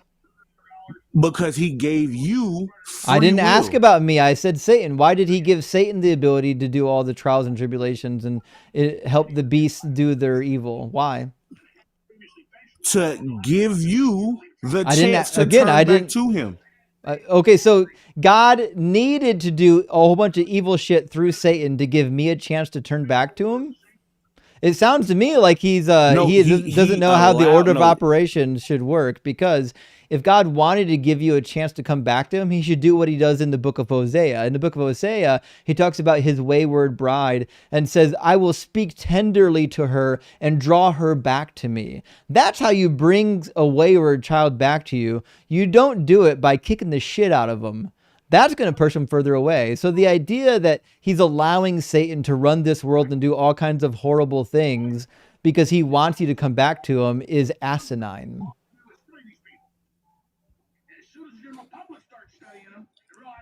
Oh my God. Okay. All right. So the last thing that we want to talk about, and this probably won't take very long, which is, can you find me one verse in the Bible where the name Yahuwah shows up? His name was hidden. So it's not in the Bible. His name was hidden. Is it in the Bible? If you aren't, Is it in the Bible? Not. His name was. Okay. It was in the Bible. That's all we need to know. Exodus 6 says his name is Yahweh. You failed to read your own book, and I think we've had enough of you. We got it. We get the fuck out of here. Every time I see it's Yahuwah is a red flag to me. It just tells me a lot about the individual I'm about to talk to, and I was not disappointed. That was hard to watch, but I couldn't turn away. It certainly was. You got him good. The clown show was pretty apparent. I'll never understand why people get on these stages and think that they're just going to talk endlessly and talk over the hosts and then not get shouted over top of themselves. We're always clear here, friends. If you shout over me, I will shout over you 10 times worse than you'll ever be able to shout over me. I'm in control of this live stream. You're not going to come in here and try to talk over me or Dalton. But let's grab some super chats. Yoda St. Cloud, thank you for the $10 super chat. Says, make sure to like the video, hit the thumbs up, feed the algorithm, have a great night. Yoda! There's no schism, Yoda. It's not real. Yoda, there is no... I don't know what you're doing right now, Yoda. I don't like it. Do not support this schism.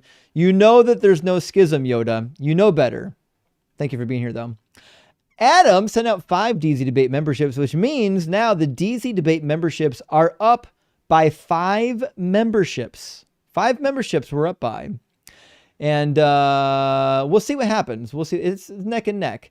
Simon, thank you for the $50 Canadian super chat. That's huge, my friend. Big W says there's a letter from the French philosopher Voltaire, which states that if the Bible were true, all Native Americans before 15th century would have gone to hell because they would have never known Jesus, never heard of any good apologetics for that. So most apologists would say, well, if you've never heard of the name of Jesus, it's okay. Like you get some sort of a free pass. But then the problem with that is they try to be merciful with the gospel, but the minute they do it, they actually unknowingly are admitting that Jesus' death wasn't necessary. So if not ever knowing about Jesus prior to his death means that you get like the golden ticket to heaven, just like with an abortion or something, then it just means that his death was never 100% necessary to begin with. If there's a loophole, then it's not necessary. Necessary things don't have loopholes. And Dr. Fudge, thank you for the $10 super chat, says, had a friend deconvert from Catholicism who still thinks about himself in these I'm horrible and worthless terms, despite knowing he shouldn't think like that, and it rips me apart. It's not fair. Dr. Fudge, I've seen exactly what you were talking about, actually. I know a few people that have like the same mentality where like they truly believed for a long time that they were horrific human beings because their religious faith told them to, and then they can't outgrow it. And it's just like people who are raised in like extreme purity culture where they're so warned and pressed into being 100% pure.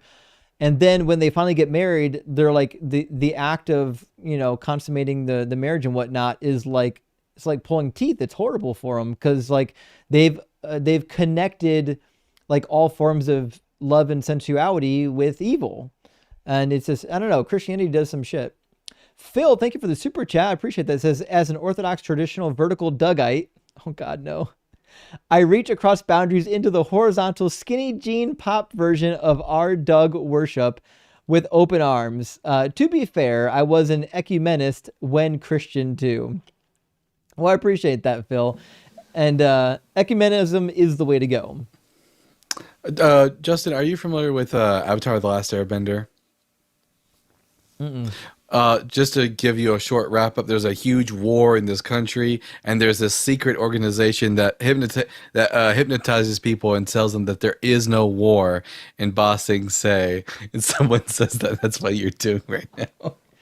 That is there is no schism. Oh gosh, we're in so much trouble. Rock hard for Doug. Thank you for the $10 super chat, my friend. I appreciate it. It says, if I put a lever in a daycare that says don't pull, and then it pours lava, I'm not the bad guy, at least because the manager on duty is named Satan. That's 100% it. Yes, that's 100% it. Yeah. God passes the buck to Satan when he was the one in charge of literally everything. And my mouse is froze for a second. Or we should be good to go. Hank, good to see you, my friend. Thank you for the 669. Says Connor's apologetic style is akin to a kid running a D&D campaign as DM without reading the source material first. Yes, 100%. Drew Smith, thank you so much for the $20 super chat. It says Adam and Eve didn't have a childhood. Where they could learn right from wrong. I mean, that's kind of the whole point we were saying, Drew. Like, they were basically babies, and they were put in a garden with a dangerous entity that wanted to harm them, and they didn't know any better, and they didn't know that disobedience would lead to what it led to, and they didn't even know that disobedience was wrong. They were just given a command. They had no idea to know if they were even being told the truth. And Truth Seeker, great to see you. It's been a minute. I hope you're doing well. Thank you for the $10 super chat. Thank you for your donation, Truth Seeker. I hope you're doing well. And guys, we have a bunch of unread super chats. So if I haven't got to your super chat, just know I'll get to it eventually. Even if it's at the end of the stream, I'll read them in chronological order. I do appreciate everyone who sent super chats in, though. I really do. And we're going to grab our next in line, which looks like it's going to be Josh. And then after Josh is going to be Humble Theist.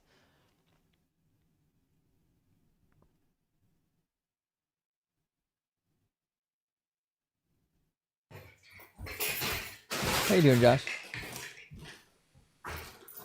Good. How are you? Doing well. Josh, are you at least 18, and do you believe that Satan is real? I am 35, and yes, I believe that Satan is real. Okay. And do you believe the Bible version of Satan? Yes. Okay. And do you believe the Satan was a good guy or a bad guy? I mean, I guess technically, like, bad, I suppose. I feel Why? like good and bad are not the best context. What's he guilty of? I would say unrighteous. I would say he's unrighteous. How What's he about guilty of? So really, the thing is, like, he doesn't really do much. Like, even in Hebrew, in Hebrew, I think he's mainly like the word that they use for him is usually like accuser. So he doesn't really do things. He just is like deceiving. He's leading people astray, so to speak. Who do you lead astray? And I mean, just people in general, but specifically like in the Old Testament, Like who? Pretty much everyone. Name one. I've read the Old Testament. I don't know of any. Okay. So you want me to like bring up like an actual specific person from the Bible that he leads astray? Yeah. Okay. Listen, if Satan's guilty of something, bring the evidence. Well, yeah, but what I'm saying is what do you, define what you mean by he's guilty. Listen, you think he's guilty, not me. Well, I'm saying that he's deceiving. Who? Who do you deceive? Like he deceived Eve, for instance. He told the truth, though. That's true, but the truth can sometimes be deceiving. No, he didn't deceive her at all. You don't think the truth can be deceiving? No, that's literally the opposite. Not telling the truth is deception. That's okay. If it's just specifically like a statement, but what I'm saying is I could lead you into a direction by giving you the truths that I want to reveal to you. So what? So that's my point. He just deceived her. He's not technically guilty of doing something. How did he so he's innocent then? You agree with me? I'm not. Yeah, I mean, technically, on technical terms, yeah, because he's really like incredible at deception and manipulation. No, he didn't deceive anybody. He told the truth. Right, but he knew the result of what was going to happen to them, and he knew they wouldn't like the outcome. So what? So he intentionally led them into a situation that he knew they wouldn't like. Why? Why does that matter? Did he commit a crime? Like I said, I don't find him guilty. I just think that he's deceiving and manipulating. But he didn't deceive anybody. He told the truth. Now you're just going back to what we have to move forward from that. I've already expressed the fact that you can use the truth to deceive someone. I don't think so. You can have like a lie of omission. Okay, like can I give you an example? Give me an example. Yeah, where telling the truth is deceiving somebody. Okay, so you come over to my house, and you and I are friends. And while we're at my house, we're going through the refrigerator, and there's some Reese's cups inside the refrigerator. So you're like, dude, sweet, I love Reese's. Can I have a Reese's cup? And I'm like, oh yeah, sure, go ahead, you can have one. And you eat the Reese's cup. And then a little bit later, you want another one. So I'm like, yeah, sure, dude, go ahead, you can have another one. So you eat another Reese's cup. Well, after a while, my dad comes home, and my dad is super pissed off because you just ate my dad's Reese's cups. So he comes in and he beats the ever-living crap out of you for eating his candy. I told you that you could take the candy and you could eat the candy, but I knew the whole time that my dad was going to get there and beat the ever-living crap out of you. So I told you the truth, but the outcome was something that I knew you wouldn't like. So in the analogy, your dad is God? No, my dad's my dad. It's just an analogy. Well, in the analogy, you've got somebody for Satan, you've got somebody for Adam and Eve, and you've got somebody for God. Oh, no, right? No. You asked me to express to you how I could use the truth to be deceiving, and I did. But you didn't totally deceive anybody. From any argument. Yes, I did. No, you didn't. Would you have chosen to? What do you think the word? What do you think the word? I think you need to figure out what words mean. What does the word deceit mean? None of them know what that word means. Okay, deceit means the action or practice of deceiving somebody by concealing or misrepresenting the truth. So Of course, that's exactly what I said. So what truth? That's exactly what I said. So then, what truth did Satan conceal? That if they did it, they were going to start the process of dying. But that's not a truth that he concealed. That's not in the Bible. Yes, it is. No, it's not. It is in the Bible. No, it's not. Yes, it is. As soon as no, they, it's not. As soon as It says the day that you. It says the day that you eat of it, you'll die, and they didn't. Are we dying? Also, they weren't. Are we dying? Also, they weren't immortal, so they were already in the process of dying. Yeah. I mean, that's technically not known. You don't know that. No, Do you we know do. they were going to die for sure? So you know they were going to die for without sure the, without the tree, without the tree, they were going to die. How do you know? Because the tree is the tree of life. That's If why they you were can- removed from Joshua. Don't even fucking do No, the there's two Joshua. trees. Don't even There's- talk over me. You'll get muted. Okay, I'm sorry. Okay, I'm sorry. Okay, so we're told in Genesis 3 that there's a tree of life, and that's why they get removed from the garden, because they might reach to the tree of life and eat it and then live forever. We're not told prior to that point at all that they're eating from that tree at all. We have no idea if they're eating from that tree. What we do know is that that tree is the thing that's going to grant them immortality. Okay, I see what you're saying. Could you do me a favor? Because I can't go off this page. I can't remember. Is it the tree of knowledge of good and evil and the tree of life? Or is there a specific tree that is the knowledge of good and evil and a separate tree that is the tree of life? They're separate trees, yeah. That's why it says in Genesis 3, there's two trees in the garden. One of them is a tree of knowledge and good and evil. And then in Genesis 3:22, we learn of the other tree. It says, see, the humans have become like one of us, knowing good and evil. Now they might reach out their hands and take also. So also means from another tree, from the tree of life, and eat and live forever. So they don't want them to eat from the tree of life, because then they would live forever. Well, that's an assumption. I mean, so we could. I mean, they That's not an very assumption. likely could have eaten. Josh, that's what it said. How is it not? We'll What try do you this mean that's again. what it said? It's like reading comprehension Okay, never works with Christians. okay, I see. So it says, see, are the you- humans have become like one of us, knowing good and evil. Now they might reach out their hands and take also from the tree of life and eat and live forever. Therefore, the Lord God sent them forth from the Garden of Eden. So eating from the tree of life would have allowed them to live forever. Yeah, but it doesn't say they didn't. That they weren't doing that. Well, It they doesn't would say they that. would live forever then. They Yeah. might reach out their hands, and so they would have lived forever. That's my If, point. yeah, if they had access to the tree of life, but they don't. They do. It says They don't. might reach out their hands. Why? Where Did does they it say that? Did they eat from it? How do you know they didn't? Because they're mortal. If they were no, if they they're were living dying. No, they're they're dying not. If they because ate from the tree of life, they would live forever. But they ate from the tree of the knowledge of good and evil when they weren't supposed So what? to yet. So what? So that's why the dying process began. No, You're coupling the We're- trees no, together. It's disingenuous. It doesn't say dying process, Josh. Find me where it says dying process. If you are living and you're not going He to can't die, help himself. and then Show me in the listen, text I'm where it saying- says okay, I'm dying sorry. process.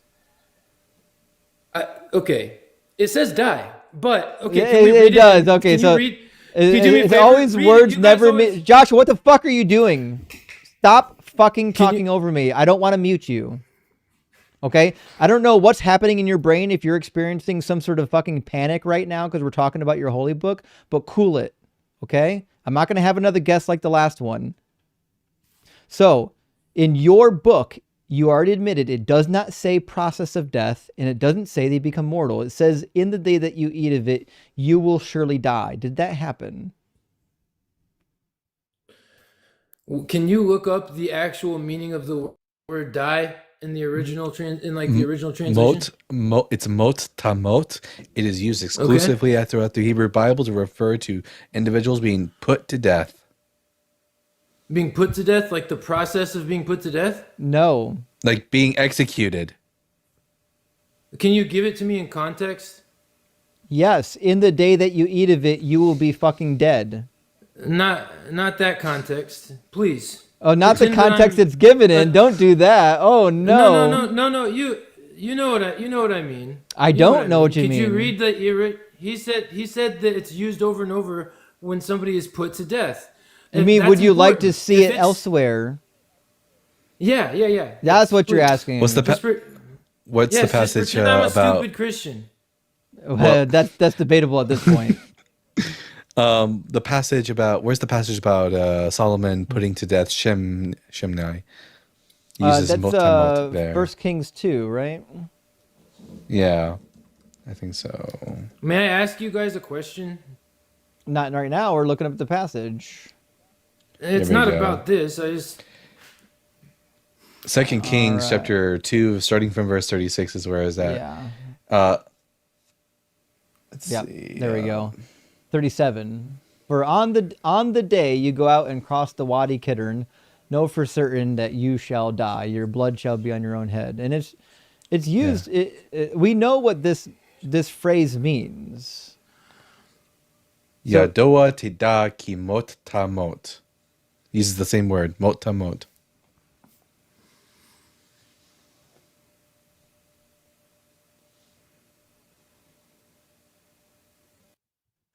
Okay. I mean, I guess for me, I always visualize it as a dying process, and I feel like it makes sense in the context, and I genuinely, like, I'm not trying to just be ignorant, and I feel like I've kind of made that clear. Like, I'm not just ignorantly speaking about anything. In context, it makes sense that it's a dying process.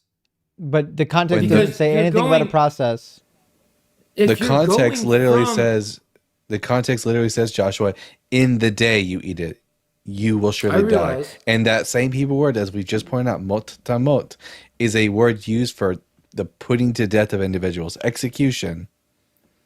I understand, but what I'm saying is, this isn't something that, it's not like a situation that we ever really come across, but in this situation, they go from not necessarily ever dying. So we can't guarantee that they were in the dying process like we are. They were not immortal, Joshua. You have a dogma that you believe where Adam and Eve were like in a state of immortality, which was stripped from them because they were kicked out of the Eden. Joshua, but that's not what we shut have the fuck up.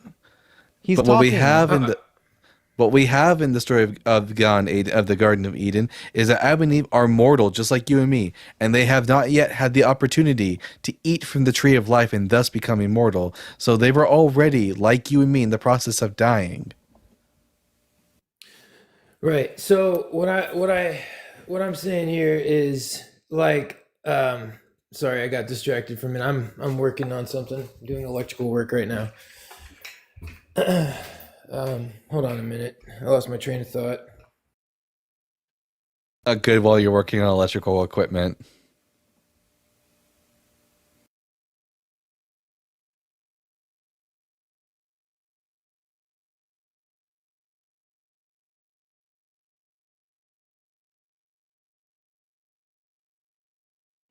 He electrocuted? Where'd he go? Let there be light. Sorry, one second. I apologize. Give me just a minute. In your experience, Justin, as an electrical engineer, do you think it's good to be distracted while doing your work? It's not good. I hope you got all the breakers off. I do. No worries. No stress.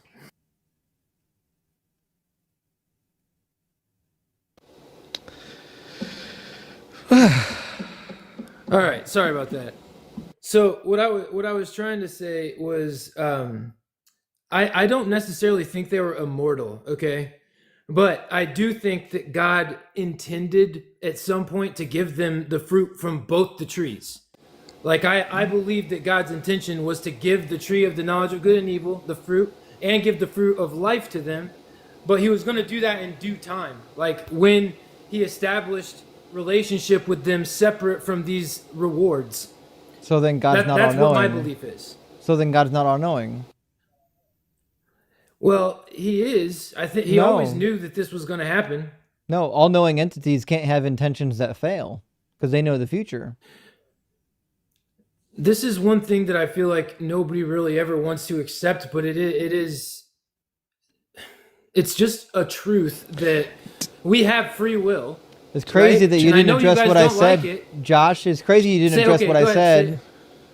I said the scenario can you repeat it? described entails that God isn't all-knowing. And Dalton, you've got a lot of background noise, buddy. You got to turn your mic down. Oh, sorry. Okay.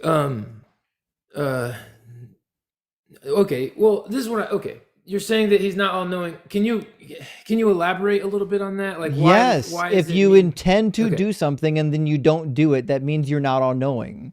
It's either you're not all-knowing or you're a liar. You got to pick one. Well, but he's giving us the opportunity to react. You can't. Then he didn't intend to do it. What I'm saying is he's giving us the opportunity to react in whatever way we want. It doesn't means he's matter. giving- Then he's not all-knowing, Josh.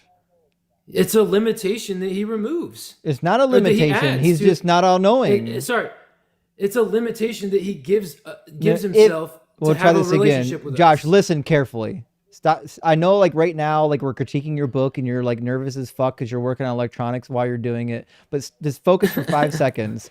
God did not intend to give them the tree of life because he didn't do it. All-knowing entities can't intend to do things that they know they won't do. Well, I think that we will get it. It just not try not to yet. no. Try this again. Try this again, Josh. There's no tree of life later in the Bible.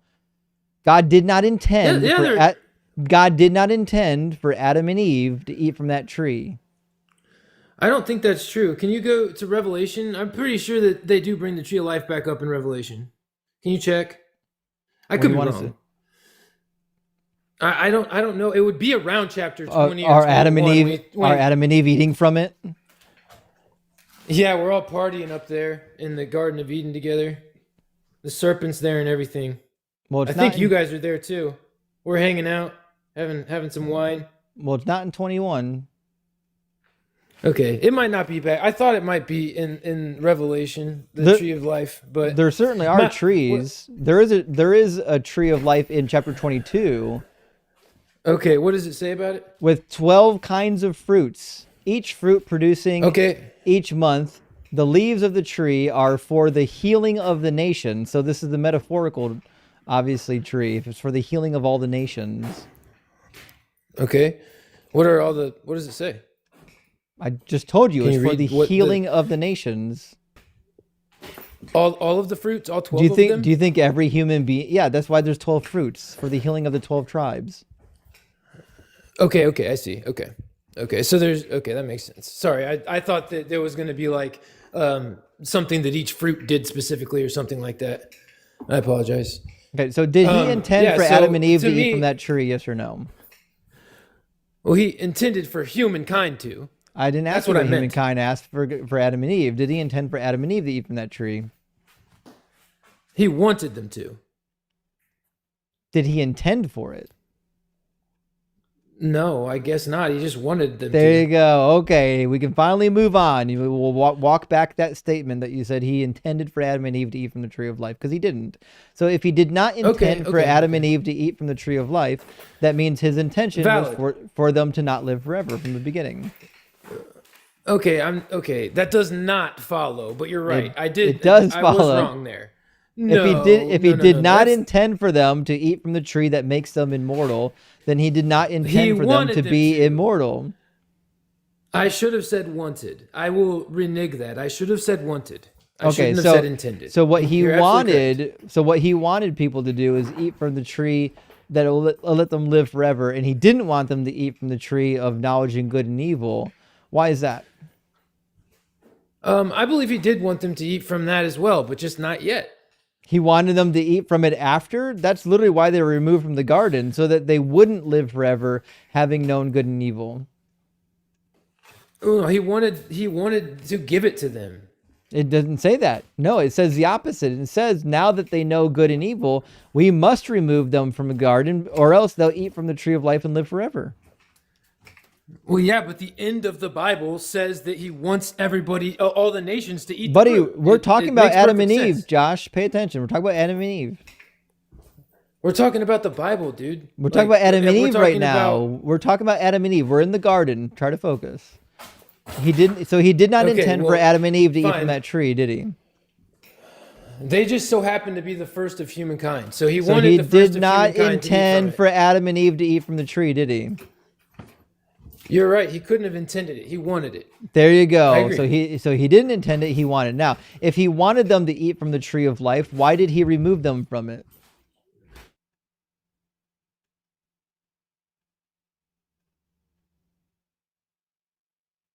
To give it to them yet, so they weren't ready for it. So he didn't want them to eat from it. Not yet. No, he couldn't even trust them. Like he wanted to build a relationship. So with them. there He you go. couldn't So trust he them didn't. yet. So he didn't want them to eat from it. I mean, he wanted them to. Yes, when they developed a relationship with him. When they were literally walking in the garden with them. I know, and that's what he wanted. That's what he liked. He was happy to have. So then, why did he that, but remove the felt tree like- from him? Because, like, honestly, you can tell someone's actual character when they do have to go, like, avoid temptation. I mean, at this point, Satan had already become prideful and turned his back on God, and that was his most beautiful Well, creation. that's up not in until the humans. Bible. That's not in the Bible. I know you think it is, but it's not in there. So we'll focus on Adam and Eve It's for not now. in the Bible. No, it's not in the Bible. Ezekiel 28 and Isaiah 14 don't say anything about Satan. So again, in the garden, I'll he have to clearly look didn't want at them that. to eat from the tree of life, or he would have allowed them to eat from it. I mean, I disagree, but we can disagree on that point. You know? No, we don't disagree. You're just being dishonest. If he wanted them to I'm eat not from the being tree of dishonest. life, he wouldn't have removed it from them. You have to admit that I've put together a very coherent argument. I No, haven't been you've dishonest literally about anything. you've made it up on the spot, which is remarkable. So again, if God wanted them to eat from the tree of life, he wouldn't have removed it from them, would he? Listen, guys, I appreciate this. Could you but I have to imagine go. Dalton talking to a child? I really want you to eat this Snickers, but I will not give it to you. I don't care what you do. I'll never give it to you, but I really want you to eat this Snickers. What a weird piece of theology to piece together. Well, I feel like that's happening a lot. That whenever we talk about Adam and Eve in the Garden of Eden, there's a whole book could be written about things that people believe about that story that isn't in the text. It's pretty crazy, but you have to justify it somehow. What did I talk about that's not at least heavily implied in the text? The fall of Satan? Heavily implied. Everything I talked about. In fact, the text that's not even. So the take text that doesn't out. say the text doesn't Take say that out anything entirely about that. then. Okay, well, it also doesn't say that Take that God out wanted them entirely. to eat from the tree of life, does it? Why the heck did he make a tree then, dude? Does it Didn't want say anybody that? to eat it. Then why remove it? I'm not like I'm making sense, dude. I'm not You're like not making sense. off, You're cooking all right? yourself. So you're cooking yourself. You're telling me that Josh, God you're created embarrassing two yourself in front of trees- almost 3,000 people right now. That's what's happening. So if God wanted them to eat from the tree, he would not have removed the tree. Dude, he did that after they ate from it. It doesn't You matter. understand that it is coherent. Why would he put It's two not trees in the garden coherent. that he didn't want them to eat? Why would he make the trees if he didn't ever intend on giving them the fruit from the trees? Because he's all-knowing. He knows they're not going to do it. You keep That's forgetting that goofy. he's all-knowing, Josh. It can go both ways, He man. never I can intended for realize that them. you're being- Josh, he never intended for them to eat from that tree. He's all-knowing. When you're all-knowing, you don't have intentions that fail. You can't. It's impossible. Oh, that's funny. So you think that you don't agree with me then that people are free to make any decision that they want to make? You think Nope, that people can't make they're their not. own choices? Nope. Okay, let's talk about that then. Because Why? because God wants robots. You make even one decision that God doesn't like, he'll light you on fire for all eternity. That's not free will. independently think for yourself? Yeah, thinking for What is yourself it- is not what the is same free as will? free will. Free will is the ability What to is will? choose. Free will is the ability to choose without. Josh, do you want my fucking answer or not? I'm sorry. Free will is the ability to make a decision without any outside influence whatsoever. No coercion, no pushing, no threats. That's free will. You don't have that. You must do a 100% what God says, or he'll light you on fire. No, it's not outside influence, it's force. No, outside You can't influence. have outside force. Wrong Look again. that up, please. Okay, please read the definition, please. I know the definition. I just gave it to you. I've done it 1,000 times on this live stream. The definition of libertarian free will is the ability to choose without any outside influences. Okay, can you read it? I just gave it to you. Can you cite it? I just did. Can you cite it? I just gave it to you. Where? The definition. Okay, well, that's... okay. That's the kind of argument that we're going to have? I mean, that's ridiculous. Then give me a definition that differs and give me your source. I can't look anything up, man. If I go off here, it's going to put a little teacup on. I'm not good with this. I've only had TikTok for like 2 weeks. I don't know how to Libertarian free will is the philosophy idea that individuals have freedom to make choices that are not determined by prior events, meaning they have genuine moral responsibility for their actions. It asserts that a person could have chosen differently under the exact same circumstances. That determinism is incompatible with this kind of freedom.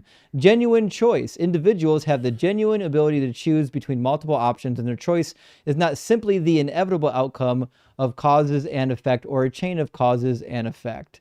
And then if you look it up in like an actual philosophy dictionary, it'll tell you exactly what I said, that you're actually free to make the decision. You are not coerced into making the decision. You can't be coerced to making a decision, because then it becomes a form of influence. Oh. In fact, from the actual definition, libertarian free will means that our choices are free from the determination or constraints of human nature and free from any predetermination by God. All free will theists hold that libertarian freedom is essential for moral responsibility. So it's complete freedom. Means no one's got a gun to your head. Oh, man, you're breaking up. You're breaking up. Yeah, I've always used the simple definition of that free will is the ability to make a choice independent of any underlying cause. And as long as there's an underlying cause, it's not free will. It's determined. Yeah, okay. I mean, I can handle that definition a little bit more, but to find That's the same definition that he just gave. So let me give you a small analogy to make it easy for you. Do you have a sister? Do you have a sister? Sure. Sure. If I go to your sister and I say I want to take you out for a nice steak dinner, but if you say no, I'll light you on fire, is that a free will choice she gets? Well, of course not. I understand. I get what you're saying. Why? Because she's being coerced? But why, Josh, why? I said why, Josh. Why is that not a free will choice? You're right. Yes.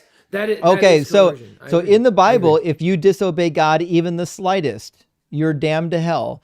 Paul himself says that does the Bible that no one is perfect. Even one sin is equal to committing all of the sins. And without the hope of Jesus' blood covering your sin, even if you only have one sin, you go to hell. For all have fallen short of the glory of God. What does the Bible say about hell? That it's suffering, wailing, gnashing of teeth, and full of fire. Oh, really? You agree? Do you always agree with that definition of hell? Yeah, because that's what's actually in the Bible. To be sure, that's what's in the Jewish literature as well. Weeping and gnashing of teeth. Yeah, and fire. It's referenced and fire. It's referenced as Gehenna, where they burn trash. Well, that's not true at all. That's an adorable email forward you read about that from your grandmother, but that's not true. So Gehenna is not where the people lived outside of the gates that were like lepers and where like most of the waste and stuff from the city. What is it then? Gehenna was a valley. Define it. It's actually in the Old Testament. It's an actual valley where they would sacrifice their children.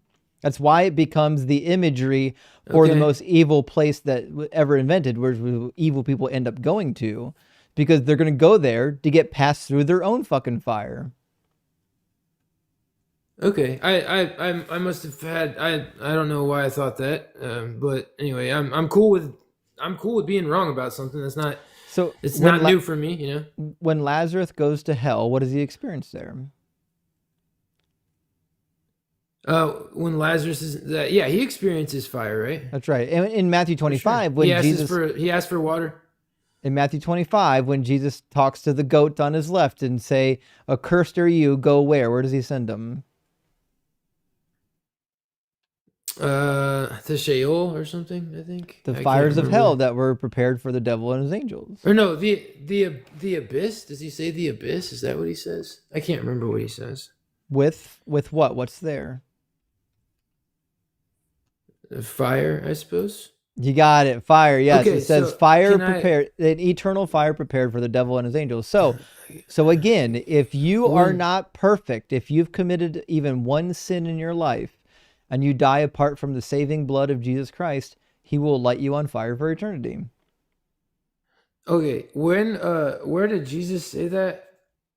Matthew 25. I can't remember.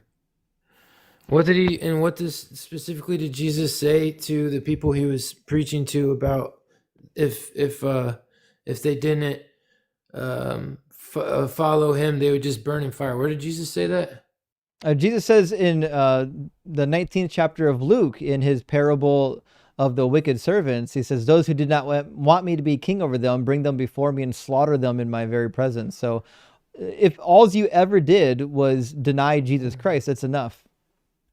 What was the beginning of that sentence? I think you said it. What was it was like the third word. Those who don't want me to be king over them, bring them before my very presence and slaughter them. Oh no, sorry, it was parable. That was the word I was looking for. You said it was a parable. Yeah, you know, parables map onto reality, right? Parables are just a story somebody uses to help you understand something. Yeah, they map onto reality. And in the reality of that parable, the king who goes away and comes back is Jesus. And when he comes back, he says, "Those who didn't want me to be king, bring them before me and slaughter them." So that doesn't have anything to do with fire. I didn't say it did. Well, you keep talking about fire. Now all of a sudden you're talking about I think people you're getting slaughtered. confused. What I'm saying is that Jesus will literally have you murdered and or sent to hell if you don't want him to be king. That's all it takes. Oh, really? Yeah. I can't remember when you talked about that. All we have to do is Jesus press a little bit, and we'll find out that you agree with me, even though you don't like that you agree with me. You actually agree with me. So if I come to you do just follow me, Josh. If I come to the age of accountability, let's just say, for example, that the age of accountability is now 13. Who knows where it really is? Let's say it's 13. Let's say, for example, I turn 13. I commit a sin that week, and then I die. Do I go to heaven or hell? If you turn 13, I mean, honestly, I have no idea who goes to heaven or hell, dude. I don't know what age, I have no clue. Okay, well, I'll help you out. If you can go to heaven without Jesus, then Jesus' death was for nothing. That does not track. It does track. If I can go to heaven without Jesus dying for my sins, then he died for nothing. Okay, so if you're accepting heaven and hell, you have to accept the Bible, technically, for the sake of argument, right? I'm doing that right now. I'm telling in the Bible. Okay, thank you. In the Bible. Okay. Who goes to hell in the Bible? Right, but in the new covenant, it says that the guy can't answer law a is going to be question. listen. I'm answering it. He can't please. stop himself. It says the law will be written. It says the law will be written in our minds and in our hearts, which means that everybody will have the knowledge of and have the convictions of God, of the Holy Spirit written on their hearts from birth. So there's like we are going to morally we're going to have a conduct that's written in us. That's an adorable story, but it's not true. It's not a story. It's the new covenant. It's an adorable story. The new covenant's a foolish lie of a first century death cult that doesn't have any connection to the actual Hebrew scriptures. And Jesus says, if your right eye causes you to sin, tear it out and throw it away. It is better for you to lose one of your members than for your whole body to be thrown into hell.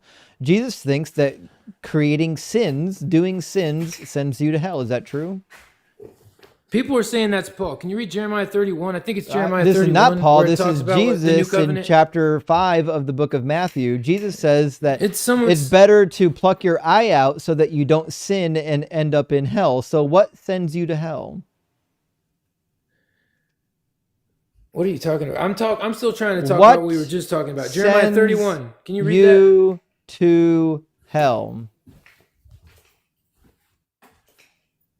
I wasn't even listening to what you read. Dude. I know Hold you on a weren't. minute. That's It's why still you're there. trying to pivot to Jeremiah 31. So it's on the screen. I'm not pivoting. What You sends pivoted. I was people trying to talk to about that. hell according to Jesus' own words?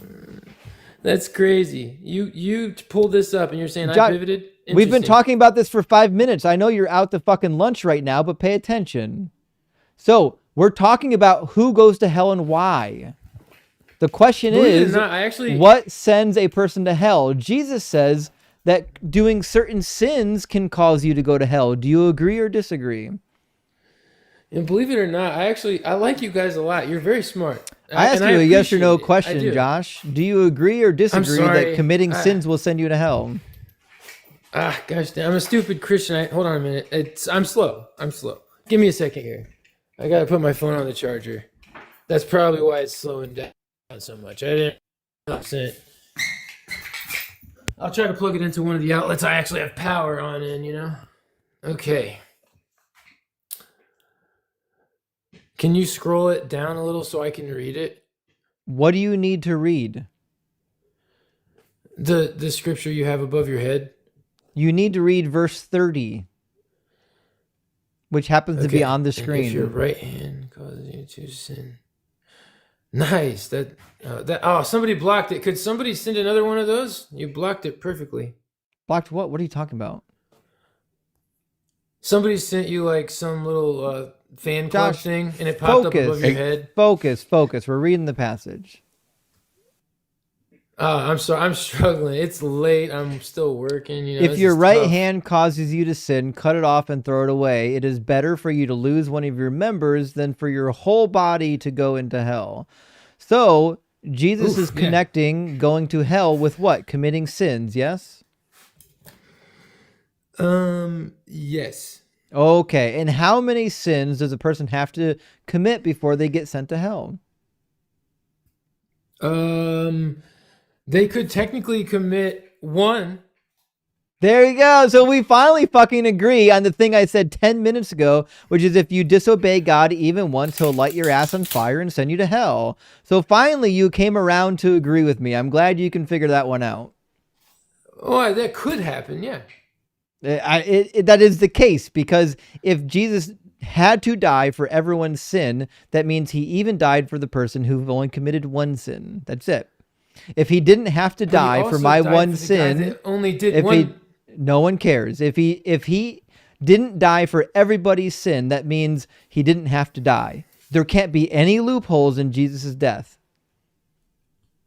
I didn't say there was a loophole. Where's the loophole? I'm not saying there's a loophole. I didn't say you said. I'm sorry. If a person with one sin can get into heaven, that means Jesus didn't need to die. Well, nobody can get into heaven though without him. It says he's the only way into heaven. Have you read the Old Testament, Joshua? He has not. No way. Yeah. Yeah, I've read the whole Bible several times. Yeah, we certainly don't believe that. So anyways, the reality is, oh, really? According to Christian doctrine, interesting. If you commit even only one sin apart from the saving blood of Jesus, you go to hell. Do you think that's a free will choice? Like, I actually have libertarian free will to make choices in life, knowing that if I disobey God even once, I get lit on fire? I do not agree with that first premise. What premise? The first premise of your argument. I didn't give you a premise. I asked you a question. Questions are not premises. You're framing an argument, and your first premise was that if you sin, you're going to hell. That's not good. That's not true. You agreed with me. You said so. I said it's possible. It's like you're having a different conversation. It is a fact. No. Because if not, then Jesus didn't have to die. His death was unnecessary. I was a Christian. I knew that if you committed any sin, that you would be damned to hell, for the wages of sin are death. That's right. Right. Yes, but what I'm saying is yes. So I see what you're saying. how many? I understand that. What I'm telling you. It's crazy Can I how we finish? have to like slow walk Christians through their own theology. I'm gonna be honest with you. There are pieces that you are not putting together. We're waiting for you to put together the fact that if you commit even only one sin, you go to hell. That's what we're doing right now. The wages of sin are Yes, and death. I told you. The wages of sin are death is the explanation for why all people die. That's the explanation. People die because nobody can be 100% sinless. Although that's not actually true according to other passages of the Bible. We don't have to worry about that right now. The reality is if you commit a sin, you will die. The wages of sin is death. But the free gift of God is eternal life. That's the rest of the verse. Just read the whole verse. Again, that's coercion. No, it's not. So No, it's we'll not. start It's from literally saying, so we'll start from the beginning. So if I commit even one sin, I'm damned to hell, right? dude, you don't have to do anything for it. That's what I'm Josh, trying to tell you. I didn't ask you. I didn't ask you if you have to do anything. I said if I commit even one sin, do I go to hell? How are you coercing me into If I commit anything? one sin, do I go to hell, Josh? So are you basically trying Josh, to I'm going to justify ask doing you the something same wrong? thing over and over again until you actually pay attention. If I commit one Why do sin, you want to do something if I commit wrong? one sin, do I go to hell? What's a sin? Define sin for me. A sin is anything God doesn't Go ahead. approve of. It's missing the mark. So we'll start from the fucking beginning. If I commit What even is one it? sin, Okay. do I go to heaven or hell? No, what is sin? I want to get actually define I just sin. told you. We'll try this again. It's missing the mark. It's doing something God didn't want you to do. Disobeying a command. If I commit even one sin, do I go to heaven or hell? Sin is a transgression from the path of righteousness. It's That's a what sin transgression is in of the Bible. law according to the New Testament. Pay fucking attention to my question. If I commit no. Josh, I don't care what the fuck a sin is. I need to answer to the question. If I commit one, whatever you think it is, I don't give a shit what you think it is. If I commit one of them, do I go to heaven or hell? Dude, if you just commit a sin, no, you don't go to hell. If you just Okay, commit a sin, no, then there Jesus has to died be for other nothing. steps. Then he didn't die for anything. He died for nothing. If I can You go to mean- heaven, you if I can have go to to- heaven, if you I can go have- to heaven, Josh, listen.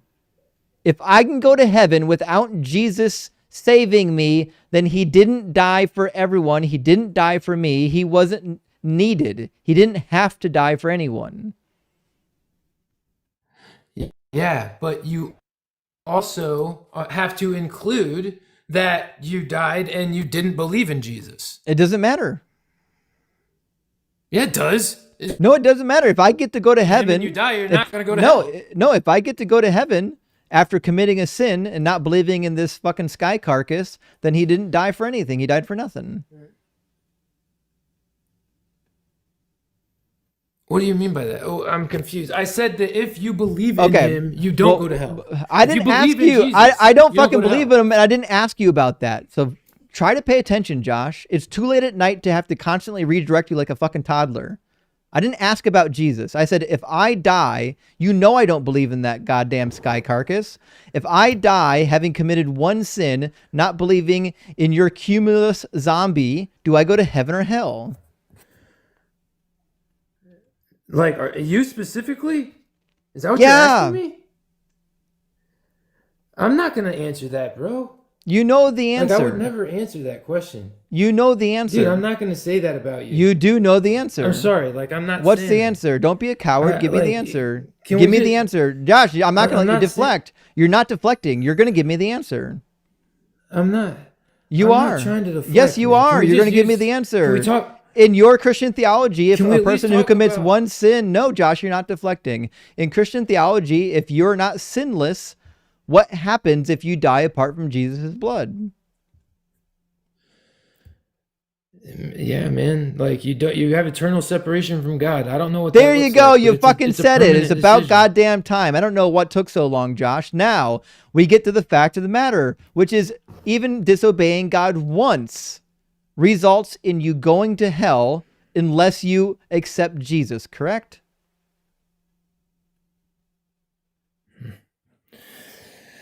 Yes Oh, or no? man. It's time to be honest. Stop fighting. Stop I running haven't- away. I- Just answer the question. You I've know, been- We all know that. I'm Josh. really not. Josh, Look, we all know the answer. look, Everybody dude, here. There's 3,000 are- people watching, Josh, and everyone knows the answer, and you know the answer. We're waiting for it to leave your lips. Dude, you're asking. In Christian theology, you're if you asking die me to apart say from that the saving blood of Jesus Christ, do you go to heaven or hell? Oh, you have eternal separation from God. There you go. So you don't go to heaven, you go to hell, right? Where does it say Josh, specifically that if you let it you leave go to hell? your lips? I'm not gonna just say what you want me to say. It's because you want to hear it, bro. It's either heaven or hell. Dude, I've listened to you guys literally Josh, say that you don't even Josh, believe that hell Josh, is actually in the Bible. But now you want to No, use it as your I've argument. literally never said that. Not in a million years. I listened. Never once. You didn't listen to. You didn't listen to never my lives. said that Josh, shut the fuck up and let me finish my goddamn sentence. I've never said ever in my entire life that hell's not in the Bible. Not once. I have an entire spreadsheet dedicated to this topic because I argue even against atheists that it's in the Bible. You are not watching my live stream if you think I don't think hell is in the Bible. You're deeply confused. Okay, that's possible. I apologize. Okay, I still need an answer to the question. The two options are heaven or hell, correct? I'm honestly you'd have to convince me that hell is for sure because Josh, I genuinely what's the alternative? Stop. Hey, focus. Focus, Josh. What are the two options? You are with God or you're not. That's where? What I'm saying. If you're not with God, where are you? If you want to call it. If you're not with God, where are you? You can call Josh, it hell. where are you if you're not with hell. God? Josh, where are you? Dude, you can call it hell if you want. Where are you?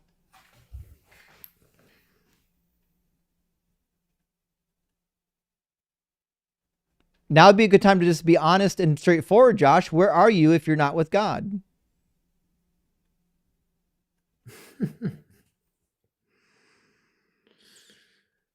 You're doing everything but being honest right now. You need to be honest. Where are you when you die and you're not with God? Where? Where is it? Hell. There you fucking go. It's like pulling teeth with these fucking children tonight. Okay, so if you die apart from the saving grace of Jesus Christ, even with only one sin in your life, then you go to hell, which means my analogy 25 fucking minutes ago was spot fucking on, which means God will light you on fire if you don't obey him perfectly, Josh. One disobedience from God and he'll light you on fire. That's the fucking case. Absolutely untrue, man. That is the case. You've already admitted it. Okay, let me ask you this. It's crazy how dishonest these Christians are. I've never seen a group of people, maybe aside from the Islamic guests, I've never seen people more dishonest in my entire life than a Christian that's literally fucking fighting for his life on a book he hasn't fucking read. That's hilarious. I've literally sent you all over it because I know exactly where stuff is. I was one chapter away from the freaking tree of life. I told you right where Jeremiah 31 is. I've told you everything. I know where it's all. Jeremiah 31 is where Jeremiah 31 is. Yeah, we know where Jeremiah 31 is. It's the 31st chapter. Yeah. So the reality is, dude, in the Christian doctrine, if I die apart from Jesus Christ, I go to hell, which means any disobedience, no matter how big or how small, if I disobey God, I'm doomed to go to hell unless I accept your sky zombie, correct? Bro, if you've read it, then you're the one being disingenuous because you understand try this again. Well we'll try this again, Josh. That's not an answer to my fucking question. No, I'm if not. If I die apart from Jesus, bro, we'll try this again. No, I'm not going to fucking listen. You're going to get muted. You're going to shut the fuck up and you're going to pay attention. This could have been over a half hour ago. We could have been done with this conversation. We didn't have to be doing this right now. You could just be honest and stop fucking going back and changing your mind every time you don't like the way I phrase it. The reality is, you already admitted, if you only have one sin in your life and you don't accept Jesus, you go to hell. That means, and remember, sin is disobeying God. You said that, not me. Actually, I did say that. Sin is disobeying God, which means if you disobey God once, even once, he will send your ass to hell. You admitted it. You already said it. You can't take it back. If you take it back now, we all know you're a liar and a coward. It's crazy. You have to drag this out of them. Are you done? Are you okay? When I'm not talking, you know I'm done. I don't know if you know how conversations work. Apparently you don't. It looked like you might just need a sip of your drink. I don't know. So again, can we finally come to the agreement on what your book teaches? Which is namely, if I disobey God, even once, he'll light me on fire and send me to hell. Absolutely not. Okay, then where's he going to do with me? Dude, you understand that there is a lot more to it than that. Josh, you know that. what's he going to do with me? I honestly don't know. You keep talking specifically about yourself, and it you makes do me uncomfortable. know. Can we use a different You do person? know. Josh, you do know. You're being a coward right now. Tell me the truth. What happens to sinners? What happens to sinners? Dude. What happens to sinners? I'm being honest with you when I tell you. Well, you're lying then. I do not know. You're lying then. You're lying. You do fucking know, okay? Josh. Fine, I'll tell you. Okay? I have deconstructed in my own life. I'll be for real with you and honest, if that's what you want. And I know what it feels like to completely live my life separate from God. I've struggled with addiction for years in my life. Okay, yeah, that checks out. Like I decided that I was going to walk away from God a long time ago. No one cares. And I lived my life separate. From nobody cares about your testimony. We want answers. Going to do? This is what I'm telling you, Josh. No one gives a fuck about your testimony. We want you to answer questions. That's what you're here for right now. I am answering the question. Okay, so the question is, according to your book, what happens to sinners? You live separate from God forever. Where?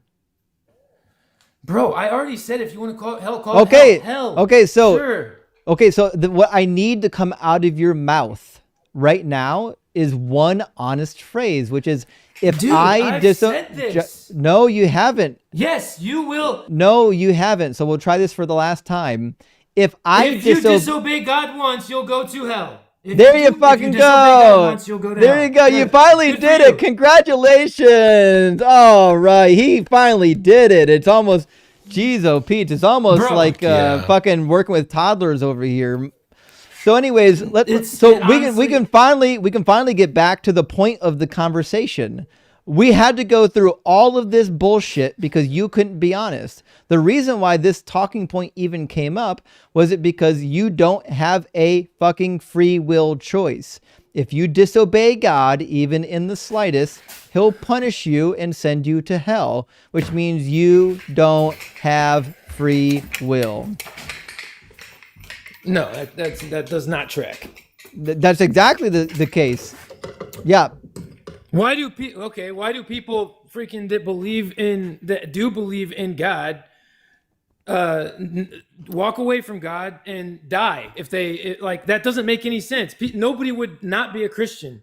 It's because everybody would be a Christian according to that. No, because God's not real. So the people who don't believe in your God don't believe that your God exists. That's how that works. The reason why people leave your religion is because they realize that it's all bullshit. No, listen. You're talking about a situation where a God does exist. No, he doesn't. Right? But you're talking about a situation where he does. That's what we've been talking about the entire conversation.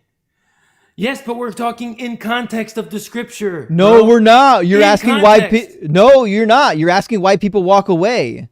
I don't know if you're tracking the conversation right now, Josh, but the last thing that left your fucking mouth was why people walk away. And I told you why people walk away. There's no scriptural context for that. We're talking about Adam and Eve, correct? No, we're not. Yeah, we were when we were talking about. But you're on a different. You're on a different fucking planet right now. You're not even in this conversation. This is your brain on religion, people. Why? You should go back. Spoken about Adam and Eve for half an hour now. I know, this is crazy. We haven't talked about it at least a half an hour. Josh, why do you think talking over me is ever going to work? It's never going to work here. Not once. Not once Why? will I ever let you talk while I'm talking. It's never going to happen. So again, you asked me about why people are leaving the faith, and I gave you my answer for why people are leaving the faith. It doesn't matter what the Bible says. I gave you an answer from reality, not from a fairy tale book. Okay. Can I ask you a question, please, sir? Yeah. Thank you. What brought us to free will? The fact that Adam and Eve didn't actually have a free will choice, which it took us a half hour to demonstrate that when you're coerced into making a decision, you don't have libertarian free will. Oh, but I was just talking about in the context of scripture, and you said that we weren't when it came to free will. And Weren't I what? said, if Weren't what? dude, if what what you're saying is Josh? You said that they don't have free will because They would don't. be coerced by God. They are. You said that. This is so difficult. If there's a threat and a punishment that comes along with a decision, you don't have fucking free will.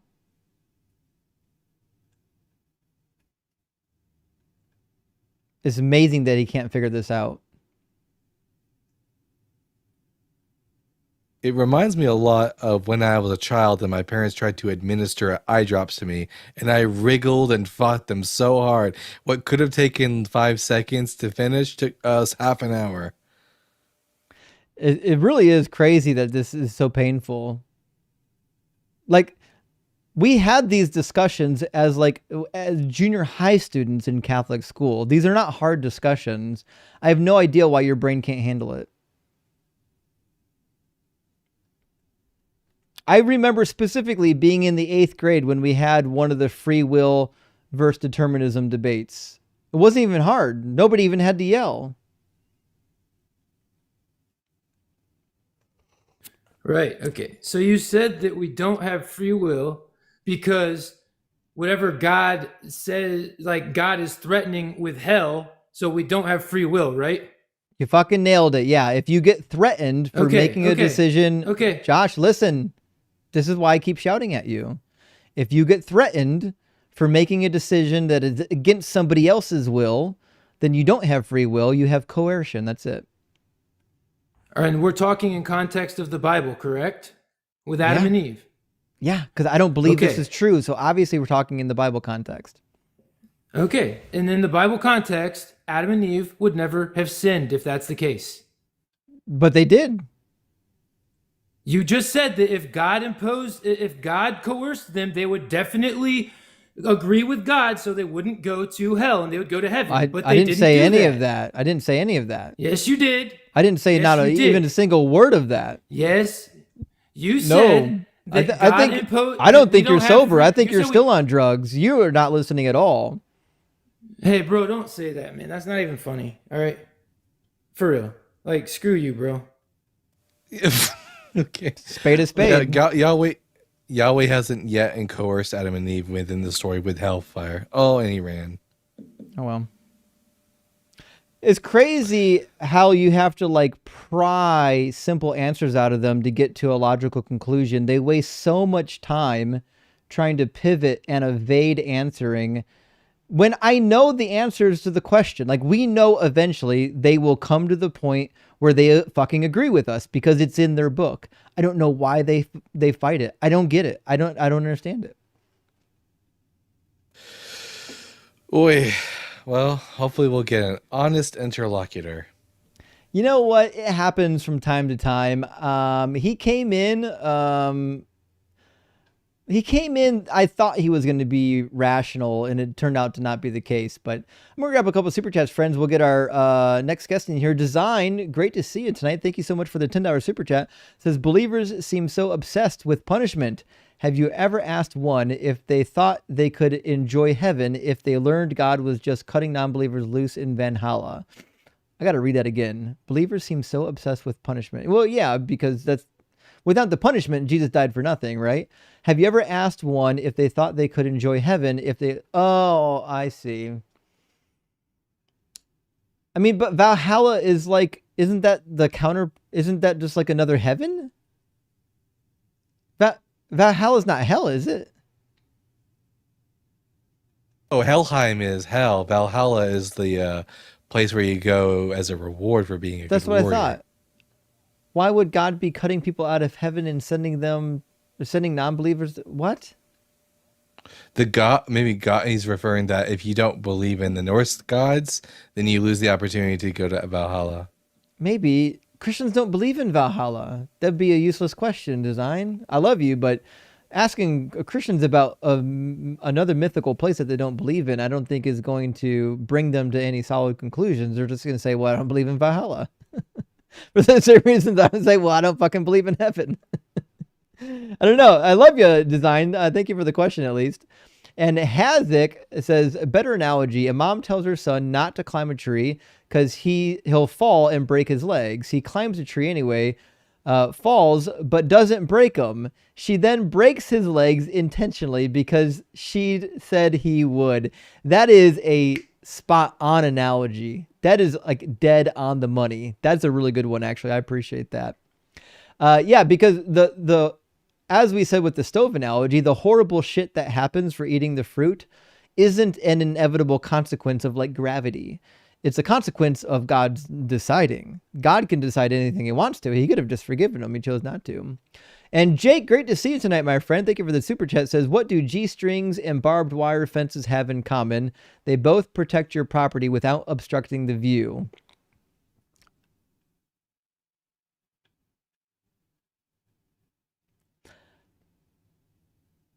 What property is a G-string protecting?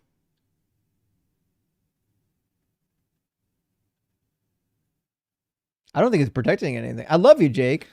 I'm baffled though. Someone in the comments tell me what's happening. You think it's protecting the booty hole? I don't think so, actually. If you've been around, you know that G-string ain't a problem for nobody. I don't know. I'm thinking about it. I'm trying to think if I missed it somehow.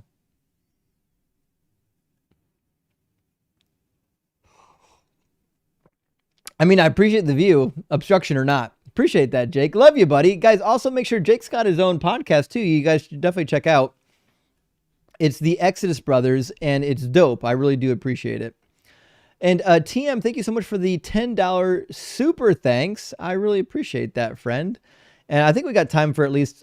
it's funny because all the guests are heating up now. I've got a full queue now that I spent the last 2 hours shouting at idiots. I've actually got a full queue, and I don't have that much time to take everybody. But we'll do what we can. We promise to bring in the humble theist after that. We'll see exactly how humble the theist is. How you doing, humble? Humble?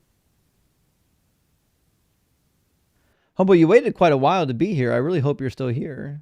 I'd hate to see you miss out on your opportunity after waiting all that time. Hello? There you go. Now it's working. Okay. How you doing, Humble? Good.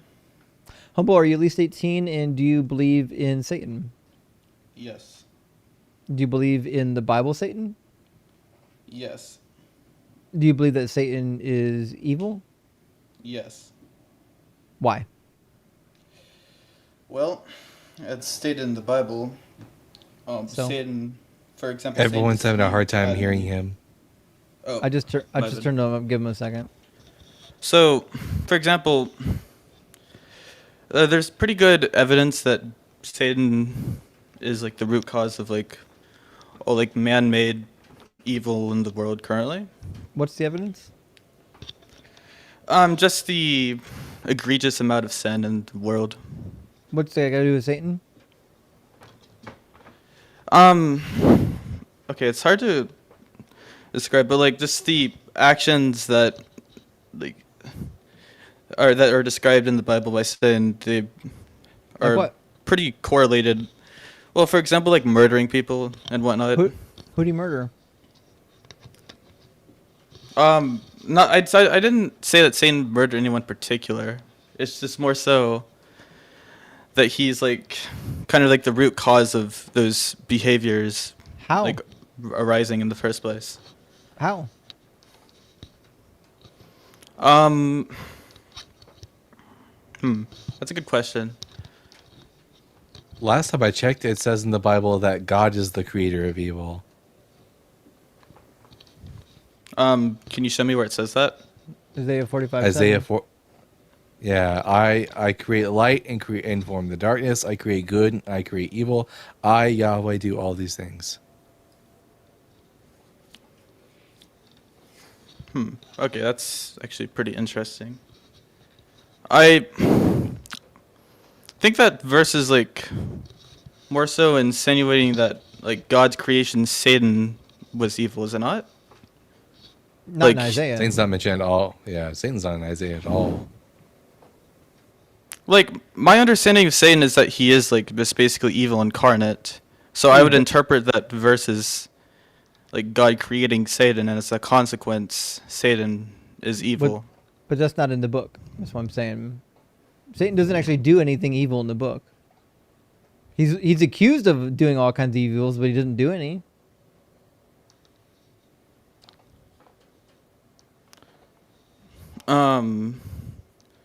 Did he not deceive Adam and Eve in the forest? No, he told or the the truth. Garden of Eden? I mean, yeah, but by virtue of telling the truth, that caused like lots of gonna bad play out all things over in the again. future. No, not true. God wanted it to happen that way. It was a setup from the beginning. Can you explain that?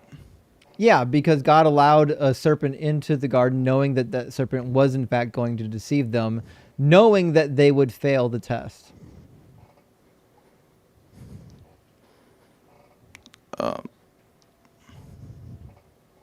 Why would God create his own enemy and then put it in the garden? Well, okay, I think like an explanation as to why God would do this is because I think by giving rise to evil and good, this gives host to a plethora of decisions that you can make which supports free will. No, you don't have free will.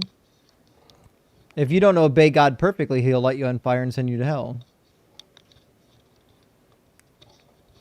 Right, but you still have like even if you're coerced into like not like following God's word, you still have like the choice to make that, which is an act of free will, is it not? You don't. No, you don't have free will. If I say, humble theist, I'm going to take your sister out Friday night for a nice lobster dinner, but if she says no to me, I will have to put her in my basement and light her on fire. Am I giving her a free will choice?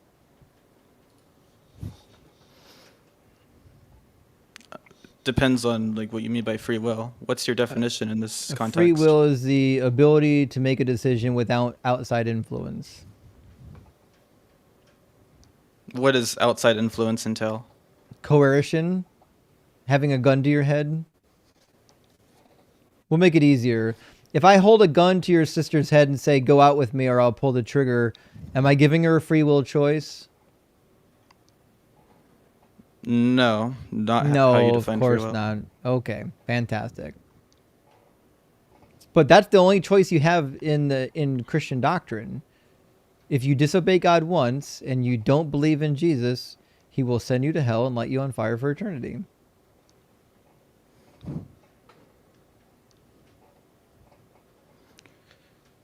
Sounds like God's the evil one, not Satan.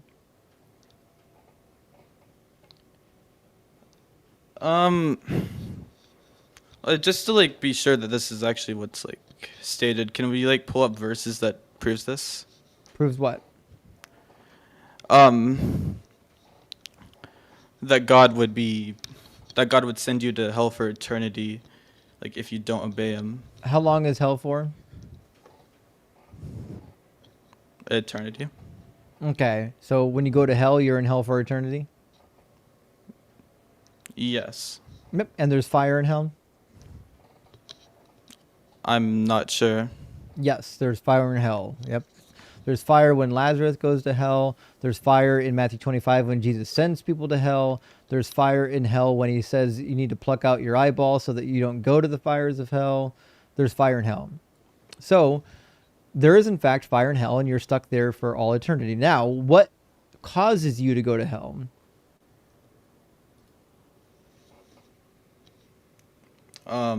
From my understanding, like just I'm pretty sure like the only thing that causes you to go to hell is just to. I see what you mean now. Yeah, because if you don't believe in God, then you go to hell for eternity, right? You Yes. got it, right? So any disobedience, even one disobedience of God, will send you to hell for eternity if you don't believe in Jesus Christ, which means you don't actually have a true free will choice. You have coercion at best. He's got a gun to your head, which means God does want robots.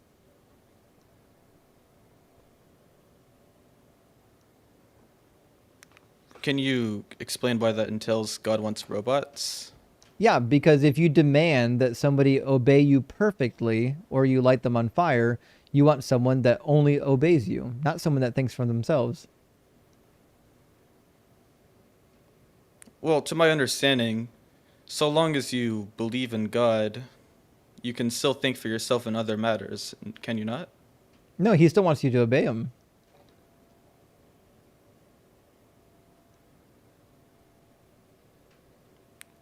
Um, I think what would you call it obeying if like the only requirement to not go to hell is just like to put your heart into him? You can still commit acts of sin and like not obey like all the laws, but so long as you do that, uh, can still go to heaven. So I Okay, guess you. so then you shouldn't obey God. Well, no, it's just more so that not obeying God doesn't entail that you will go to hell, It as does long as you because believe in Him. that's a forced choice. You can't force someone to believe in something.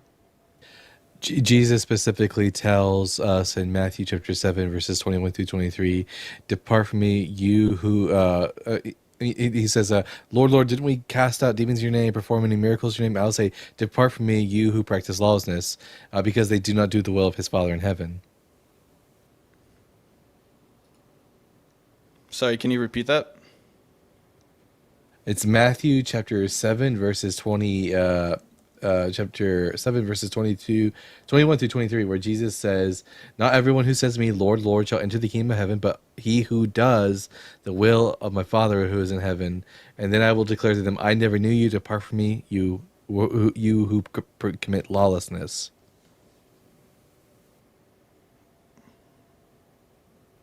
So if they disobey the Father and don't do his will, they go to hell. I see. That's interesting. Like I thought it was just that you had to just believe in God, and like you go No, to That's heaven. Paul. But this. even the demons believe, according to James. Oh, the demons believe in God, like meaning they devote themselves to God. No, believing and devoting are two different things. It depends on Well, what yeah, part of that's the what I Bible you're mean when reading. I say. In the Hebrew Bible, the demons obey God without question. Mm-hmm. Oh, really? That's interesting. In fact, one of the evils, I mean, we talked earlier about how Satan causes people to kill other people, but in reality, in the Bible, it's Yahweh who's responsible for people killing other people. Saul tries to kill David. Why? Because Yahweh sends an evil spirit to torment Saul, which results in Saul trying to kill David.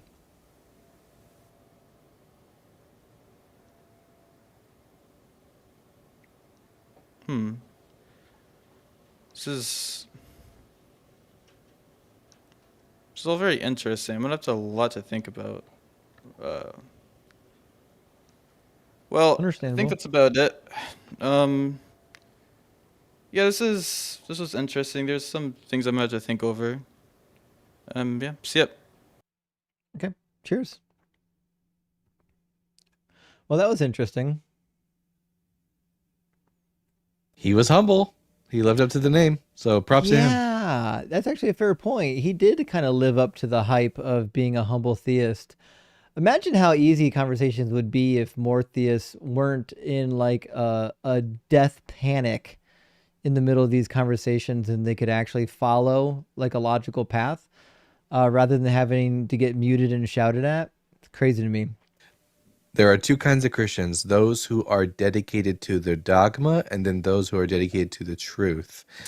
And the ones who are dedicated to the truth will not like flounder under the scrutiny of your words. Yeah, that is the case. Well, listen, I wasn't going to take any more guests because it's getting late, but there's one more guest that actually has his Bible out, and because of that, we're going to take one more guest because very rarely do we actually get a guest with the freaking Bible ready to go. So Brandon, if I read your name correctly, Brandon's coming up because you got your Bible out and you're actually ready, and this almost never happens on this live stream. So we can't wait to talk to someone who's actually got his Bible out. How you doing, Brandon? Good, man. How are you doing tonight? You know what? I can't complain. I mean, I might at some point, but I'm not going to do it right now. How are you? I'm doing pretty good. I spelled upon you just kind of death scrolling through YouTube there. Just want to point out one quick thing. You said God creates evil. Isaiah 45. Yeah, raw. So do we want to make sure we look at the context properly, because depending on how you're getting that translation from, which translation are you reading that from? Do you know what a I'm not merism reading a is? translation. Yeah, we both actually know Hebrew. So do you know what a Hebrew merism is? I'm not familiar, no. Yeah, it's the idea where you're taking the two logical extents of something and saying that you're responsible for everything in between, like heaven and earth, right? Or everything between hot and cold, or east and west, right?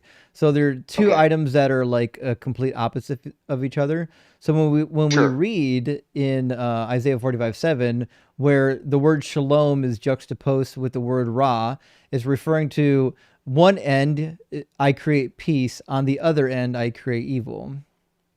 So yeah, but specifically, what is the evil that he's speaking of? Is he speaking of? So the reason why this author of Second Isaiah is writing this text is because he is intending to combat a by the way, at the time that this section of Isaiah is written, the Jewish people are coming out of exile in Babylon, and they have been Sure. subjugated to a lot of Zoroastrianism thought. And in Zoroastrianism, there's one God responsible for all the good and one God responsible for all the evil. Well, no, the author of Second Isaiah is fighting against this, saying, no, Yahweh is responsible for all of it. That's the context. That's the Okay. cultural context, the historical context for this passage. Okay. So, but okay. All right. All right. I was just trying to gain some context on that. Uh, so, but in the context of the way you brought it up, what was your purpose for bringing that up when you were talking to that gentleman? That Yahweh is the source of evil and good. Right.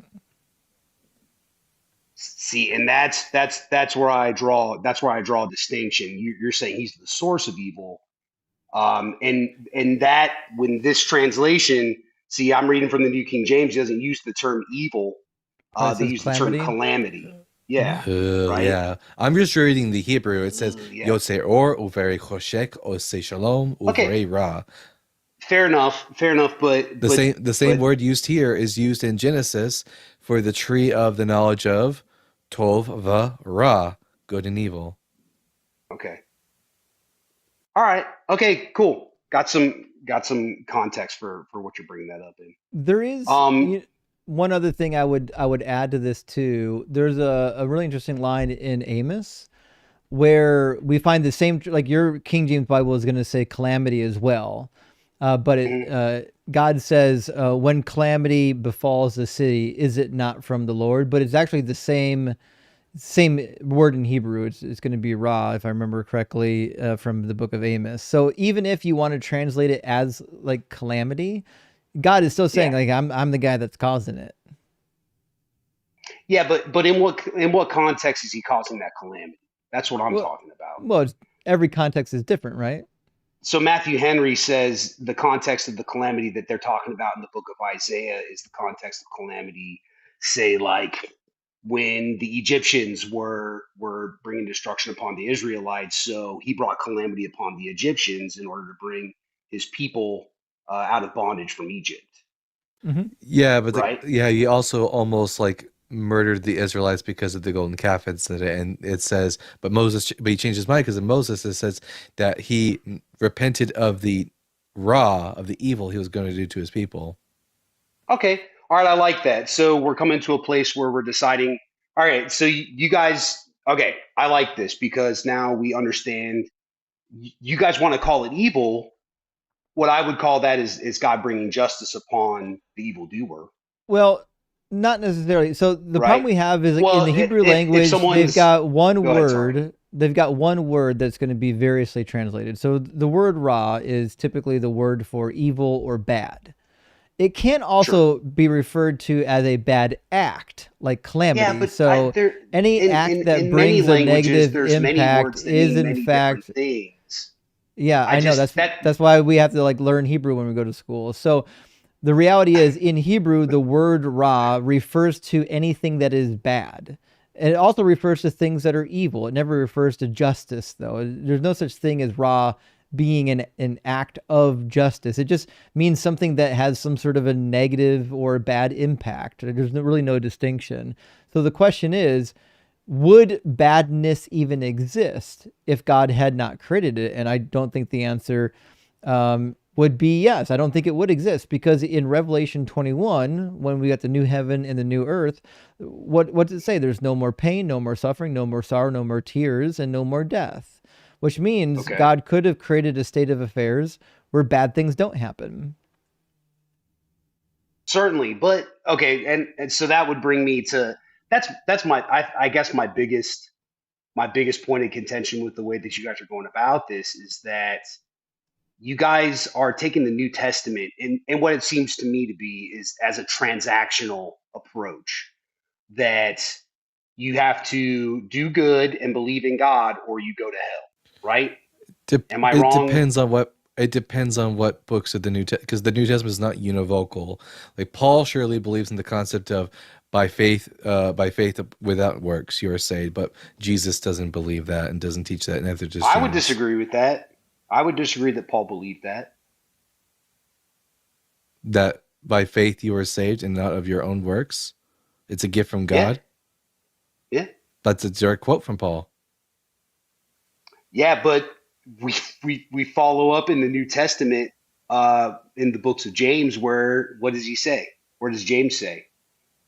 James contradicts Paul. He says that a man is not justified by faith but by works. And faith without works is what? Dead. Yeah, he's contradicting. Okay. He's directly contradicting Paul's point. No. You're taking Paul's words out of context when you quote him by saying that. No, they both quote the same story and they come to different conclusions. No. He's speaking to a specific instance when he talks to that, and James is speaking to a specific instance when he talks to both. There needs to be faith, and there also needs to be works, because if you cannot show me your faith without works, but I will show you my faith by my works, right? That's James' position. Yeah, you're starting with the assumption that Paul and James have to agree with each other. They do. No, they don't have to agree with each other. They don't. No, that's okay. Hit me up with where Paul contradicts James. Let's go there. Yeah. Paul states over and over again that you're not saved by your works, lest any man would boast. You can't be saved by your works. Okay, let's go to Romans 5 then. What does the end of Romans 5 say about grace? Does it say anything about works? Where sin abounds, grace abounds all the more. Yeah, and then what does Romans 6 verse 1 say? Let me take a look.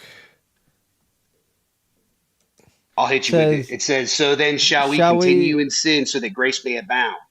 Yeah, but no one's... May it never be, and then why? No one's asking if Paul is suggesting you should keep on sinning. Well, no one asked that question. We're getting there. The in question Romans is, 6 chapter 1. The question is... Romans 6 chapter 1. The question is whether or not your salvation requires works or not. That's where we're getting at in Romans 6 chapter 1.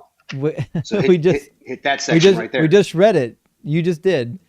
What then are we to say? Should we continue in sin in order that grace may abound? By no means. But he's not saying that your salvation. He's not saying that your salvation is dependent on this. What is it? But what does it continue to say? That you shouldn't keep on sinning. Okay, what is that? And That's not behavior. just to stop sinning, but to do those what are exactly? those are behavior recommendations. No. What does he also tell you that you must do? Not in works. Romans chapter 6. Certainly no works. We're not under the Are you sure law, about but under that? grace. Or do you not know that all of us who have been baptized into Christ have been baptized into his death? Therefore, we have been buried with him through baptism into death, so that Christ was raised from the dead through the glory of the Father, so that we too might walk in the newness of life. The action of baptism for the Is salvation the of our initiation? sins. Yeah, it's the initiation ritual. We're aware. Okay, so explain to me then how Paul is telling us that only by faith we can be saved, except for that one thing that you need to do, which is go be baptized. You don't have to be baptized to be saved. The thief on the cross was never baptized. Oh, but Jesus commanded that in the Great Commission. Well, I'm in sure he Matthew. did. He also did in John. And John, he says that no man can be born again unless he enters via the Spirit and the water. Okay. Again, actions that people take. So again, you're finding more contradictions between What I'm Paul, telling you between Paul and other people. You can't tell me what no, Paul these are said not by contradictions. You These are can't tell not me what Paul contradictions. said by quoting Jesus. These are trying to make people understand the value of the grace that is attributed to find us me a through passage Jesus Christ's death. where Paul says you have to do something to obtain your salvation. Paul, are you serious? I just did. No, you didn't, because Paul in Romans attributes baptism. Paul attributes. No, he doesn't. In Romans 10:9 and 10, he literally says, What did Paul do when the scales were removed from his eyes? I don't know why you keep talking as I'm about to read your book to you. It says, if you confess with your mouth that Jesus Christ is Lord and believe in your heart that God raised him from the dead, you will be saved. That's it. Oh, but didn't you bring up the verse where he said forgot the baptism part. Oh no. And shudder? Yeah, there you go. You found the believe and shudder? contradiction. We're not asking about James. We're asking about Paul. No. You guys So are parsing out. so you again, guys we're are parsing Brandon. out single well, now you're so talking over Brandon. me. I'd never finished. So again, Brandon. Okay, go ahead, finish. I'm not asking you what James said, and I'm not asking you what Jesus said. I'm asking you, where does Paul say that you have to do works? I just laid it out. You didn't. That he tells you that in Romans chapter 6, baptism is necessary for your salvation. No, it's not. It says it right there. In Romans 10:9 and 10, he says otherwise. He says, if you confess with your mouth that Jesus Christ is Lord and believe in your heart that God raised him from the dead, you will be saved. That's a direct, what would be the point of baptism? That's a direct, explicit statement. Was Paul lying when he said this? No, it's one of the many things that you have to do. Will you be saved? Will you be saved? Why would one will who you does, be well, saved? See, now you're interrupting me. Will you be saved if you confess with your mouth that Jesus Christ is Lord and believe in your heart that God raised him from the dead? Will you be saved? Jesus Christ said, "Go ye therefore into all nations." I'm not nations. asking you about Jesus. I'm asking you about Paul right now. Is Paul's statement true? If you do these two things, will you be saved? It is one of the things that you have to do to be I didn't ask you that. I asked you, if you do these two things, will you be saved? If you confess Jesus' name, that he is the living Christ, the next step you have to take is baptism. We'll try this again. It was a yes or no question. If you do the two things that Paul tells you to in Romans 10:9 and 10, will you be saved? Because the inference is that it's is necessary crazy that he to can't be baptized answer the question. If you believe. We'll try this again. Well, if you do the two now things you're just being intellectually dishonest. If you do the two things that Paul says not allowing in me to Romans answer the 10, question 9, and 10, in fullness. I'm waiting for a yes or no. You can say no, by the way. If I do the two steps that are in Romans 10, 9, and 10, do I get saved? All right, let's go to Romans. Let's go to Romans 10. Because just to read one scripture out of context to the rest of the scriptures that Paul says, that all you're doing is trying to hogtie me into one position. When I'm not hogtying you anywhere. The rest of the scripture out in context. I'm asking for a yes or no. If the Bible is God breathed, Why do But you well, pinpoint We're one not well, no, we're you not single need to. asking portion of about the the Bible. scripture We're and not then asking leave you out about the the rest of the Bible. scripture in We're not order to asking you about the Bible. fulfill your We're requirements for not the question asking you're about the asking? Bible. We're asking about Paul. This is the plain So intellectual dishonesty that you bring to what's the table intellectual by dishonesty is that you eliminating can't everything else actually that doesn't work follow. for you and focusing in on a small. So I know you're having trouble tracking here, Brandon, but the reason why this topic, and no one can hear you because now you're muted. You're muted. No one can hear you. Why do they keep talking when they're muted? He They're wants us not to bright. assume. They're not He bright. wants us to So assume Brandon, no one can biblical. hear you. You're muted, by the way. So the reason why we're on this topic right now is because Dalton pointed out that there's a contradiction between James and Paul, which means you can't clear up the contradiction by quoting James. Right now we're asking, what does Paul actually say? And you can't clear up the contradiction by saying, what does Jesus say? Because the question on the table is, what did Paul say? So I'll ask you again. In Paul's letter to the Romans, he says, if you confess with your mouth that Jesus is Lord and believe in your heart that God raised him from the dead, you will be saved. If I do those two things, am I saved? Yes. Then you don't need baptism. Congratulations, you finally figured it out. There we go. All right. You don't get to finish the We conversation. did it. That is, if you I do believe actually in Jesus get to. Christ and I do confess actually his get. name, I do get the to obvious do the progression conversation. is that you are going to be baptized because that is the prescription for salvation at Okay. the end. Okay. So what? So what if I die before I get baptized? That is not for me to decide. That Oh, is for God it to sounds like you decide. know the answer. It sounds like you know the answer. She's cowardly to No, say. because Okay, God so tells what us was the thief on the cross that we are baptized? not to judge the hearts of men. Was the thief on the cross And baptized? because I would never Was the prescribe thief to on God the what his final listen? decision The preaching doesn't help you here. Answer the question. Was the thief on the cross baptized? No. Oh shit! Oh jeez, but he went to heaven, didn't he? Yeah, but that's Jesus Oh Christ. jeez, it's almost like you. That is the It's Son almost of like the living God. baptism. It's almost like baptism isn't actually necessary for salvation. I wouldn't put any restriction as to what God can and cannot do. If he wants to violate his own restrictions to us, he can do that because that is his prerogative. It So is not mine to God decide. violates his own commands. What a crazy position to be in. What a He wild is not thing. beholden to what he prescribes to us. He is infinite. So God doesn't follow his own prescriptions. He can make whatever decision he wants. It's Yeah, not he for can me just to do decide. whatever he wants. Anything God says goes. It doesn't matter if it's logical or not, I'm sure. That is what omnipresence is. That's what omniscience That's is. not what either of those two things mean. He is, dude. Like I love when people will try to hogtie God into doing the things that they think they should be doing. I didn't say anything about God not being able to do things. You sure did. That's exactly what you're doing. So God can contradict himself then? It's not contradiction. Can God? I didn't ask you that. Can God contradict himself? What did God prescribe us to do? Well, try this again, Matthew Brandon. chapter 26. Can God contradict himself? No. Okay. He can do whatever he wants. That's what I'm trying to tell you. Fantastic. Well, that didn't answer my question. But also, do you believe that God is all-knowing? Yes, 100%. Do you believe that God can tell a lie? Do I believe that God can tell a lie? Yeah. No, because it says God is truth. Do you believe that God what he can says change is truth? Do you believe that God can change his mind?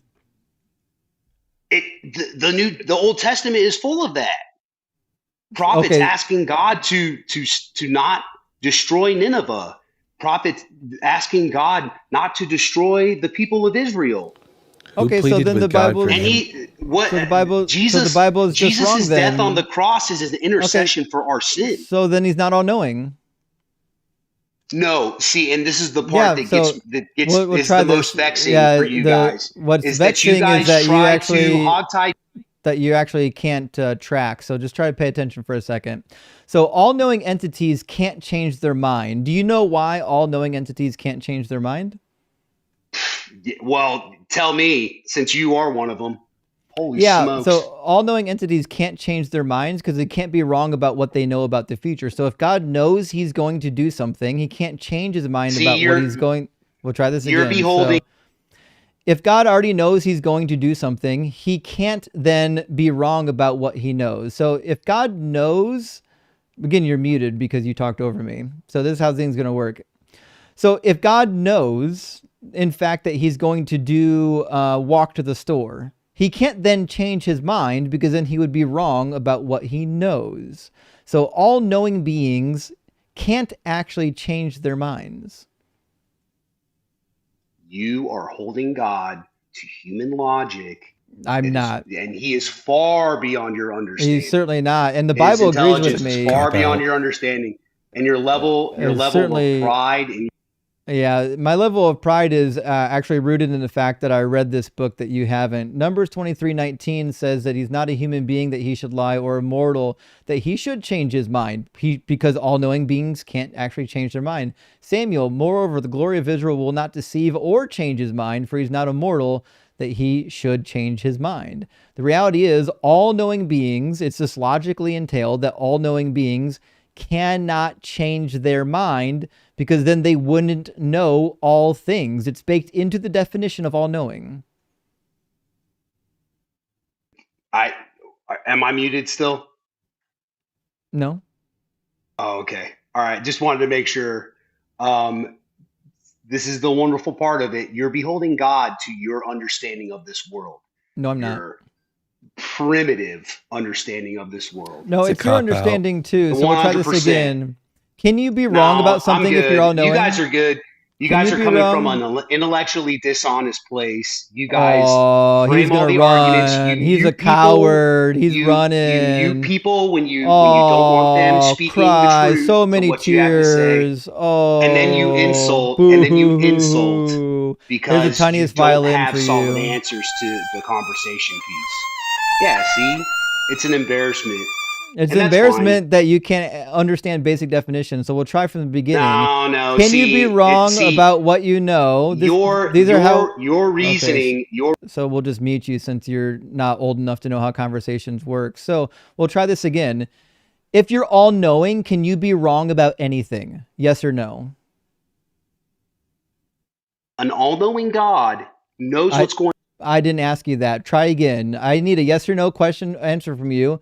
If you're all-knowing, can you be wrong about anything in the future? You are prescribed. Try again. It's a yes or no question. If you're all-knowing, can you be wrong about what you know is happening in the future? It's a really easy question. If you're going to just continue to mute me, you can just cut me loose and talk to somebody I'm waiting for you to be an adult and answer the question. It's really easy. Let me. Yeah, the reason why you keep getting muted is because you can't track. If you would track for 5 seconds, this would be way easier. So again, the question is, if you're all-knowing, you know all things, can you be wrong about what you know about the future? Yes or no? Logic is so hard. It's yes or no. I'm not going to answer your question because you base everything from a false he's premise. He's running. No, I'm not. We got a runner. He's getting his shoes laced up right now. He's making excuses and crying because he can't say yes or no. Let me try Dalton. Dalton, can an all-knowing being be wrong about what it knows about the future? No, because then it wouldn't be all-knowing. Oh, exactly. Yeah. All-knowing beings, baked into the definition of all-knowing, means that it knows all things. Do you follow? Yes, I understand. Okay, so if God is all-knowing, that means he can't be wrong about what he knows is going to happen in the future, correct? But if God gives us the opportunity... Nope. I didn't ask you to preach. I asked you for a yes or no. We'll try this again. Yes or no questions don't require lessons or preaching. Yes or no. Can God be wrong about what he's going to do? No, you're muted, Brandon. No one can hear you. We'll just let him go. So when I change my mind, what happens in my brain is, like, for example, I think I'm going to go to the store, but then I change my mind because it turns out I was wrong about the fact that I was going to go to the store because I didn't know the future. So I changed my mind based on circumstances. That's how changing your mind works. This is the difficulty of free. So Brandon, no one heard you. You were muted the entire time. We're still waiting for an answer to the question. So we'll try this again. All I need is an answer to the question. It's a yes or no. Can God be wrong about what he knows he's going to do in the future? No. Oh, very good. We finally got it. Okay. So if God knows he's going to do something in the future, can then he know that he's not going to do it? This is a discussion of free will. It's This not. is the Try absolute discussion again. of free will. Nope, not even close. See, don't interrupt me if you don't want. If you don't This want is an not. answer, that's fine. I want an answer. I want you to stop fucking pivoting. We're not talking about free will. We're talking right now about omniscience. Omniscience and free will are not the same category. So try again, Brandon. No one can hear you. You're muted. I already told you when you yap, you get muted. All I need is answers to the question. I don't need yap. So the question is, if God knows he's going to do A, can he then do B? In what context? Any In what context. See, you're prescribing. You're prescribing simple law. I'll ask Dalton. Dalton, if God knows he's going to walk to the store, can he then also know that he's not walking to the store? No, you can't hold two contradictory concepts in your mind at once. That's right. Yeah. Not if you're all knowing.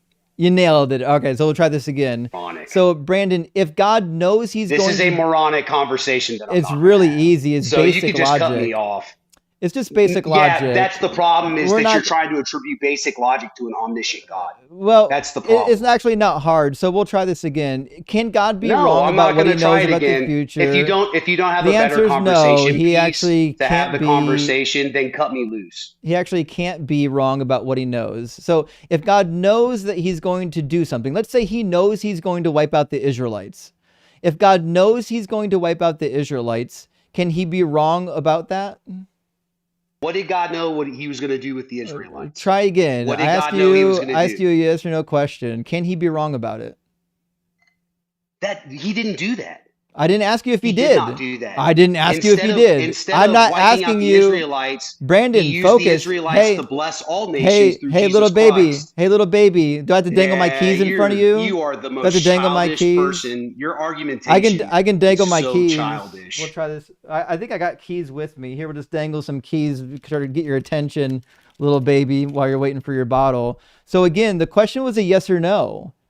Can God know he's going to destroy the Israelites and then not destroy them?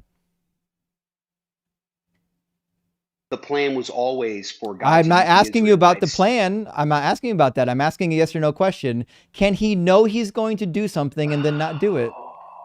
Can he know that he was going to use them for a different purpose? I didn't ask you that. Again, it's a yes or no question. Yeah, because you don't want to answer questions that you're uncomfortable with answering. It's not being uncomfortable. We're actually in the middle of a dialectic right now, and you're actually incapable of following. So we'll try this again. No. So right now, I need a yes or no to the question. If God knows he's going, if God knows he's okay, so I'll just mute you again since you're not capable of following. So the reason why we're doing yes or no questions is because you've got mouth diarrhea and you can't stay on topic. Right now, what we're trying to determine is whether or not God can actually change his mind. We've been at this for like 10 minutes now, and it would go a lot faster if you could focus up and stop being a child. In order to know if God can change his mind, we have to determine what it means to be omniscient.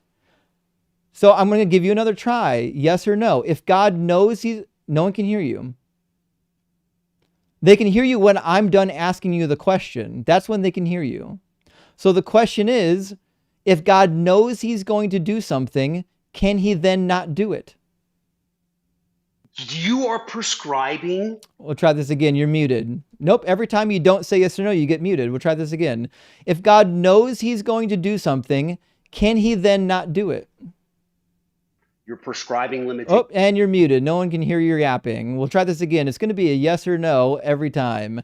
Yes or no, if God knows he's going to do something, can he then not do it? Oh my gosh. Still waiting for a yes or no. Gosh, he wants to preach so bad. He's dying to preach. The whole audience already answered the question for you. We're still waiting for you to answer the question.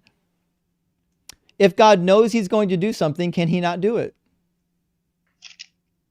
God knows he's going to do. Well, try again. It was a yes or no. If God knows he's going to do something, can he not do it? No, I'm not going to answer these questions like this. Oh, you're Go on definitely to going some. to answer the question. So I don't know like who you talk to on the internet, but I'm way more stubborn than you'll ever be. You'll never find any more stubborn person in the world than me. Right? You're never going to out stubborn me. So what's going to happen is you're going to say yes or no, or you'll get repeatedly muted for the next 5 fucking hours. I'll skip sleep tonight. No one can hear you. You're muted. I can't even hear you. No one can hear you, not even me. No one, not a single human being can hear you right now. You're just shouting in the void. I'll let you go though. Go ahead.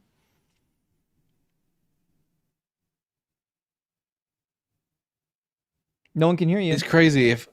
If I wanted to believe in a God and I didn't want to subjugate myself to actual answers and questions about the God, I would cope by saying, well, my God's just beyond all logic and reason. Therefore, I can believe whatever I want about him. That's definitely the cope I would use. Nevertheless, I'm still waiting for a yes or no answer. If you are all knowing and you know you're going to do something, can you then not do it? Yes. Okay, then you're not. You can then do you're what not. you want. Then you're not all knowing. Oh my gosh, that is such a lame. It's just basic logic. It's not even hard. So we'll try this again. That's not basic so logic. Then you'd be wrong about what you knew. No, not if you Try had again. a plan We'll try this again. For the action. Just pay attention for 5 fucking seconds to the dialect. It's not even a hard one. If I know that I'm going to the grocery store in 5 minutes, and then I don't go to the grocery store, then I was wrong about knowing that I'm going to the grocery store. Do you grasp that? God knew he was going to use Jesus. Nope. I asked for a yes or no. If I know that I'm going to the grocery store and then I don't go to the grocery store, was I wrong about what I knew? You're talking about free will, well, right? Try this again. I'm not talking about free will. I'm talking about knowledge. If I know that I'm going to the store in 5 minutes and then I don't go to the store in 5 minutes, was I wrong about what I knew? Yes or no? This is infantile reasoning. It's infantile that you can't actually follow it. It's just embarrassing right now. This is like the most embarrassing full-grown adult thing I've seen in a while. It's really not hard at all. So if I know that I'm going to go to the store in the next 5 minutes and then I don't go to the store in the next 5 minutes, was I wrong about what I knew? Okay, let's go with yes. Let's go with your premise. Okay, so if I'm wrong, what changed why you're not going to the grocery store? Pay attention. If I'm wrong about what I know, then am I omniscient? No. There you go. So if God knew he's going to do something and then he didn't do it, that means he's not omniscient, because that means he would be wrong about what he knew, which means in order for God to be omniscient, he can't change his mind.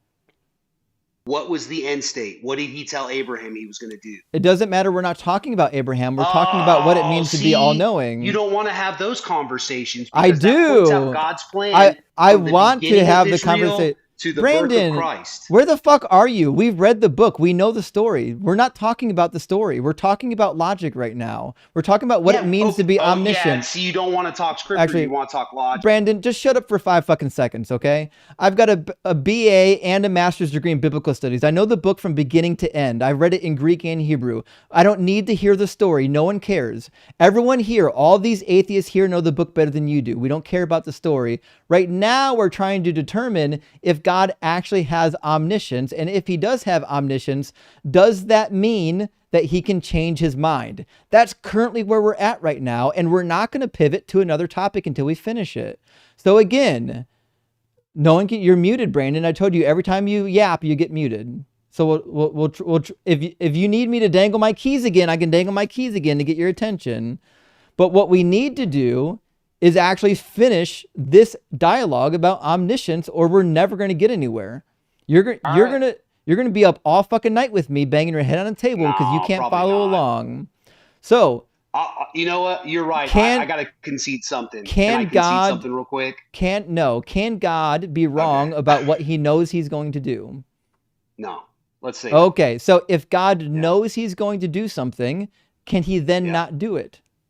Yeah, no, he can't. He can't. He's gonna do what he decides he's gonna do. Yeah. Because then he'd be Yeah, I'm wrong gonna about what he concede that. knows. You know what? I misspoke when I said that.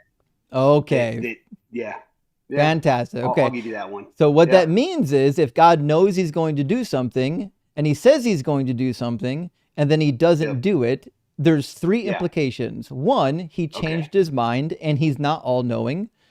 Two, he lied. He said he was going to do something and then he didn't actually do it. Or three, the book talking about God lied. Those are the implications. Do you follow so What far? about four? What about four? He was implementing his plan for the future. Well, it doesn't matter. He'd still be a lie. Yeah, That's a like for lie. example, if I say to you that I'm going to the store, I know for 100% for a fact that I'm not, but I tell you that I'm going to the store, did I tell you the truth or did I lie to you? I don't know. You tell me. That's a lie. Okay. Yeah, that's All a lie right, because I never so intended to go to the so store. you're calling God a liar when he came to the garden and asked Eve and Adam. No, where I are wasn't referencing that. Neither one I'm of us referencing referencing I'm that. just trying. I'm referencing trying to draw when conclusions Yahweh. based on your guys' reason. I'm referencing when Yahweh so- told Moses that he was going to wipe out the Israelites and then start over with Moses. Was he telling the truth or was he lying to Moses? You tell me. Well, did he do that? You tell me. Was it a lie or was it God implementing his Do plan? you know the Bible? Yeah, sure. Okay. What So happened? did I'll he be wipe out perfectly the honest. I'm more student of the New Testament than the Old, but did he wipe out the Israelites and start over with Moses? No. Did he Then change he lied his to mind? Moses. Is it a lie? Why do you guys immediately paint that as a lie? Because That's it my has question. to be a lie or a change of mind. Why? Because that's what happened. Well, in fact, I know you haven't read it. It's so okay. the We'll read choice it. is We'll omniscience actually or just. liar. You're calling God omniscient or a liar. Or is God using the same reason and rhetoric that you guys try to use in these conversation pieces to get people to come to the conclusion that he hopes that they will come to? Neither, because he's talking to Moses. So pay attention. Oh, It says see, Moses implored the Lord. He's not talking to the people. He's talking to Moses. Moses implored the Lord his God and said, "O Lord, why does your wrath burn hot against your people, whom you brought out of the land of Egypt with great power and with a mighty hand? Why should the Egyptians say, yada, yada, yada?" So Moses is talking them off the cliff. Why is he talking them off the cliff? Do you know what happened just before this? Is this right before they were worshiping to an idol? Yep. And God says, "Leave me alone." He's talking to Moses, by the way, not Israel. He says, "Leave me alone so that my wrath may burn hot against them and I may consume them. And of you, I will make a great nation." So he's saying, listen, because they did this thing. Can I give a very simple answer to this? Because they did this thing. Because they did this thing, he says, "I'm going to wipe them out and make a nation out of you," right? Yes. Okay. Now, the question this is... foreshadows the New Testament. No one cares. The question is, did he change his mind or did he say something untrue? Without free will. No one cares about free will. No one cares. See, because we need you to focus. Focus up. Focus up, little baby. Oh, it's okay. He's got to preach. He's got to preach. They can't help themselves. No one cares about your preaching. No one cares. We're talking right now about whether or not God changed his mind. So again, the question is, when he says he's going to wipe out the Israelites and make a nation out of Moses, and then he doesn't do it, did he change his mind or did he lie? Or did he convince? No one cares. We're asking. It's a true either dichotomy. A or B, but you guys will not accept the C. It's a true answer. dichotomy. We're asking. Did he? Okay, give me the third option. If he didn't lie and if he didn't change his mind, what did he do? Because the text says he changed his mind. Just so you're aware, if you actually bothered to read it. The option. We'll try this again. People to decide for themselves. Nope. Right. Decide He's talking for yourselves to Moses. what you will He's do talking for to me and my Moses. family we will serve He's the talking Lord. to Moses, not Joshua. That's a quote from Joshua. Oh We're in man, Exodus, so try to pay you attention. guys have to. So the question You is, did guys he have change his to mind? cut out. Did he You change his guys have to mind? cut out. Did he change his mind? He gave Did he Moses change his the mind? opportunity to save his Did he people. change his mind? He gave Moses Did he the change his mind? opportunity. I'm not gonna let you pivot. Can Did I, he change his mind? dude, Yes or if no? you can give me, if Yes you or can give me no? just Yes or no? Did he change his 15 mind? seconds to No one gives explain a fuck about the your purpose of explanation. God's We need a action. yes or no. Did he change his mind? Yes or no? No, he didn't. Okay, then the And text he lied. lies. It says the Lord changed his mind No, about the that's not disaster what that he planned to. happened. It says That's it. not what happened. It's in your book. The Because Lord changed you his guys, mind about the disaster he planned to bring on his people. What a dishonest you guys are coward. painting. This is You guys are crazy how painting a dishonest logical this guy border. is. You guys are This is painting Does Brandon a wild. know logical what it means to lie? border Does Brandon because know what it means to you are lie? omitting. I don't think he does. I don't think he knows what it means to lie. Brandon, what does it mean to lie to somebody? Does it mean to say something that you know isn't true? It means to speak with deceit. It means to speak with full intention, understanding of knowing what you are saying is Okay, incorrect. did Yahweh know that he wasn't actually going to destroy the Israelites and start over with Moses? Did Yahweh? And here's the deal. And this is where free will comes into the conversation. He gave them the Well, try this again. No one gives a fuck. It's a yes or no question, Brandon. Yes or no. That's what needs to come out of your pie hole is a yes or a no. Try again. Say the question again. Question was, when Yahweh said that he was going to destroy the Israelites and then start over with Moses, was he telling the truth or was he lying? He could be. He was telling the truth. Yes, because he was giving Moses the opportunity to intercede for his people. And then what did Moses do? He asked for No the one forgiveness cares of his about people. Moses. No one cares. We're asking about what God did. Try it for 5 fucking seconds. Pay attention. No one asked you about Moses. We asked you about what God did. Pay attention. What did God do? No one God cares told about Moses. He was going to do a thing. Moses said, Did he do it? Did he do it? Because he allowed Moses Did he to do it? beg for their lives. Did he do it though? He allowed Moses but did to he intercede. do it? Brandon, we know the fucking No. story. So did he do this thing he said he was going to do? Well, I mean, at some points he did. Yeah, he went to town on the Israelites, didn't he? How many people who worshipped at the foot of Baal? When did God make a nation out of Moses? Brandon, when did God make a nation out of Moses? Abraham. He made a nation out of Abraham. Abraham's not Moses.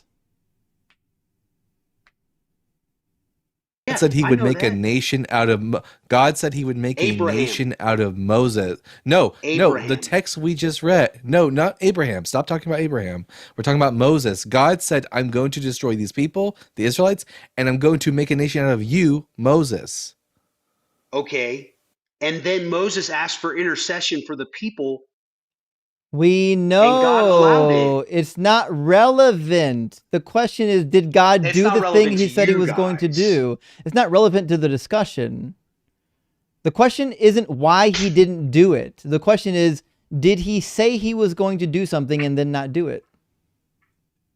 Obviously, it's in the scripture right there in front of you. Okay, so if he said he was going to do something and then he didn't do it, you only have 2 options. Either 1, he said something untruthfully, or number 2, he changed What does his that mind. prove to you guys? What does that prove to you guys? That he doesn't exist? So you've actually lost track. You started probably an hour ago. It's about 45 minutes now, actually. No, you just talk so much it feels like an hour. That's No, I've actually got the time here because I timed every single you live didn't mute stream. me fast enough. I got one in on you. No, I brought you in because you had your Bible. Unfortunately, it turns out you don't know how to read it. So the reason why we're talking about the contradictions is because you because you were stating that Paul and James couldn't contradict That's your shtick, man. because you the just Bible insult people. because the Bible can't You can go ahead and contradict. mute me and throw me off because you're insulting. I'll never throw you off, but I will continue to mute you when you continue to talk over me. So the reason why you get talked over, Brandon, is because you can't follow the flow of conversation. You think you get to redirect the conversation at every turn, and you think that talking over people is dope. And if that's the way you want to behave, listen, you're welcome to do it, but I'm going to do it back to you. See, that's the fun here, is like when people come in and they act like children, I just do it back to them. It's a good time for me. It's not fun for you. It's great for me. So we'll try this again. So the reason why we're talking about this contradiction is because you seem to have the opinion that the Bible doesn't have contradictions. I do. You're right. There you go. And that's why we're talking about this right now. And we demonstrated to you that there is a contradiction in the Bible because God can't change his mind if he's all-knowing. And it's also true that it just says he doesn't change his mind. Was that a pause for me to talk, or is that... That was a pause for you. Okay. All right. Can I explain? I'd love to explain this. You're going to explain it, and then I'm going to... telling me that I'm diverting to something And then else, I'm going to tell you why it's meaningless. Go ahead. All right. See, you're doing the same thing that you're accusing me of doing by interjecting in the middle of my speech. All right. The whole purpose, that entire conversation with Moses and God, where God is like, yeah, this is about time. I think I'm ready to destroy it. There are two directions to go, right? God destroys the Israelites and starts new with Moses, or he doesn't, right? I believe that in his omniscience, he already knows what he's going to do next. I do. All right? He gives the opportunity of the people on this earth to make decisions for themselves, which direction they're going to travel. If Moses decides to intercede for the people and ask for mercy from him, he's going to go that direction.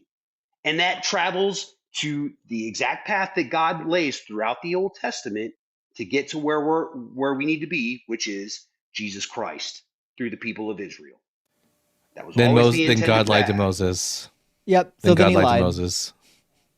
Your explanation didn't solve anything. No. What if Moses had chosen otherwise and allowed God to wipe out the Israelites, and then he found the path to Jesus? You're missing the point, Brandon.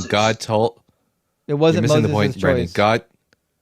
God told Moses that he was going to wipe out the Israelites, and that and I shall make a great nation of you. But he knew that wasn't true. He knew he wasn't going to make a nation out of Moses, so he was lying to him.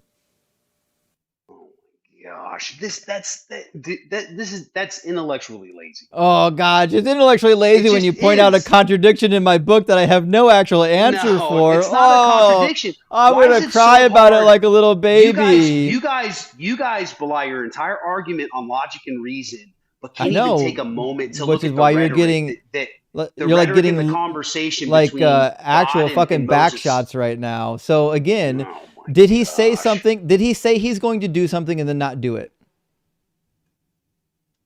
Yes, that is what free will is. Then there's That only is the two entire- options. we- If you we say could talk you're going, about Adam and Eve. Brandon, Go ahead, sorry. if you say you're going to do something and then you don't do it, you only have two options. You either changed your mind or you lied. Those are the only two options. And I guess that's my sticking point with you guys is why is it so important to you that omniscience means that his end state has to be like one line of thought, one process? Because that's what it means to know all things. You can't be wrong about what you know. It's just definitionally true.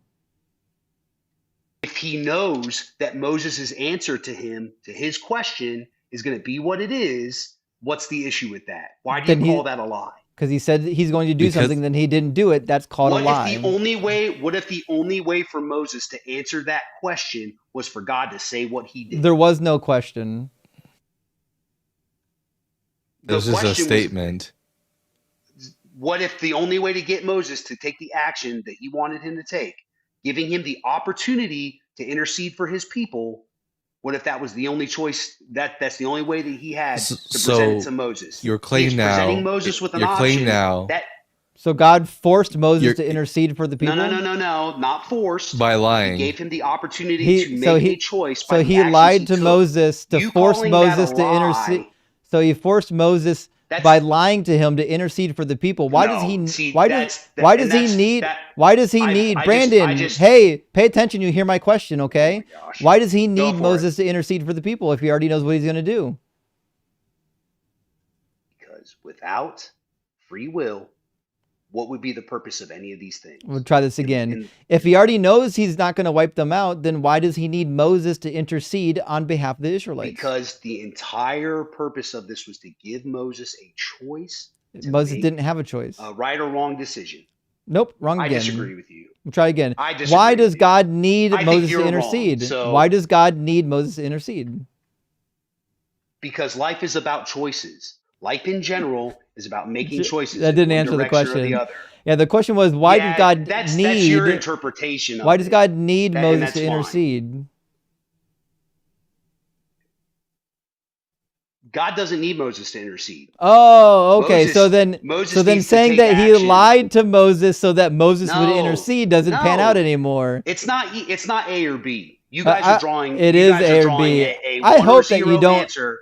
You don't have like a That's- career where you have to actually work in logic. This is not a good game for you. You're not good at logic. You're the one sitting on a stinking video at 12 o'clock at night. I'll be Yeah. honest. I'm an addict to listening to this kind of stuff. He gets I have paid a for it. job. Yeah, I get paid for He's it. good at what he does. He's good at what he does, and he gets paid for it. I have an actual engineering degree, which is why I understand how logic works. So the reality is, all you need Yeah, to but get that's through the these problem. arguments That's is the a little bit problem. of Engineers logic. are ones and zeros. and you Yeah, can't- we're you can't stop to logical. You think about nailed it. it. Yeah, we actually know how Ones and logic works. zeros. Congratulations, Ones and you zeros. figured There's it no out. room for error. No, there's not. And, There's and it's obvious there- because you look at the scriptures. there's no dichotomy There's no between grace. There's no an grace. on There's no or an mercy. off. Nope, none of those things are true. You're just now lying because you're coping because you can't actually handle the that makes conversation total right sense now. To me. Yeah, just That makes total cry. sense Just to keep me. crying about the fact that you're getting roasted right now. So again, if God said that he's going to do something and then he didn't do it, there's only two options. Do you know of a third? What's the third option? The third option is God's plan. The third option is That's God not made an the moves option. that he needed to make to give people the We'll try this opportunity again. to So, choose following if God him said or he's not. going to do something and then he Nah, didn't I'm do good. it, You guys then the have a first good option night. is he lied. Obviously, nothing The I'm second, going to say is going to prove anything. To I you would run too if I was a coward as and well. we're hitting the pearls before swine situation. So yeah, you're definitely a swine. I I'm agree gonna with you. concede My the night to you guys. my I pearls hope you won't even guys fit in your have- mouth, I would imagine. Oh, that's disgusting. I would expect better of a person that If you want pearls, open wide. yeah, that's shameful. I would hope It's you shameful that you're a Christian up here crying, like literally crocodile tears. conceding The the fact that you argument to can't you. actually I don't- follow a simple line of logic. We wasted like an hour, maybe 45 minutes, who knows, on simple, I thought basic you said this is yes your or profession. no Why would you call it a logical waste? questions. No, thought no. that this It's is- not a I waste thought for if you're a me. professional, It's not a waste for why me. would I'm this getting be a paid. waste to you? You're a waste, That's is what what I'm saying. saying. Well, Yeah, you just said it was you're a a waste. waste, so- To be fair, I will get like this conversation is going to get a lot of views, and I'll get paid again when I clip this. So just so you know, like there's going to be like 40,000 people that watch you not being able to understand kindergarten logic. Oh, your insults. These are bare insults. And Hey, you're the that's fine, swine. man. I don't. You don't. I have- you don't I deserve have- my pearls. You're a swine. Yeah, You said it. Those were your that's words. a good point.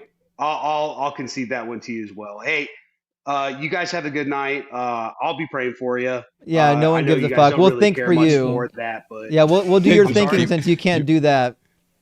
That's Beat cool. me to it. Please do. And you guys have a good one. Yeah, have the day you deserve. Gee whiz. The He's a winner. dishonesty is inside, crazy. While you were absolutely roasting the fuck out of him, I made a little cartoon picture of Yahweh and Asherah. And she's holding their divorce papers. It says divorce. It says terms. Eternal separation from Yahweh. That is amazing. I need to get one of these divorce papers. That guy, I really thought he was going to come prepared, and he did not come prepared. I don't know what's so hard about logical yes or no questions. The crazy part about that whole passage that we were referencing is that someone's lying. It's either Yahweh who's lying to Moses, or Moses is lying about the fact that Yahweh changed his mind. Someone's lying. Indeed. Listen, if you say you're going to do something and then you don't do it, there are literally only two options on the board. You were not telling the truth, or you changed your mind. It can't be, and there's no in between. There's no third option. And the Bible explicitly says that God doesn't do either of those two things, which means it's just a straight up contradiction. He tried to make the claim that Yahweh's declaration of Moses was to prompt Moses to repent, to beg for the lives of the people. But at best, that all that gets you is that Yahweh lied to coerce Moses in order to do something. Mm-hmm. Yeah, if he tried to say that to coerce Moses to do something, he still lied. It's still a lie. Like, he kept running away from it, trying to say, well, if there's a good reason, it's not a lie. And no, it's still a fucking lie, whether you have a good reason or not. All right, friends. I stayed up way too late. I'm going to read read the super chats now. I know after that last guest, there's going to be a mountain of new super chats. So I'm sorry. This is the late night super chat sesh. And, it is what it is. We're definitely going to clip that last guy, though. That last guy is going to get clipped. And there'll be a lot of people entertained by that, I would imagine. I could be wrong. He's on my list now. I'm now keeping a list in real time on my Google Drive of people that I know I'm going to clip. That way I do less searching through the videos to find people to clip. Like, I just know ahead of time when I open up a stream from a particular day, I already know who's getting clipped based on our conversation, because fuck, by tomorrow, I'll already forget half these conversations today. The same way, and I get called out. Ashlyn calls me out all the time because I hardly ever remember the people that call in. It's hard to. There's so many. Let's get some super chats, friends. Timothy, thank you for your donation, friend. I really appreciate that. And also, D, I'll take the D, Christian scholarship on display. You're referring to the guy that was chewing tobacco, spitting on camera. You're right. That was Christian scholarship. That's a good use of words. I really appreciate that. I really do. And, Aaron, you're right. We'll get to that super chat in a minute. Aaron said there is a third option, which is God forgot. Oh, yeah, he got distracted and forgot. Still ends in the same place. He's still not omniscient. So, yeah, no. What are you going to do? Good idea, though, Aaron. I didn't think about the third option. Steve says, do you have any thoughts about Phyllis Tribble, who passed last week? I do have some thoughts. And her feminist interpretations of the Bible, did they have any validity? So I'm only vaguely familiar with Phyllis Tribble's feminist interpretations of the Bible. I don't find most feminist interpretations of the Bible very convincing. The Bible is very male-centric. Very much women are basically property. And so I can understand, if you're a Christian, why you would want to go into the Bible and make it more feminist. And to be sure, like, there's some writings of Paul that would lead you to believe that he was a little more egalitarian. And there's some writings, there's some sayings of Jesus that could lead you to that conclusion. But you would have to get rid of all the other passages that say exactly the opposite to make your case. So it's like, if you remember those connect the dots diagrams where you got like 100 dots and you have to like draw a dog's face. This would be the equivalent of like getting the connected dots, and like you can see from out here, you're like, oh, it's clearly a dog's face as long as I connect these dots, and then you end up making a fucking circle. That's basically what's happening here. Is you're not actually following all the dots you're supposed to follow. You're just drawing what you want from the book. It's just an example of Jesus, it's just a further example of people making God in their image, as opposed to what the Bible says is the other way around. Like, everyone wants Jesus to be what they want him to be. That is the case. That is the case, yes. Lord Illuminous Pooh, thank you for the super chat. Says, Puff the Magic Dragon, Peter, Paul, and Mary. Come on, people, work with me here. Throw me a friggin' bone. Listen, Puff the Magic Dragon is a timepiece. Right? If you didn't live through the 80s or even early 90s as a child or an adult, you're not going to know who Puff the Magic Dragon is. It's just not going to happen.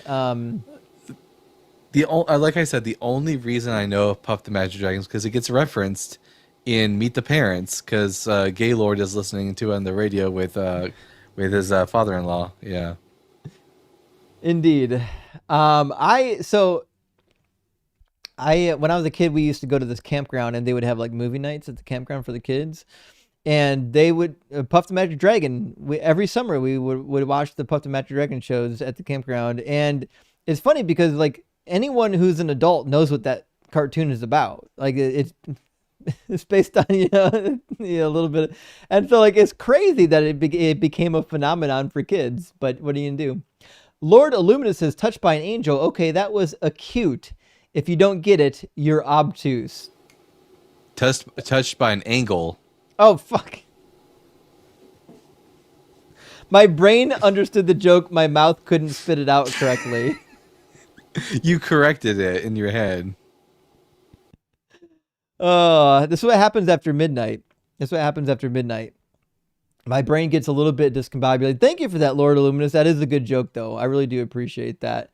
That's also a pretty famous pickup line. If you go to somebody like, hey, you must be an isosceles triangle because you're acute. Right? Isn't the isosceles triangle acute? Now I forget what my triangles are called. Yeah, I'm like 180 degrees or whatever because I'm obtuse. It's all right. It's been a long time since I did an isosceles triangle, the triangle with at least two sides of equal length. They are acute, right? I gotta Google it. Are isosceles triangles always acute? Not always acute. They can be acute. Okay, fair enough. Nevertheless, listen, it's a great joke. I'm just saying. It's a great joke. You probably get a laugh out of it. I'm just saying. It's better than how much does the polar bear weigh? Never do that. That's silly. Unless you're going to do something fun with it and be like, how much does the polar bear weigh? And they're like, enough to break the ice. I'm like, no, actually it's about 2,000 pounds or so. But actually where polar bears live, they don't typically walk. You got to do some kind of bullshit like that. Don't just go out there. And I'm just saying, you got to think about these things, friends. Medusa says, are you concerned at all that these streams, since NSPM7 was signed by Trump, the order to characterize anti-Christian behavior as terrorism? Well, not really. No, I'm not too concerned about it. I don't know who's going to enforce it. Right? I feel like it's all talk, and Trump's a lot like Yahweh in a lot of ways, in that he talks a lot of shit, but he never delivers. Yeah. That's kind of how I feel about it. Although the things he has delivered on has not been good. Varen says, after getting good enough to read Ruth and Jonah in Hebrew, what do you recommend next? Also, how easy to go from biblical Hebrew to modern Hebrew? Okay, so I'm actually doing modern Hebrew now. And from the people I know who do speak modern Hebrew as like a native language that also know biblical Hebrew, they say it's about a 70% overlap. If you know modern Hebrew, you can read about 70% of the Old Testament without too many problems. There are some very archaic words in the Hebrew Bible that you won't find in modern Hebrew, so that's one hurdle. And then the grammar, Lamo. yeah, the grammar is a little bit different as well. There's definitely going to be a change of grammar. The biggest thing that they change up is there's no vav consecutive in modern Hebrew. That's only a biblical Hebrew thing. I don't know why they got rid of that. I love it. At least in modern Hebrew, they have introduced an actual word for the word of. So, shel. So, Shel, yeah. there's that. I would suggest another book for them to read would be Genesis. In my opinion, Genesis doesn't have a very, difficult vocabulary. It's very easy to read in Hebrew. I would say so. So after Ruth and Jonah, those are really two easy books. I would read Genesis. It's a really good one. And once you get past the creation narratives, or creation stories, mostly narrative, like so-and-so did, and they're narratives that you know. So your brain will help to fill in the gaps because you're reading narratives that you know. So you might see a word and at first your brain doesn't remember what it is, but since you know the story, your brain's like, oh yeah, I know what that word should be because I actually know the story. That's exactly what I was doing when I was learning Hebrew. Yeah, it does make it easier. It's funny because if you give me a text of the Bible in Hebrew, it's easier to read than a text in ancient Hebrew that's not in the Bible because I kind of know what the Bible is supposed to say there. I already know the stories, right? Also, it's generally just pretty hard to read most ancient Hebrew that's not found in the Torah scroll. Yeah, indeed. So when I was in Bible college, the last thing I'll say on this, Varen, when I was in Bible college, one of the exercises we did was our teacher had us memorize chunks of Genesis in Hebrew. So every day every week we would learn a new sentence or new verse rather in Hebrew from the book of Genesis until the end of the semester. So by the end of the semester, you've actually memorized quite a bit of the first chapter of Genesis in your head. And that does a lot to build your vocabulary, because when you forget a word, you're like, oh, I remember that word because it's part of my reading memorization. I think out of all the Hebrew of the Bible, the one I can quote the most from memory is probably the opening lines of Genesis. Yeah, that's accurate. Seems to be the case. I did all the things y'all did. I just didn't pay for the schooling. I know Dalton didn't have to take out any debt to learn all this, which is amazing. Guys like me took out a bundle of debt. Thank goodness I had an engineering degree first. I could pay for it. But guys like me took out a bundle of debt to learn what what was that movie where the janitor learns all the stuff at Good Will Hunting. Yeah, Dalton's like the Good Will Hunting guy, basically. I mean, you're not a janitor. You're basically... I think you know more of the technical grammar and stuff like that than I do. I don't. You know Hebrew like adult knows where a house is. You can be like, this Miss live at 231 East Street, and I'm over here like a kid, like, yeah, it's the third house down the road next to the red fire hydrant. There is, I would say, if you learn Hebrew in school, it's just like going to English class. You have to learn all of the grammar. There's a lot of stuff in Biblical Hebrew that kind of hangs on the grammar, but nevertheless, I would, like Dalton says, I agree. I would go to Genesis next. Fry says, song list edition, Sister, Sister, Temptation, Resistor, from the movie None of That. Hilarious. On YouTube as None of That dance song. I've never heard of that. Neither the video or the song, but I appreciate the recommendation.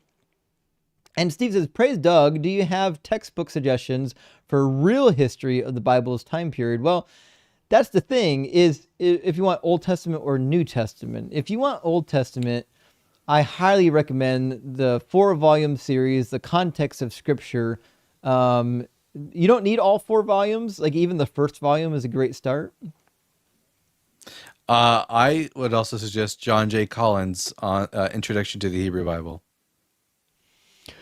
Yeah, that's true. John J. Collins, and also there's another one before Collins did his by Hubbard and a few others.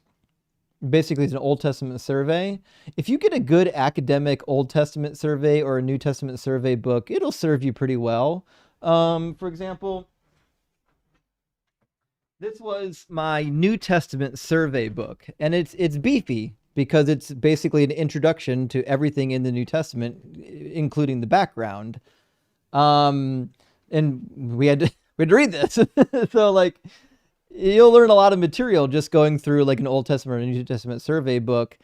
Even if there might be some sections that are boring, you can skip over the boring section and go to the fun section. You don't have to read it all at once. That's the fun thing about some of these books, is you can pick one section one day and read another section the other day.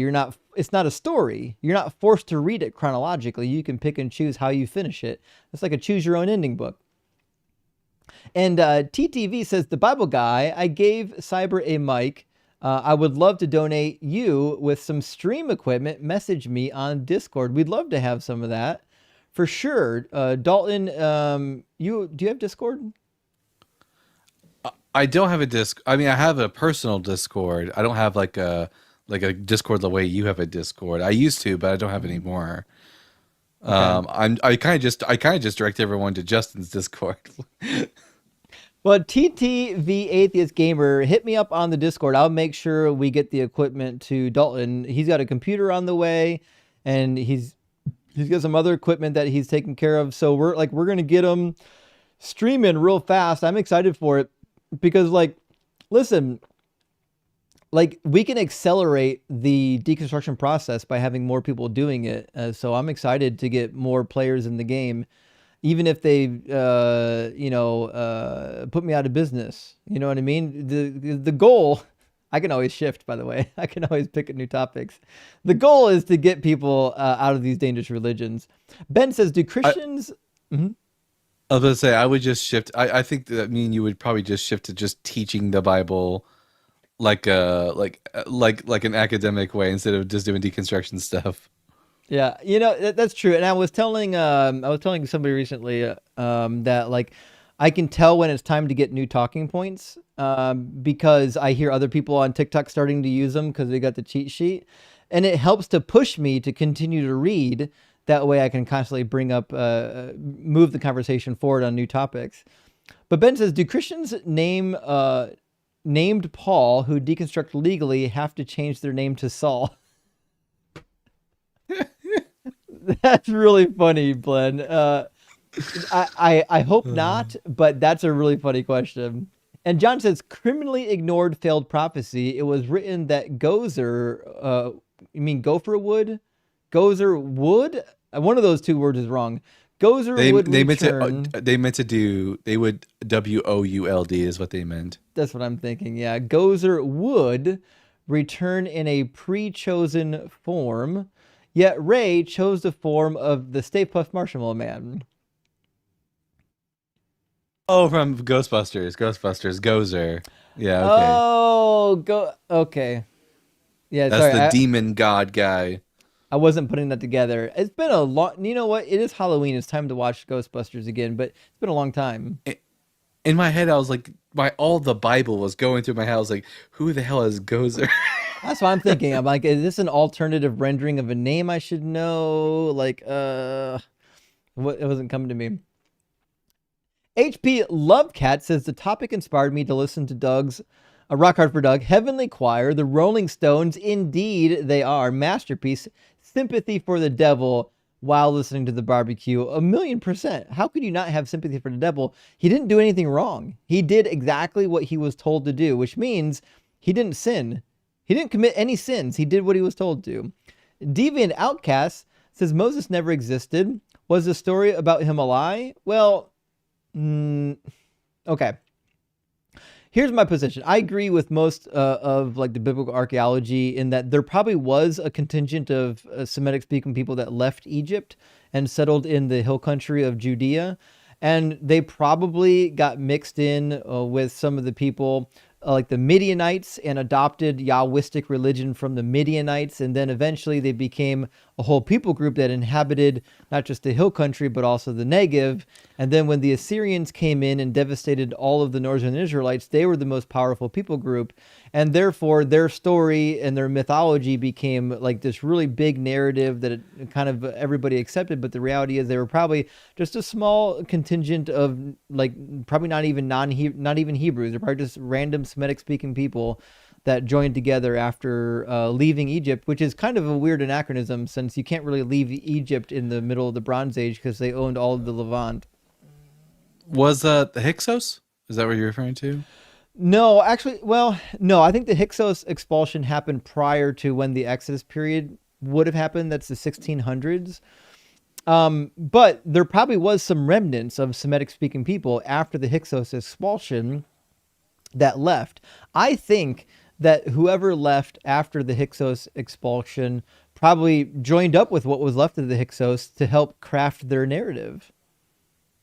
Yeah, there might be some sort of like kernel, like very deep kernel of like a historical event that all of the legend is based on. I mean, we know like the Moses nativity story is basically from Argon, but the fact that Moses's name, it seems to be an Egyptian name like Ramoses or Tutmosis, which means to be born. It seems like it's an Egyptian name that lacks a theophoric element of a different god, but it's given a different explanation within the text, meaning to draw out. Indeed, yeah. And if you haven't actually already listened to the basket salvation narrative of Sargon, I definitely recommend it. It's on my channel, Readings from the Ancient Near East or the Ancient Near East. I do have an audio copy of it. If you don't know it, the Moses narrative was robbed directly from the narrative of Sargon. Inane Glory says, if God is all-knowing, all-powerful, and his creation was perfect, why did it epically fail when tested for the first time, requiring a complete reboot? I couldn't agree more. It's crazy to me that humanity failed the first test. But again, it makes sense once you realize that it was a setup. God wanted them to fail. It's just like this was the explanation for why the current state of affairs existed, but it couldn't have been any other way. It's just one of those inevitable consequences. This is also one of those things that I talk about, that a whole book could be written on the things that aren't in the actual creation myth. And it's one of those things is that the creation was perfect. Never does it ever say that. At most, it says it's tov me'od. It's very good, but never perfect. Indeed. Indeed. Carla, great to see you. Thank you for the super chat. It says atheist soundtrack suggestion. I'm not sure has been mentioned yet. Do the Evolution by Pearl Jam. I actually forgot about Pearl Jam.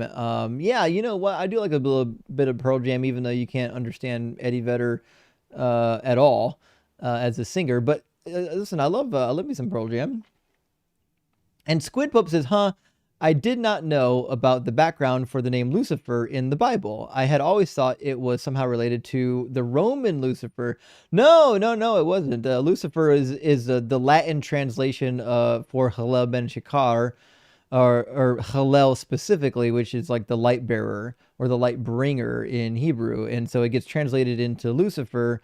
And they had already mythologized this figure to be Lucifer, and they didn't want people to lose sight of that. Adam says, Philbro, Orthodoxy, Christian nationalism, a link? Link to what, my friend? I don't know, Adam, I don't know what you're looking for. If you need a link, though, Discord me. I'll hook you up. Tim says, look up the Velocipaster. Velocipaster. So Velocipaster is a really great movie about this reverend who loses his parents, who becomes an orphan. So he travels to China to find enlightenment, but ends up getting the power to turn into a dinosaur. Oh shit! It's crazy. That sounds really good, actually. I'd watch that. I think it's intended to be satire, because at one point the way his parents die is from a car explosion, and you don't see the explosion, and then the next time you see the car, it's a guy standing with a sign saying "Insert CGI" or something like that. It's really good. I gotta watch that one. I gotta get it. Adam, thank you for the super chat. Says, do you think Jeconiah being included in the lineage was just a goof, or did it have some editorial purpose? No, I think it's a goof. The same reason why we're missing 3 people from the lineage between Joram and Uzziah, and also why it gets the father of Jeconiah wrong. By the way, I don't know if people realize this. The father of Jeconiah was not Josiah, according to Matthew. It just wasn't. So I think Matthew is a dunce. There's no way he was a good Jew. I think he was intentionally trying to delete generations in order to fit the 14, 14, 14, which he failed anyways. But because he's trying to, I think, draw, some have proposed that it's meant to be a reference to David, since David in Gematria is 14. Yep. That's always been the explanation I was aware of. But to be fair, like, nobody would capture that. It's written in Greek. Your audience wouldn't know that. Yeah, it still doesn't. I'm not sure if the author. I'm not sure if the author knows Hebrew. Matthew did not know Hebrew for sure.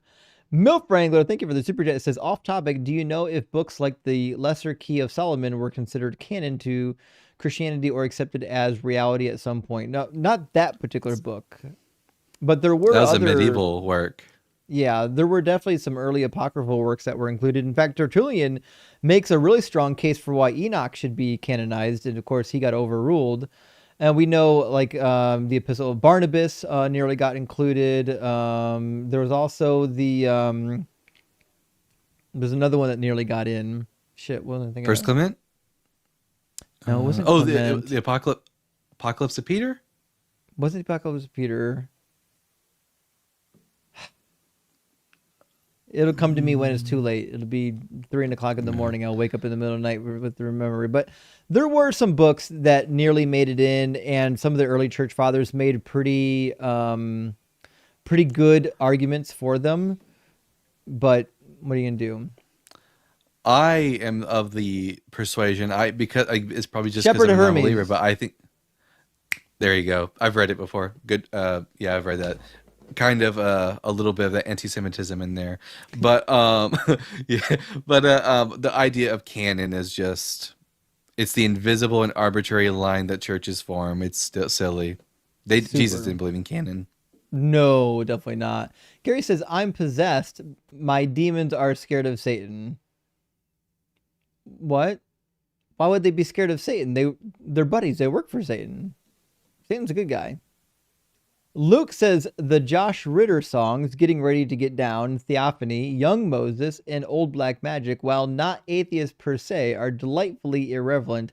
I do like some good irreverent songs. My favorite is probably Hand of the Almighty by John Butler, and I'd play it if it wouldn't get my stream taken down. It's amazing. And Adam says the Anton LaVey documentary Speak of the Devil is a trip. Highly recommend. I didn't even know that existed. Is that because there's a book called Speak of the Devil, and it's about the Satanic Temple. Not and Anton LaVey isn't the founder of the Satanic Temple; he's the founder of the Church of Satan. There is a documentary about the Satanic Temple called "Hail Satan?" It's a really good documentary. Definitely have to catch up on my documentary game. Big Cheese, great to see you. Says Revelation 13:8 plus 1 Peter 1:19 through 20. Christ's death was preordained. Agreed. Also shows up elsewhere, like Ephesians chapter 1. If Canaanite slaughter was good via God's command, why isn't Satan's role also good per divine command theory? That's actually the case we've been making. Is whatever Satan does, if he's doing it under the God's compulsion, it just means that he's doing good. Agreed. And Christian Most says, people, most I was gonna say most people would consider the angel of the Lord to be a good character, and yet the angel of the Lord in Numbers 23:23 is called Satan. Yep. And also in 2 Samuel 24, when the angel of the Lord kills 70,000 Israelites for David's taking the census, it's described as doing evil. That's the word Ra is used to characterize what it's doing. So Gretchen says, can you turn off that AI, please? Gretchen, my friend, I don't know what AI you're talking about. You may or may not be referring to Ems. Ems is not AI, and he's not using a voice changer. That, guys, that's literally his voice. That's what he sounds like. And Trevor says, To me, I know too much to be a regular person. Trevor says, does the Old Testament stuff that got mixed into Battlestar Galactica plotline drive you nuts? I think via OSC. Well, I've not seen it, so it doesn't drive me nuts at all. I have no idea what's in it. Easy question. Simeon says, may the Church of Doug heal from its schism. There's no schism, and have our community metamorphose into a stronger, more united bedrock for our... We already are in a bedrock. There's no schism. There's no need for healing. This is fake news. There's no schism in Ba Sing Se. You Hemerus says, would you rather deal with Satan, who might sell you on a bad contract, or Karen, who will call the cops to get you swatted? Well, first of all, I'll say, not all Karens are bad. I've met some decent Karens. Some of my best friends are Karen. That being said, to answer your question, I would definitely rather deal with Satan. He's not a bad guy at all in the Bible. He seems to be a pretty dope dude. And Tim says, I could listen to M read the phone book. Agreed. And I love M's voice, by the way. And Adam says, some heritage, I don't know what heritage means. Some heritage Jews in Israel believe that Ben Gurion haunts the toilets of yeshivot. What? Haredi Jews, yeah, like the really hardcore Orthodox Jews, like the long payout, and yeah, they haunt the toilets of yeshivot. I was unaware. They must have hate the guy. I mean, I guess it's kind of like a reference to earlier we were talking about the Jinn, the evil Jinn in the toilet. Yeah, that's what I was thinking. Ben Gurion's a Jinn. Listen. If Islam brought us anything, we can at least laugh at toilet Jinn.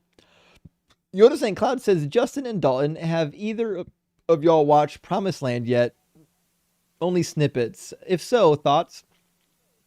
Well, first of all, it was funny from what I've seen. Yeah, it's really good.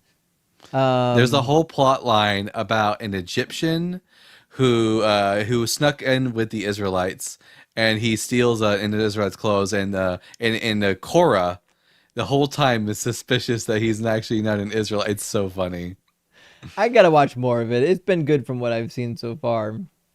Sonus, welcome all the way to Argentina, says, have you mentioned devil's advocate a couple times? I'm sorry, heard you mention devil's advocate a couple times. What do you think of AI, Al Pacino's speech at the end of the movie? I've never seen the movie.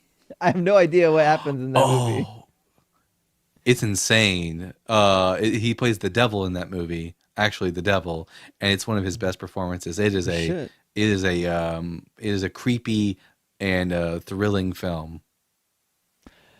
Look at the Christians crashing out on TikTok, shouting over and over again that God loves you. Well, God doesn't love you because he allowed me to mute you for the rest of the live stream. So good luck with the spamming of the chat. Jam and Jay says you should do shorts where your audio is done by Seifel and Ollie style rock puppets. Never even heard of them.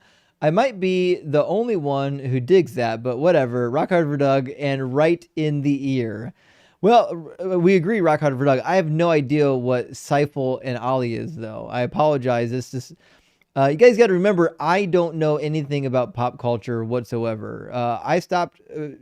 My understanding of pop culture stopped in like 1995, and I didn't learn anything after that. So, if you guys know what that is, let me know. Send me a message on Discord. I have no idea what that show is. Send me a link. I'd love to see it. And Pat, good to see you, says, hey, I just wanted to say, what's up? Keep cooking. Well, thank you, Pat. I hope you're doing well, my friend. I really appreciate you being here. And Adam says, I possess the longest magical stick. Well, is it as long as Aaron's magical rod? Because he had quite a rod. It even sprouted after the fact. I'm just saying.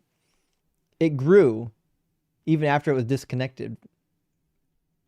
HP Lovecat says, had his own riff on Job called the color out of space, and the color was less evil than God. Are colors evil? If we read it. It might be one of those things where you have to see it to understand it. I don't know how color can be evil, but HP Lovecats, still love your name. I think it's a great name. I really appreciate that. And Jennifer says, how does Job give anyone hope? Scared me shitless. Yes, that's exactly the place. If you want to be scared shitless, you turn to Job, because basically what it's saying is God will fuck you up and you can't even ask questions. Simeon says, I know what you just said completely destroyed my really bad excuses, but have you considered we live in a fallen world? Every apologist ever. And you nailed it. Absolutely nailed it, Simeon. That's exactly how they do it.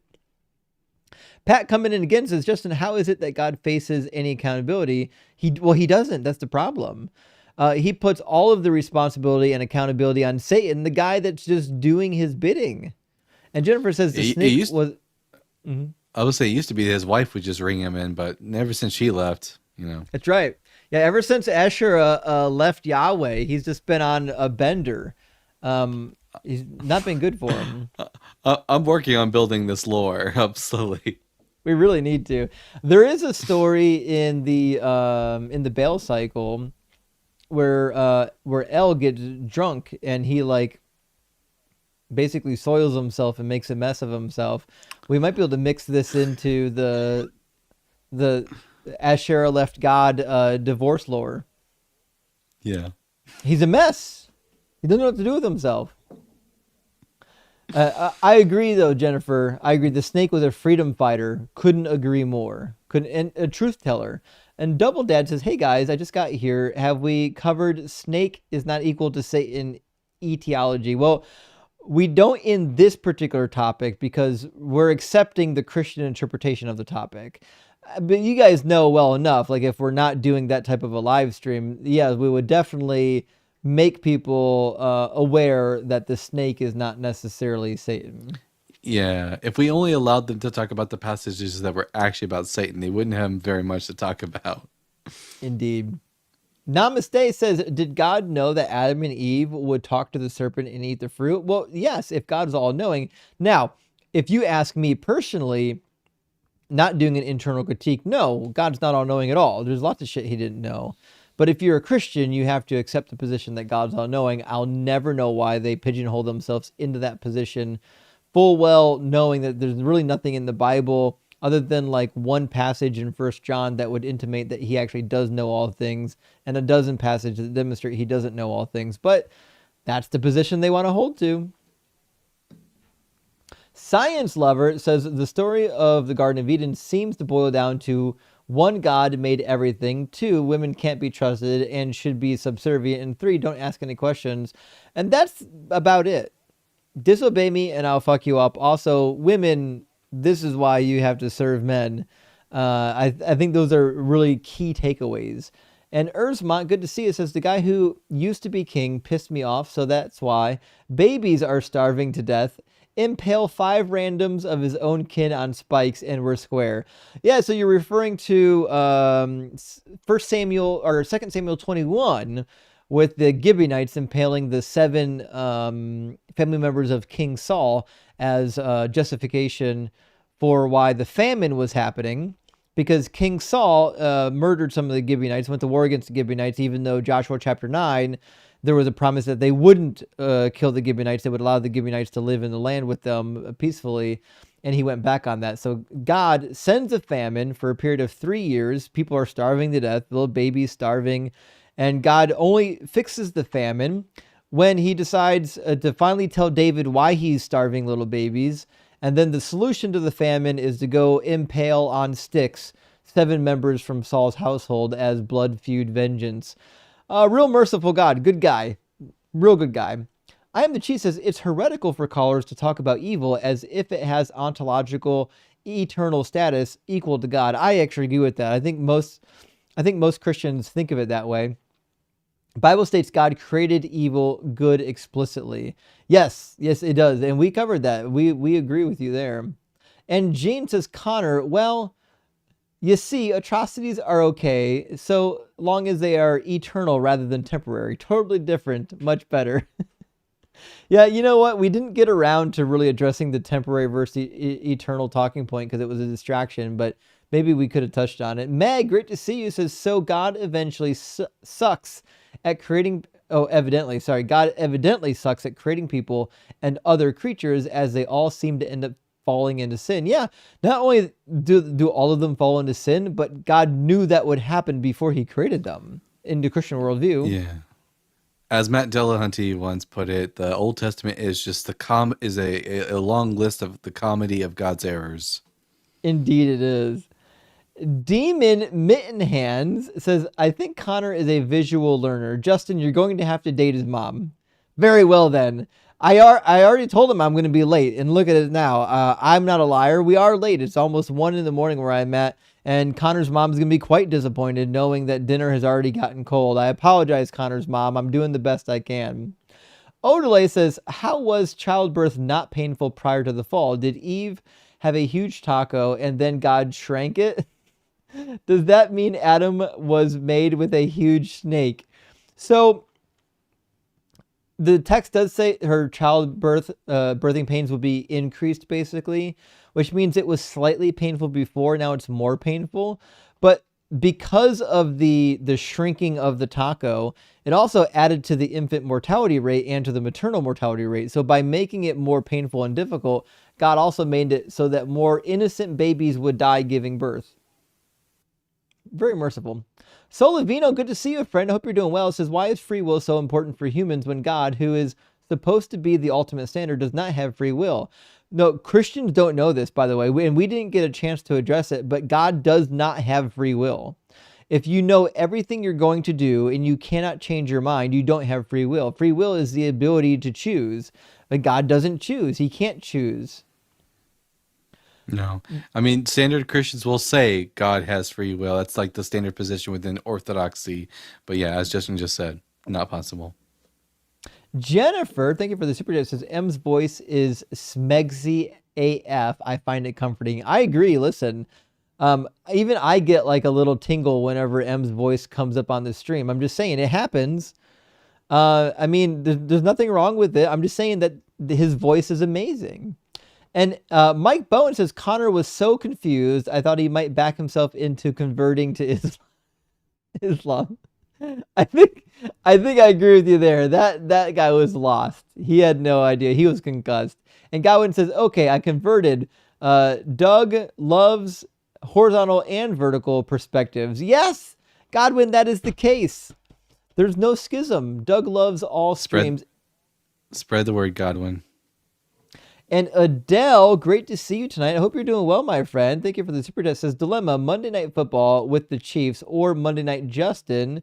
We put both on. Well, shit. I feel really special right now that you're putting me up with like Monday Night Football, which reminds me, I may or may not have actually fucked up my fantasy week because I forgot to set my lineup. And it all comes down to my kicker. So I got to go now see. I forgot to put a kicker in. Oh, fuck. I got saved. I was saved by Travis Kelce tonight. I forgot to put a kicker in my lineup, and I nearly lost my matchup. But because Travis Kelce popped off, I was able to win missing my kicker. Congratulations. Must be the power of Doug. Now I know how people feel when you and I geek out about Hebrew. I don't know anything about football. I'm completely lost. Okay. Yeah, I'm a huge meathead, guys. I love football. I don't know what to say.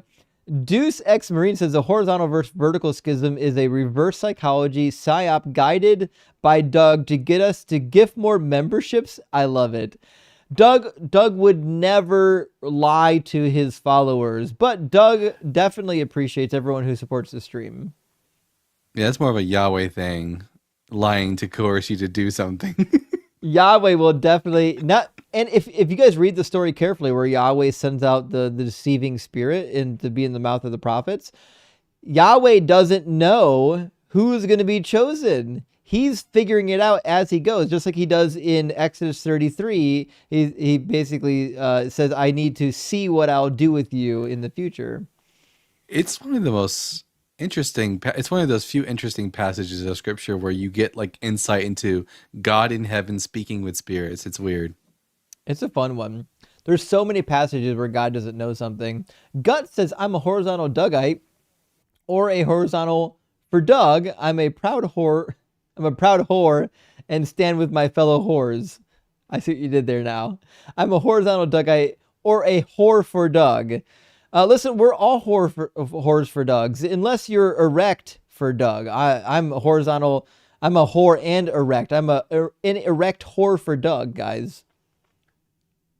This is getting off the rails. This is getting crazy. Somebody's going to clip this. I already know this is going to be circulating the internet tomorrow. Daniel, thank you for the $5 super chat. Says Christians seem to be under the mistaken impression that Adam and Eve were created immortal if they think "shall surely die" means become mortal. Yeah, that's the case. And Dalton nailed that one on the head midstream. It's not necessarily like modern Christianity's fault. Like this was an idea that had been started like in ancient Judaism as well. They kind of came to this weird conclusion that not only was Adam like immortal from the start, but he had like a heavenly body. He was clothed in light, and some have them being like 90 feet tall and stuff like that. Oh man, Nkosi says if God told the truth, the serpent would be powerless. I mean, if well, You would just be doing the serpent's work. You would just be doing the same thing.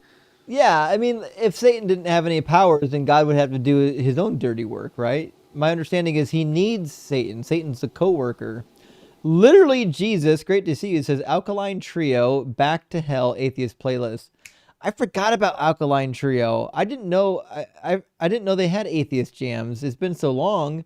Shit, my brain is already forgotten, but I've got one of their albums. I still have one of their CDs. I'll have to give it a listen.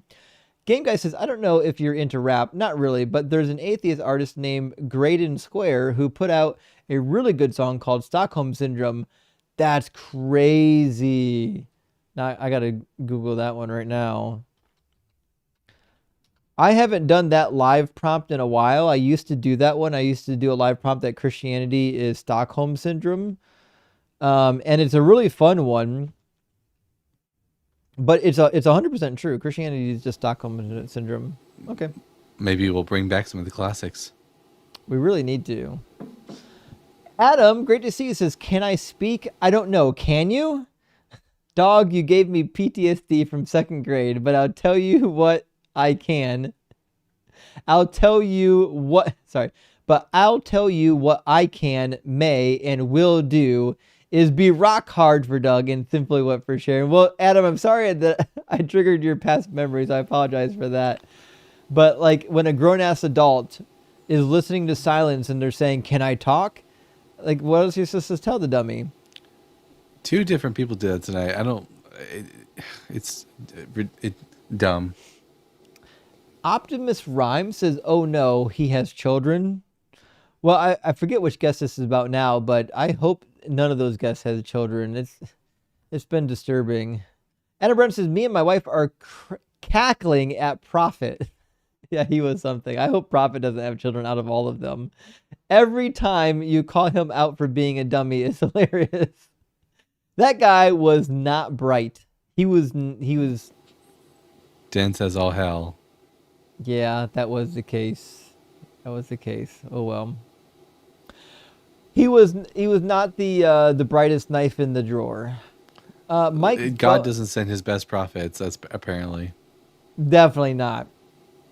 Mike Bone says, "I'll never understand how Yahuwah took on. I mean, I do understand it. It's just bad. Oh yeah, yeah. It's so bad. They have their own Bible translation. I don't know if you guys know this. The Yahuwah people. What's the explanation you heard for that pronunciation? So the Yah basically comes from the shortened versions of Yahweh from the Hebrew Bible, and then the U has got various explanations. Like they point to various people named like Jehu, and all kinds of people that have an U in their name, and like the theory is that the U is how did they do it? I'll tell you that the version I heard, and it made, I mean, I understand how they might have gotten to this because they don't understand Hebrew, but they thought that the name for Judah in Hebrew was Yahuda because they don't know how to pronounce it correctly, and because Yahuda is one letter away from Yahweh, they thought therefore you just take away the dalet and it becomes Yahuwah. Yeah, there is an explanation. Another one. It's a little more convoluted. Give me a second. It's always convoluted.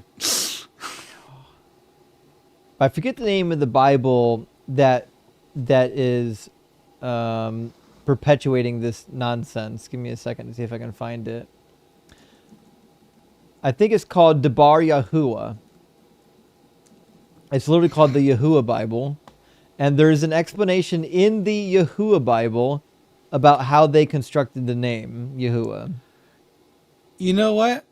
I think there were, when I was a member of the Hebrew Roots movement, there was a couple of people in my congregation who may have had a copy of that Bible. But yeah, they have a PDF version you can get online. It looks like it's all there, but I don't know if the explanation is there as to how they came up with the name. Nevertheless, there are multiple explanations for how they came up with it, and none of them are good. Johannes Abram's prophet getting cornered so hard that he argued against his own analogy, I know, was fucking legendary. You really rocked his world, Justin. Take my money. Well, thank you, Johannes Brahms. I appreciate that. And prophet got cooked pretty hard. That, you know, that guy spends all his time talking with all his friends in analogies. That's all he knows. Yeah, and they weren't good. That's the problem. None of them were good. Mike says, so cooked he's bringing up shit like the book of Braden and admitting to ruining Thanksgiving, 3 world wars in the Bible. I'm crying. Yeah, he did at least admit that people don't like talking to him. I have to find this book of Jasper now. Oh my, the book of Jasper is crazy. That's crazy work. Stereoplexus says, I think you got a bit rude. I did. I got a little hot on some of these callers because they couldn't track. I appreciate the points that you make, but I don't think being toxic during a discussion like this helps. I don't know. Put a 1 in the chat if you think it's helpful. I want to see the tally. Sometimes it's fun and sometimes it's not. But listen, the reality is, if we got a goofball here that can't track the conversation, that overtalks both of the hosts, then yeah, I'm gonna cook his ass. We've demonstrated over and over again that if you come in here with the right attitude and the right behavior, then you don't get treated like an infant. Frank says, I know this isn't the most important part, but it's revelation, singular, not revelations. And I do agree. I don't get hung up on that. But yeah, if someone says revelations, it's typically a good sign that they're a goof. Yeah, they don't know anything. They're dispensationalists. They think that left behind is like how you interpret the book of Revelation. Yeah. Yeah. Johannes says, prophet made me cringe into orbit. Please send air. I hope you're okay, Johannes. I know that was a difficult conversation to listen to. Unfortunately, it was followed by 2 or 3 other conversations equally as bad to listen to. And Josh says, obviously, the name Yahuwah appears in the book of Jasper. I think it's in Onyx as well, the book of Onyx. I'm pretty sure. Matt Lee says, why does God always choose morons to be prophets? That's the crazy part. Yeah. That guy had the word prophet of Yahuwah basically as his name, and he didn't know shit. Coffee Breath says, Ahola equals DZ debates. Aholiba, from Ezekiel, Deconstruction Zone. Those are the two, the whores basically from Ezekiel. Ezekiel 23:20 equals truth. So I see what you're trying to do there. You're trying to pit DZ debates against Deconstruction Zone the same way Ezekiel talked about these 2 women that were gone astray. I forget which one he says was worse. Doesn't he say that the whorings of Aholibah was worse than the whorings of her sister? I don't remember. It's tough. We'll have to reread that section. That is a niche reference. It really is. It's a good one, though. And Johannes says, American progressive Dugite reformists unite. We've got denominations. Oh, my God. This is terrible. And GPEGEMGTM3 says, rock hard for Doug. The only thing Satan is guilty of is having better music. By the way, Dalton is a great co-host. Dalton is amazing, by the way. He's super knowledgeable. Comes up with great points and analogies. He is fantastic. Design says, as a kid, I was told Adam went to heaven after death. I never got over thinking about what the hell that reunion conversation must have been like. Well, that's the thing is, unfortunately, the story, this is how you know Adam and Eve is contrived. Because after the getting kicked out of the garden, we don't hear any of their life. They live for hundreds of years. And all we ever hear about them after that is who they gave birth to. Why? They're the most important humans probably that existed prior to Jesus. We know nothing about them. Good. The Apocalypse of Moses, also known as the, I don't remember what it's, the Life of Adam and Eve is what's also called. Really interesting because, at the end of the book, Adam dies and so does Eve, and then angels come and they take Adam's body and they take him up to the 3rd heaven where paradise is located, and they bury him there. There's a bunch of extra biblical lore from Judaism about the Adam and Eve narrative. It's pretty good. Johannes Brahms says $10 says Josh's electrical work was a dab rig. That sounds about right. I could see that being the case. And if you don't know what a dab rig is, it's okay. You don't have to build your own. I don't recommend it. You can just buy them. They're not that expensive. But yeah, I think that's the type of electrical work he was engaging in. If you know, you know. TMs, thank you for sending out 1 DZ Debates gifted membership. I appreciate that. And Isabel says, keep holding their feet to the fire, Justin. Rock hard for Doug. I did. In fact, maybe even too much fire. I was hard on some of them today, but they were being obnoxious and I was being impatient. Bunny says it's like pulling teeth to get a theist to admit what's in their own religion and twice as painful. I couldn't agree more. That's what makes these conversations so painful is we know the end point of the conversation already because we've already done the thinking about it, but we have to drag them along, kicking and screaming one step at a time for them to realize the thing that we already know is true. It gave me PTSD. It really did. Jay says, so what's going on with his electrical project? I can only assume he got electrocuted. I don't have a lot of faith in his skills. I could be wrong. 12 Shepherd says, most likely homosexual relationship in the Bible, maybe David and Jonathan, or Paul and Barnabas, or Moses and Egyptian he killed, or Jonah and the whale. Well, we know for sure that Jonah penetrated the whale, so that's already a deal. He penetrated the whale. Did David and Jonathan have something going? I'm kind of the opinion that Jonathan was into David and David wasn't into Jonathan. That's just my opinion. Also, in the ancient world, like they really idolized the male bonding type relationships, especially those that went to war, and David and Jonathan were warring people. And so like you would idolize that relationship, not because it was sexual, but because there was such a glory in going to war with your brothers. In fact, there's a lot of people that basically volunteered to die in war because of the glory. So like when they climb up the walls and go into the city, listen, the first couple of people climbing up that ladder, they're dead, they're toast, they're going to get murdered. But people would literally fight over that position of privilege to be the first martyr over the wall, so that their body can be taken back to their family and then can be praised as a martyr for the rest of their lineage. Like being a war hero is a major thing in these ancient cultures. So the fact that David and Jonathan were two brothers at war, not really related by blood, but two war brothers, is kind of a big deal. I'm not sure I would suggest that there was a sexual relationship there. Dexter's Lab says, my goal, see callers come on with no nude apologetics, so long that Justin falls asleep and still manages to win arguments. Praise Doug. Moisture to Sharon. I think I could. If you called me at 3 a.m. while I'm sleeping with a bad argument, I can rattle off the counter argument to it. Hill Hugger says, back when I was studying geology, we were taught that it's okay to lick rocks.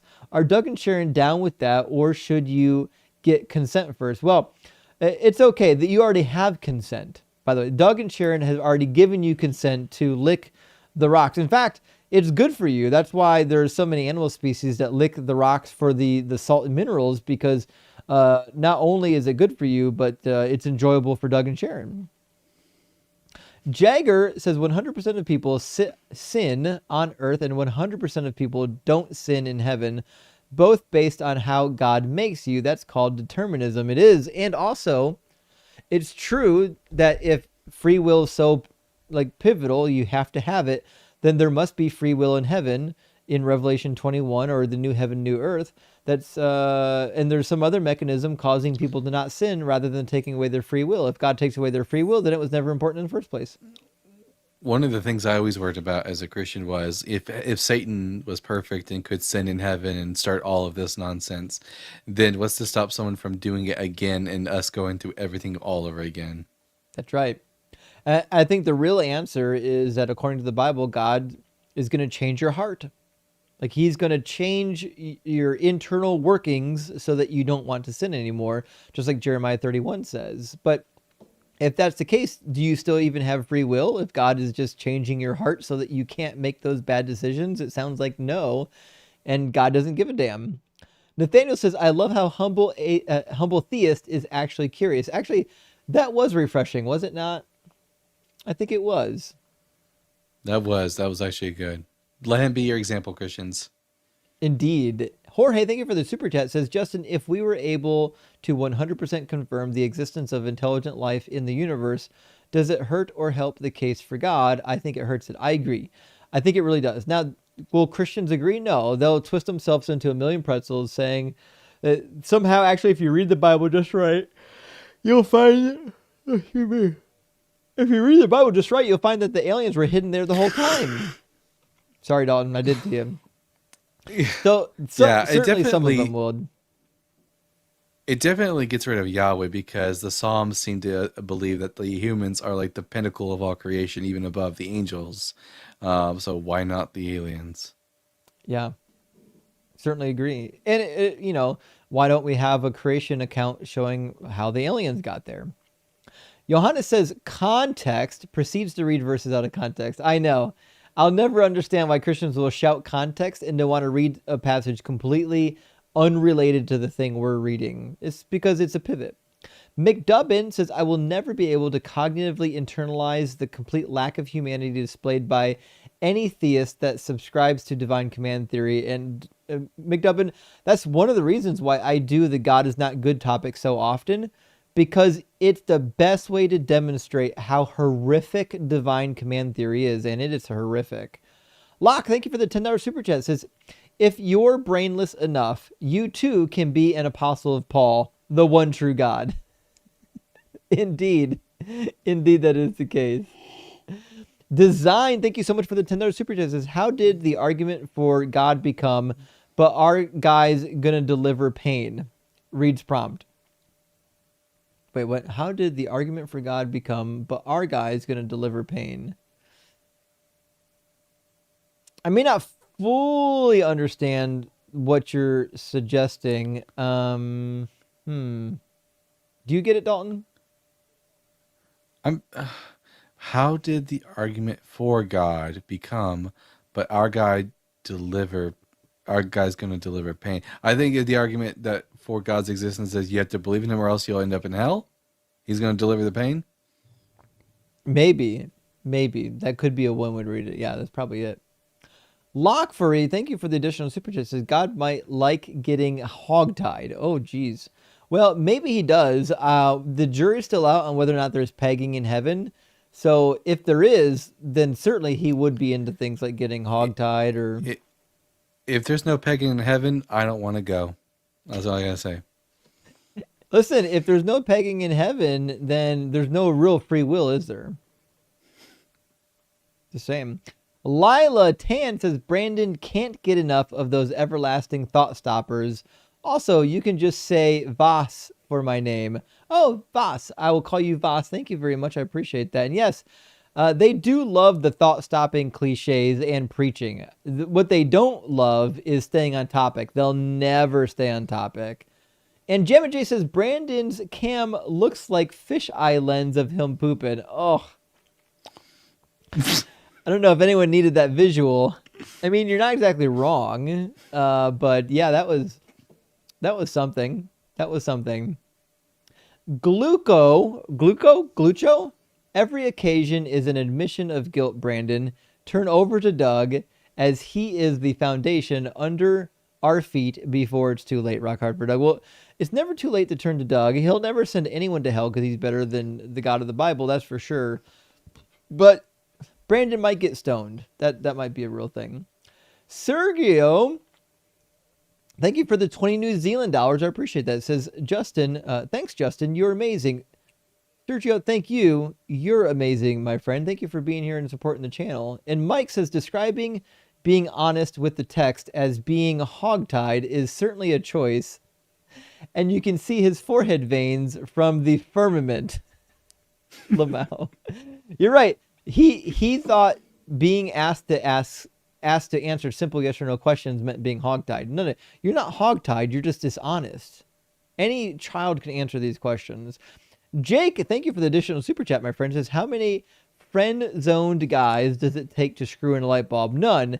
They all sit there and compliment it, but then get pissed when it won't screw. Fucking hell. That's fucking amazing, Jake. And you're not wrong. You're not wrong at all. At all. The best advice I ever got for dating is this. If you want to go talk to a girl, fucking just go talk to her. Even if you make a fool out of yourself, it's fine. If she thinks you're cute, it'll be funny. It'll be a good story down the road. If she thinks you're cute and you say some dumb shit that comes out of your mouth and embarrass yourself, a year from now, she'll be like, hey, it was so cute when you first started talking to me. You couldn't even form sentences, and look at us now. But listen, if she doesn't like you just because you stumbled on some words, you shouldn't be talking to that girl anyway. She's clearly judgmental and isn't your type. So Thanks, fucking Dad. go talk to him. Or it's kind of like there was one Christian movie. I love the advice. There was a kid that wanted to try out for the football team, and he was like, he was talking to his grandpa, and grandpa was like, well, you're already not on the team. The worst that could happen is you're where you're at right now. Well, it applies to dating. You're already not dating her. The worst that could happen is you're still not dating her. Go talk to her, you idiot. Crazy.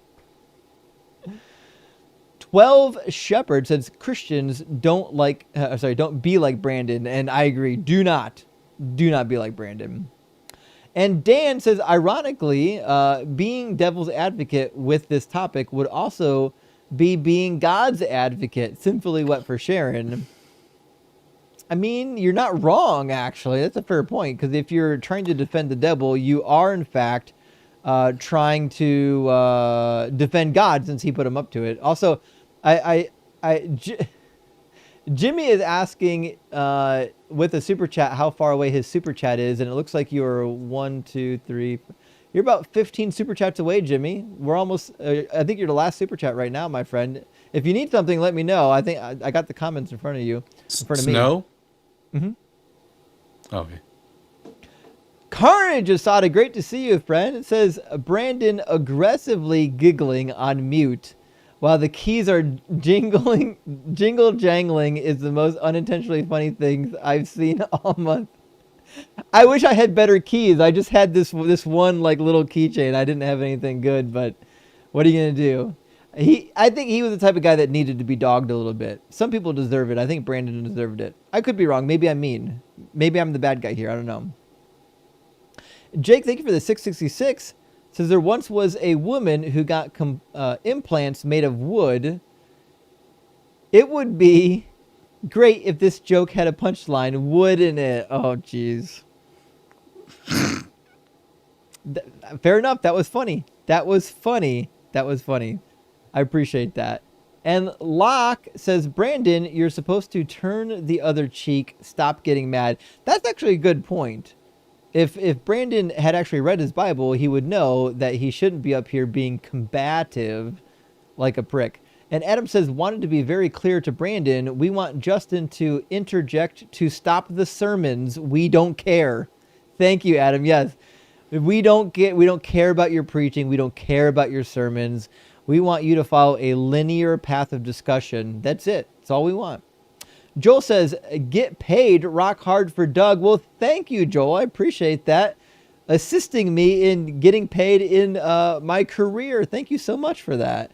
And Kayun says, first time catching your live stream. That was awesome. Well, thank you, Kayun.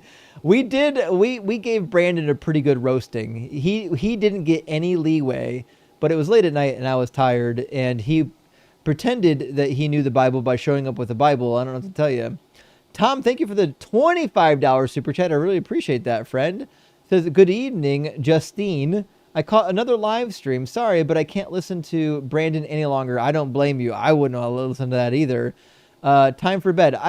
Guys, I only kept him on to make him run at the end. That's the only reason why he was on so long. I was going to keep him on as long as it took for him to tuck tail and run, just so he has to go to bed at night thinking, fuck, I ran away from this group of people. Work on that. You are way more patient than me. Tom says, I've told you I'm the most stubborn asshole on the internet. Keep grilling. Thanks for the entertainment. Well, thank you, Tom. I appreciate that. Listen, you're not going to find somebody more stubborn than me. I don't know what to do.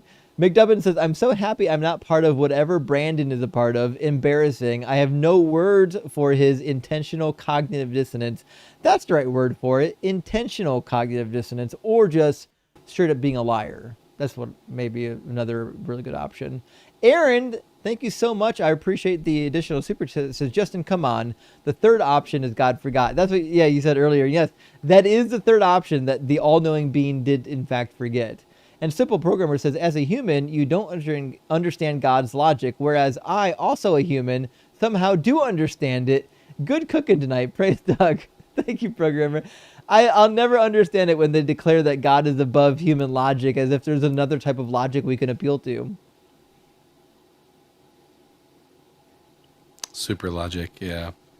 Oh, That stuff. super logic. Oh my God, we have to coin that phrase. We got to do super logic. I love super logic. Okay. 12 Shepherd says, "Do you guys know Aramaic too?"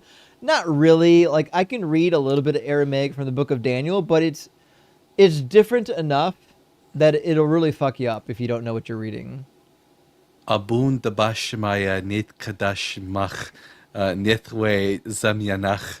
That's the Our Father prayer in Aramaic. That's pretty much all I know. I used to pray in Aramaic when I was Catholic, so That sounds like a good time. Yeah, Aramaic is similar to Hebrew, friends, but it's just not quite the same, and the grammar is a little bit different. yeah. Avinu Shabashamayim, Abun Dabashemaya. You can hear a somewhat of a similarity between the two. But it is helpful for determining the age of different texts. Like if it's a text that's got a lot of Aramaic words in it that are like translated into the Hebrew, you know that it was written during the captivity or post-captivity. And if you find a text that's basically free of Aramaisms, then yeah, we'd say it's probably pre-exile. But William Rogers says, rank these 3 English translations from bad to god awful. Okay. And the options are KJV, NIV, and the Message. Okay, so I'm going to rank the Message as god awful. It's the worst thing that ever hit a Bible translation shelf. The guy who did that, Eugene Peterson, did not even call it a translation. It was an artistic representation of the Bible, and it was meant to be read as such. But when people got a hold of it, they're like, oh, this is such a good translation. And then once he realized he could make a lot of money on it, it became a translation. This order above is the order I would rank it. Bad would be KJV, NIV in the middle, and the Message would be god awful. I think so. I might rank the NIV 2011 just above the Message. It's too Christological. They try to do too much theology in it, and they don't do it like. Even at that, they don't do a good word for word wooden translation. At least the King James tries to be as literal as possible with the translation, even though it's just outdated and half the words are not readable anymore.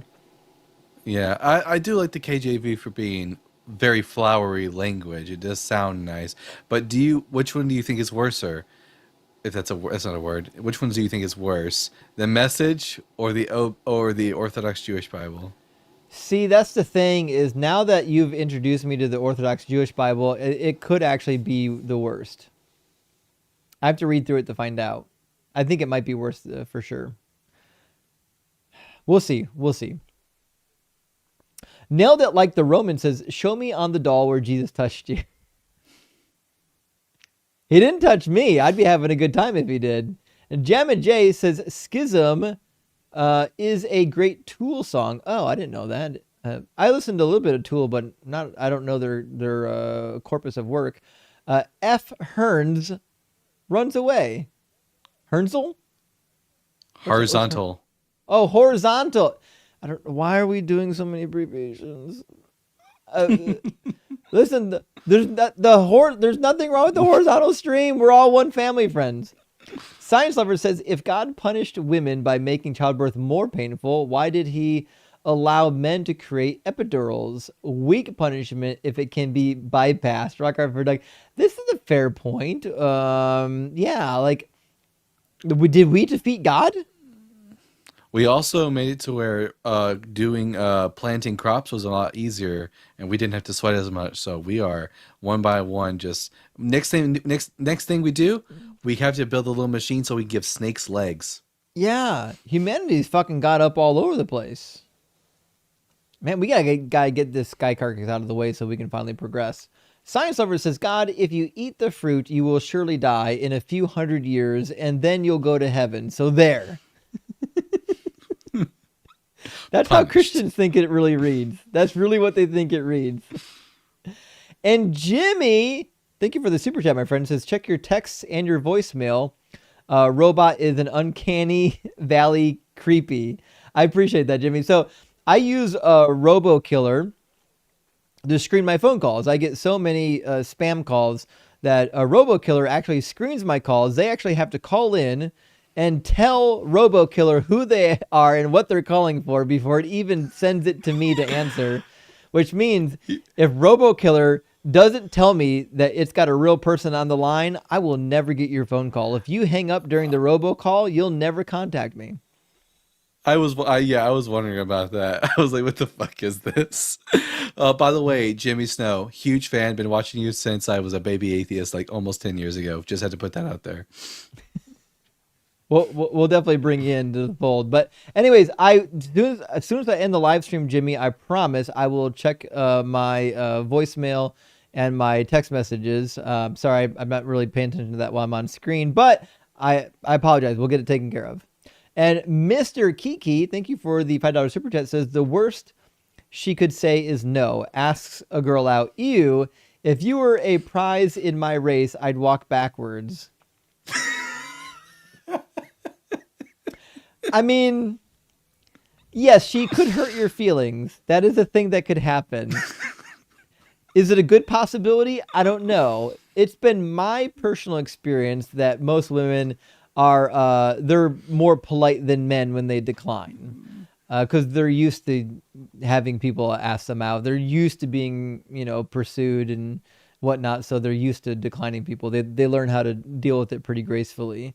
At least my sisters did. I had people trying to get after my sisters all the time, and they were always pretty nice about letting them down, not too difficultly. But yeah, listen, again, I'm not giving dating advice. All I'm saying is if you want to go ask somebody out, just go fucking ask them out. That's all you got to do. Man, if you really want to seduce a woman, you have to, one, learn Hebrew and read to them from the Song of Songs. That's how it is. Yeah, do the Bible pickup lines. Your hair is like a flock of goats descending from Mount Gilead. What woman doesn't want to hear like that? The Tower of David. Yeah. Exactly. Melting. Like just panties on the floor. Done. I don't know. Oh, man. No one can hold back. Although we do have one additional super chat to weigh in. Might IV, thank you for the super chat, says there are some objective morals that are seen not only in humans but also in mammals such as apes, monkeys, elephants. Example, caring for children. Well, these are not objective. That betrays the meaning of objective.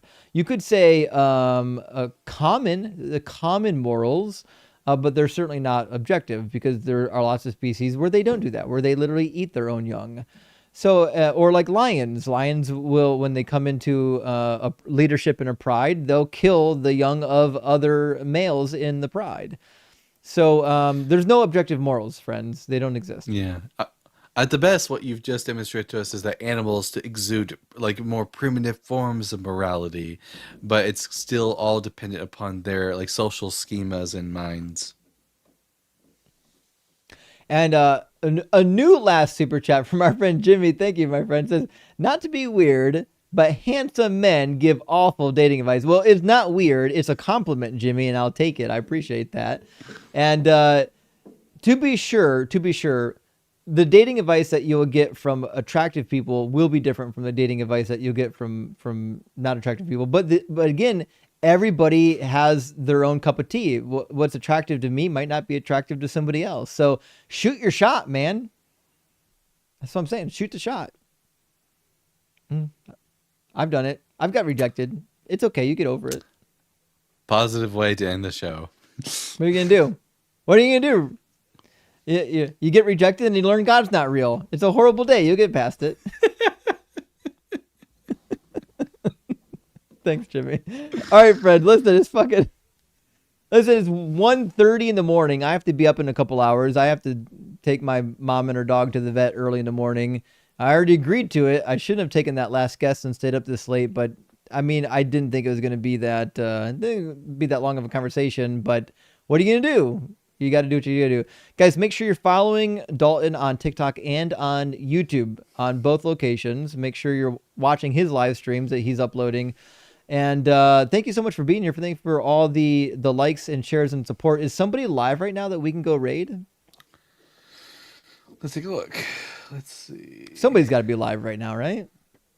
Oh yeah. If anyone, it's gonna be born again atheist. She every night she's partying. Let's see. Yeah, born agains and thinker and Quantonaut. Oh, Good Thinker's Trouble. Live. Yeah, Yeah. let me find her real quick.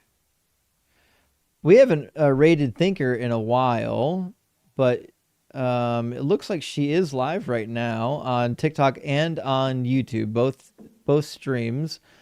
Let me, for those who don't know, if you're on YouTube, you may or may not know about Archthinker. If you're on TikTok, you better know about Archthinker. If you don't know about Archthinker, you don't know how TikTok works. That being said, let's go raid Thinker's live stream on YouTube. Her name is Archthinker. On TikTok, it's going to be at N growth, the letter N and then the word growth, N growth. But on YouTube, it's Archthinker, Think Beyond Dogma. And she is amazing. There's 66 people watching right now. If we don't get at least 100 people watching her live stream in a minute, I don't know what to do. Let me see how many people are still here. How many people stayed for 320 people here on the TikTok. Okay, and we've got still over 1,000 people on DZ debates, and I'm sure a couple hundred on the vertical channel on Deconstruction Zone. So we need guys, if we can't get her YouTube numbers up over 100, I'm sure her TikTok numbers, she's probably got like 600 people in there. But let's move this number up. I want to see this number get up over 100. I'll meet you over there. We'll go have a party at Thinker's place, but go tell her Doug and Justin and Dalton sent you. And what topic is she talking about tonight? Oh, the real face of Jesus. Yeah, they're doing a really good topic tonight. I think you're gonna like it. I see 80 people almost in there now. Let's get this thing over 100. Let's go. Let's pump it. Let's pump it. Right. Archthinker runs a great live stream, and I think you really enjoy it. So, anyways, friends, thank you so much for being here. We'll see you again soon on Wednesday. And Dalton, thank you so much for joining me.